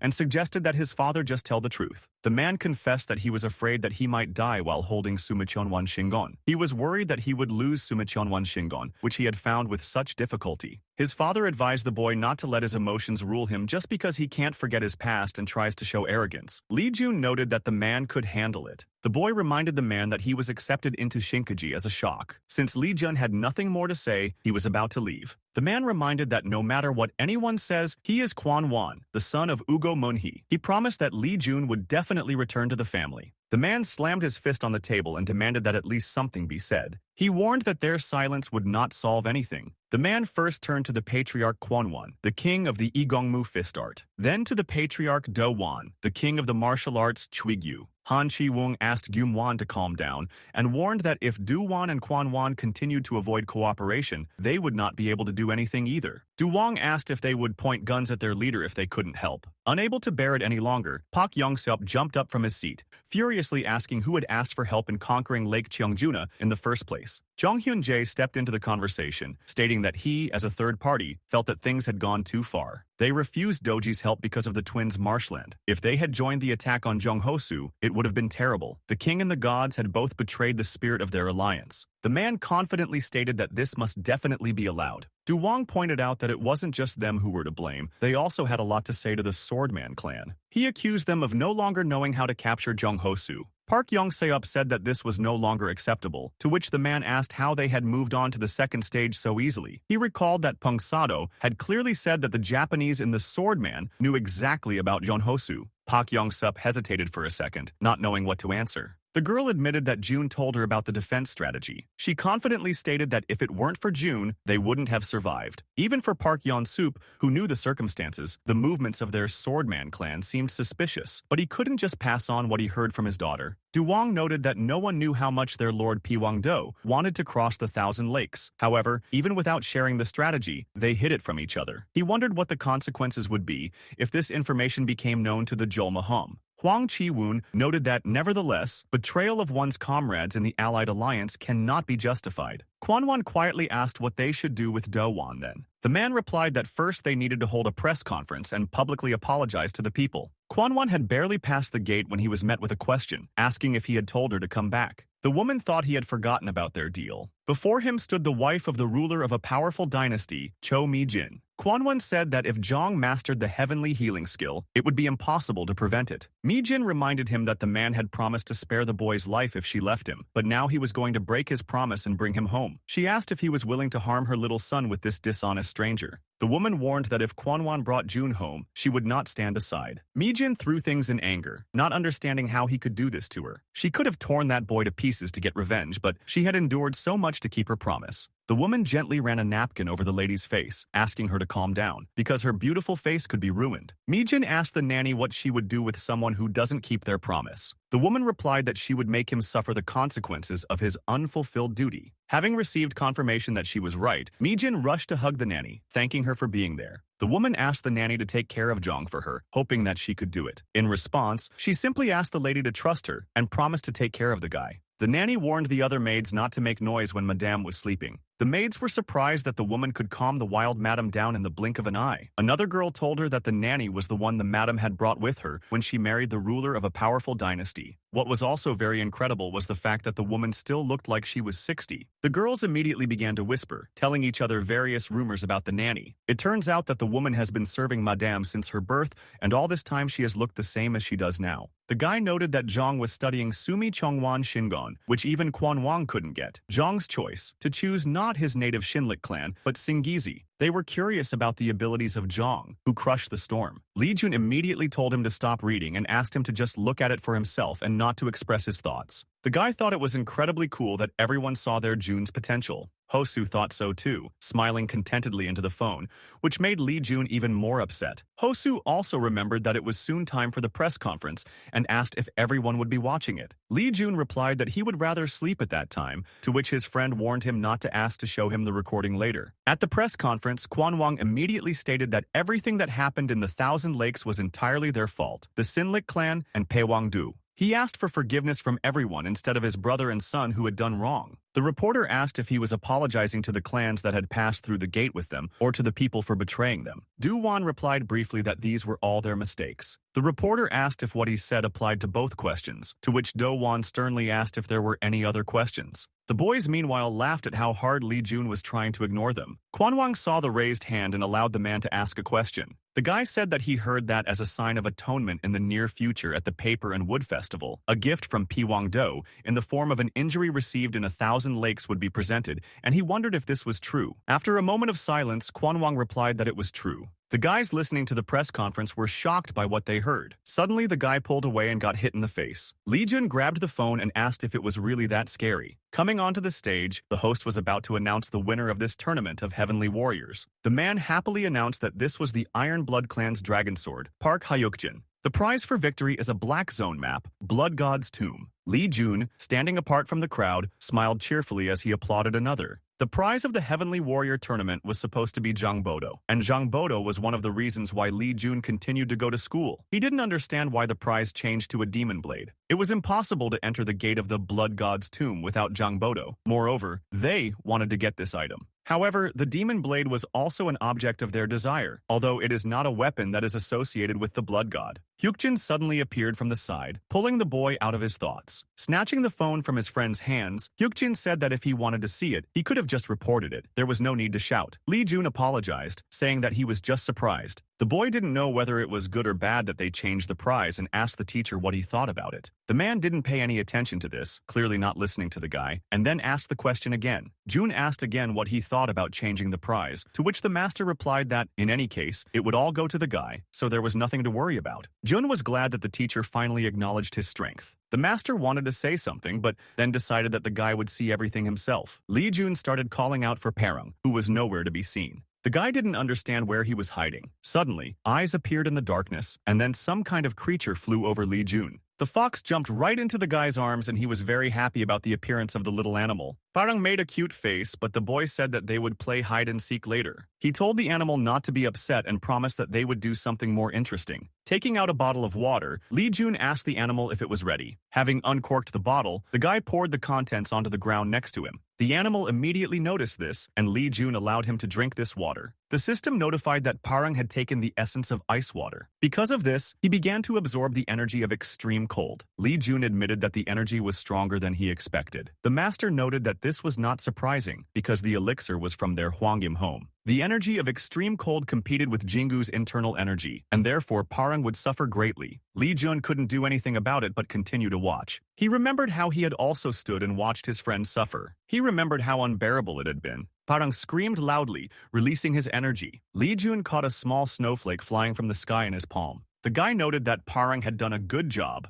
The system notified that Parang's rank had increased. Lee Jun stroked the animal, noting that he was a good boy, and suggested that he rest and then play hide-and-seek until they got tired. The guy was surprised to notice another message. Seeing that after reaching a new level, the reward was to combine 4 gates, Lee Jun was completely dumbfounded. The guy was shocked that the area in which the gates could be held did not increase. They were united. He did not understand how this was possible. He decided to try to unite and chose the south as the direction for unification. The system announced that the southern region was merging with the Gate of the Heavenly Lake. The southern area of Chongho's lair and the Gate of the Heavenly Lake are united. Lee Jun was stunned that the gates actually united. Hwangyim was also surprised and asked the master what kind of miracle it was. The teacher simply replied that the gates had merged, and the turtle was in complete stupor. The master suggested that it seemed like he was seeing something like this for the first time, and he confirmed that he had never seen anything like this before. Seeing that they had gone as far as changing the names of the gates, Lee Jun decided that he could no longer call it Cheonho's lair. The guy immediately thought about how best to name the lair. Lee Jun remembered that all the gates he had passed through had a bad reputation. After a couple of minutes, the guy decided that this name would be suitable. Seeing the Parang's reaction, Lee Jun decided that he liked the title too. Fully convinced that this was the right decision, the guy pressed the corresponding button. Lee Jun changed the name to Forbidden Region of the 4 Sacred Lands, saying that whoever came up with the name was really cool. Suddenly, the sky turned red, and a warning appeared in front of the guy. Lee Jun froze in fear, not understanding what it was. He saw that the owners of the 4 great sacred gates were angry, and when the gates transformed into their highest form, they could attack. The teacher immediately hurried to the guy, not understanding what he was talking about. Lee Jun asked the master who the owners of the 4 great sacred gates were. The master only covered his mouth with his fan in fear, deciding that if he didn't take care of this, it would definitely happen. He said that the 4 sacred gates were inhabited by spiritual beasts. These words caused emotions of fear and joy to mix on Lee Jun's face at the same time. The master continued by explaining that these were the blue dragon, the Bengal tiger, the red falcon, the brown turtle, and the snake, divine spiritual snakes that had received hatred. The guy decided that they were very narrow-minded if they were hostile to him just because of his name. The system has notified that the hostility of the owners of the 4 great sacred gates has increased. Lee Jun couldn't stand it any longer, loudly complaining about how this was annoying him. The man asked if he was going to leave Li Xin's export, the whole of Cheongwangdae. The guy respectfully dropped to one knee and nodded affirmatively. The man assumed that the reason was Li Jun, but the guy assured him that this was not the case. The man deliberately put Li Xin with him to gain Sa Hyun-jun's support, but not only did he not gain his loyalty, he also lost all trust. He clutched the cup in anger, angry at this pathetic boy. The man replied that he agreed, which shocked the guy. Hyunjin didn't think he would agree so easily. In response, the man noted that if the stupid successor couldn't hide the mistake, then he should have done it. He added that Sa Hyun-jun is a talented person, the assistant to the deputy of the group. Moreover, he was even nominated to be the next head of the group. He admitted that he did not want to lose the guy. The man stood up and suggested that they stop discussing this here and asked if he had learned anything about Lee Jun. Hyunjung apologized and admitted that they hadn't found anything yet. He said that young master Lee Jun used the new Heavenly King technique, but besides this, he uses an unknown technique of wielding a spear and various martial arts. Hyunjin guessed that in order to grow at such a fast rate and reach such a level, Lee Jun must have a teacher, but he was unable to figure out who it was. The man stopped, looked thoughtfully at the sky, thinking about what he had heard. He understood that if the boy learned the emperor's cultivation technique, he would naturally be able to become stronger than him. The man ordered to do everything possible to return him to the family. They must definitely get the guy. Li Jun noted that Parang had become even stronger. His abilities were D rank, but had risen to A, and his speed had become triple S. The little beast had even acquired new skills, which was the cherry on the cake. The guy began to squeeze the little animal, saying how cute it was. Looking over his shoulder, Li Jun asked if they thought the same thing. The warriors just lowered their heads, watching as the owner continued to play with Parang. Suddenly, they dropped sharply to the ground, greeting their master. Li Jun cheerfully noted that they did not need to fall to their knees, and warned that there were already those who lived in this territory before them, and asked not to fight with them. Turning to the turtle, Li Jun added that this also applied to her. The boy was furious that he had to do this, but the master continued to insist on his own, offering to try the fourth brother. Li Jun honestly didn't understand how humans and monsters could be brothers. The master was unhappy that the student did not listen to him. The guy responded by noting that the golden one could not even study martial arts. The turtle calmly suggested that they stop, noting that the other young gentleman thought so too. He also asked Li Jun to stop, adding that he was happy to be called golden. The warriors, standing in complete shock, did not understand what was happening. They were determined to serve the new master, but were already thinking that it would be better to simply serve the old one. Knocking on the door, the guy announced that a guest had arrived, and a voice from the other side told him to bring him in. As soon as Li Jun entered, a knife flew at him, stabbing into the wall a few centimeters from his head. He reacted immediately, knocking the second dagger out of the hand of the guy who was escorting him, hit his guide in the stomach with all his might, sending him flying backwards. Li Jun took aim, preparing to deliver the finishing blow with his dagger. A voice from the side ordered him to stop, and the blade froze a millimeter from his head. The man apologized for trying to test Li Jun. He explained that this child was his subordinate and asked to forgive him. He introduced himself as the Golden Old Man Gyumjong and said that he ruled this underground world. The news that the guy had put a new artifact up for auction again immediately spread throughout the city. This time, it's the Hurricane Crown. This item can only drop from the Lizard King or Queen in the swamp area. This guy really only sells artifacts from the Uncharted Gate. This artifact was sold for 1.5 billion. People noted that he sold other things for fun at that time. His name was Defector.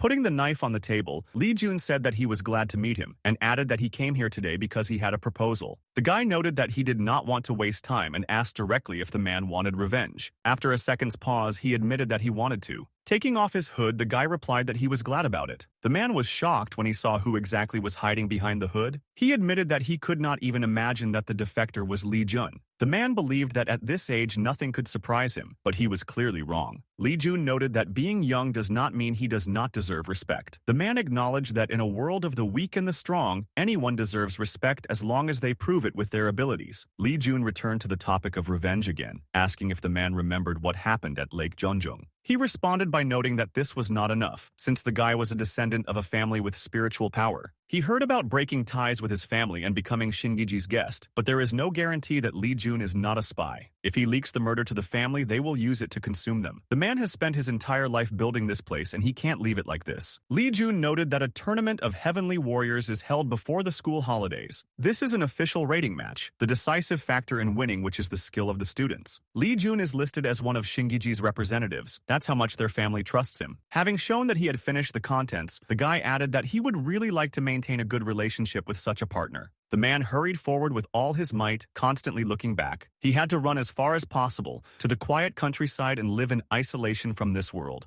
The man standing behind him menacingly asked where he was going. He asked the fugitive if he was really planning to escape by eating the money of an influential family and not doing the job properly. The man was incredibly frightened by the appearance of Mr. Jin Quan. He asked for forgiveness this time and swore that he had tried his best. Jin Quan responded by saying that if he had tried his best and dealt with Li Jun, he and his son would not have suffered such a disgrace. He was furious that the man dared to ask for forgiveness. Jin Quan called over Muen, who had been standing silently behind him the entire time. The servant easily grabbed the crying and pleading man by the leg and dragged him away. He asked to spare him and promised that he would do anything. Li Jun sat at his desk, looking boredly at his phone. The master asked why the guy chose the Dream Garden for the prepayment, to which Li Jun replied that it would be nice to go there and ask in detail about the Fairy King's pairing. More importantly, he was also curious about why the other gates from the Black Zone were hostile. There were already too many enemies, and if there were more, they might start hunting. Falling exhausted on the dock, Lee Jun complained that there were too many people around and they were starting to irritate him. Ji-yu and her friends were happily whispering about something, looking at the guy. The girls noticed that Lee Jun was sighing while looking at Ji-yu and wondered what he was thinking about. Ji-yu simply waved this off and stated that she didn't care what he thought. The girls just looked at each other, deciding that their friend was really shy. The teacher who came in immediately ordered everyone to shut up and sit down. One of the girls asked Cha Gen-jin what was going on and where their homeroom teacher was. The woman replied that she had come today to tell them bad news. She revealed that teacher Kim Tae-hyung died in an accident. When he was returning home drunk, he was probably attacked by a monster that came out of the gate. The exact circumstances are still unknown, but it is assumed that it was an unexpected wave of monsters. Unlike the waves of monsters in the gate, the sudden wave when they come out of it is caused by unknown reasons. At this time, a part of the monster's body will momentarily come out of the gate. If you are caught by a monster that suddenly appears and dragged to the gate, no matter how strong the awakened one is, it will be helpless. However, Lee Jun didn't believe that everything had worked out so well. He assumed that they had finally finished getting rid of the trash. They had been putting it off while they were busy conquering Lake Jeongjin. If Kim Tae-hyung had taken good care of Lee Jun, the situation would not have turned out like this. The boy's uncle, who suffered the most in this situation, dealt with him. The girl sitting next to him burst into tears, not believing in the teacher's tragic death. Lee Jun noted that they are still sensitive because they are young. After all, even when such a guy dies, there are those who will be sad.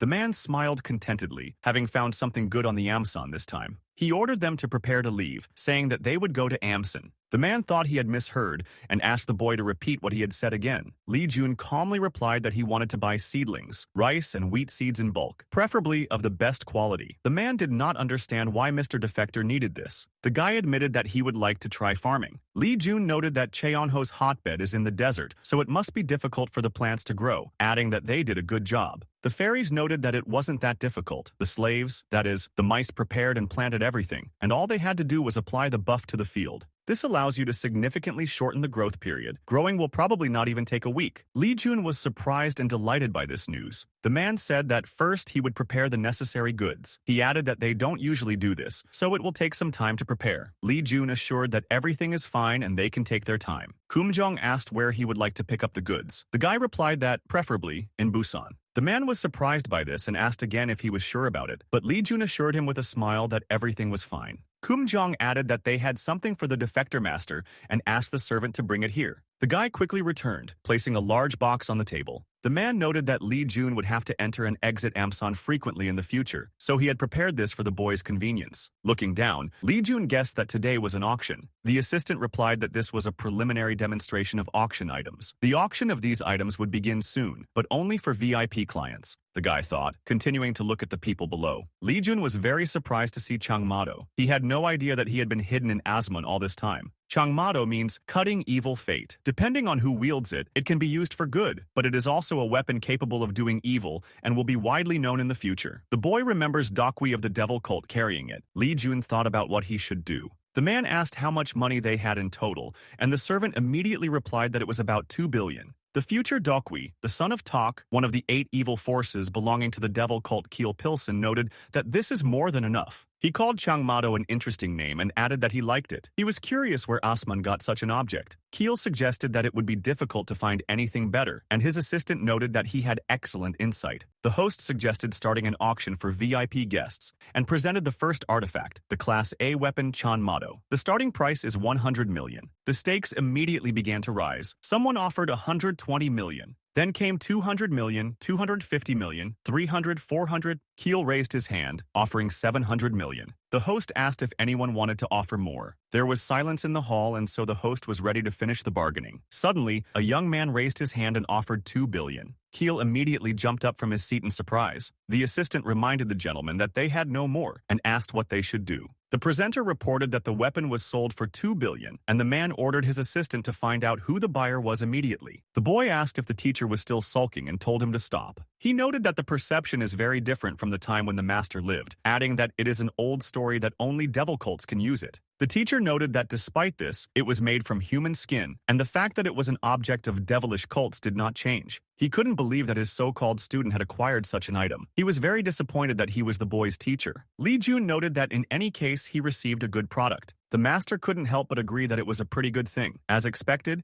he understood it right away. The guy noticed that it looked like a normal A-rank artifact, but if you pour in a certain amount of energy, you can awaken Changmado. That's why Dokwi of the Devil cult was so powerful in Li Jun's past life. There are so many people in their cult who use demonic energy. He increased his abilities by killing his subordinates who possessed this energy. Li Jun was glad that he was able to take the sword before that guy got it. He thought it would be cool to give it to someone with a strong sense of justice. The guy stopped and asked why he didn't stop and come out. Keel admitted that he didn't think the defector would be able to detect their presence. The man noted that it seemed true that the guy had brought back a lot of stuff from the unknown gates. Li Jun noted that Keel had made his presence known so openly that it would be strange if he hadn't noticed. The man noted that the guy was smart, which meant the conversation would go faster. He said that he needed the Changmado that Li Jun had just bought. If the guy gave it to him, he would let him go. Great Plains boss gear, fairy garden artifacts, and more. The defector is famous for selling rare artifacts. Keel noted that in recent times, anyone can become famous. He added that the previous one was younger than Li Jun, but just as insignificant. However, he noted that people like the defector were useful in their own way, adding that if he robbed the guy, his father would praise him. He thought that Li Jun was a complete idiot who couldn't even live a normal life. The guy turned slowly, reacting to his words with a predatory smile. He was going to answer it this way.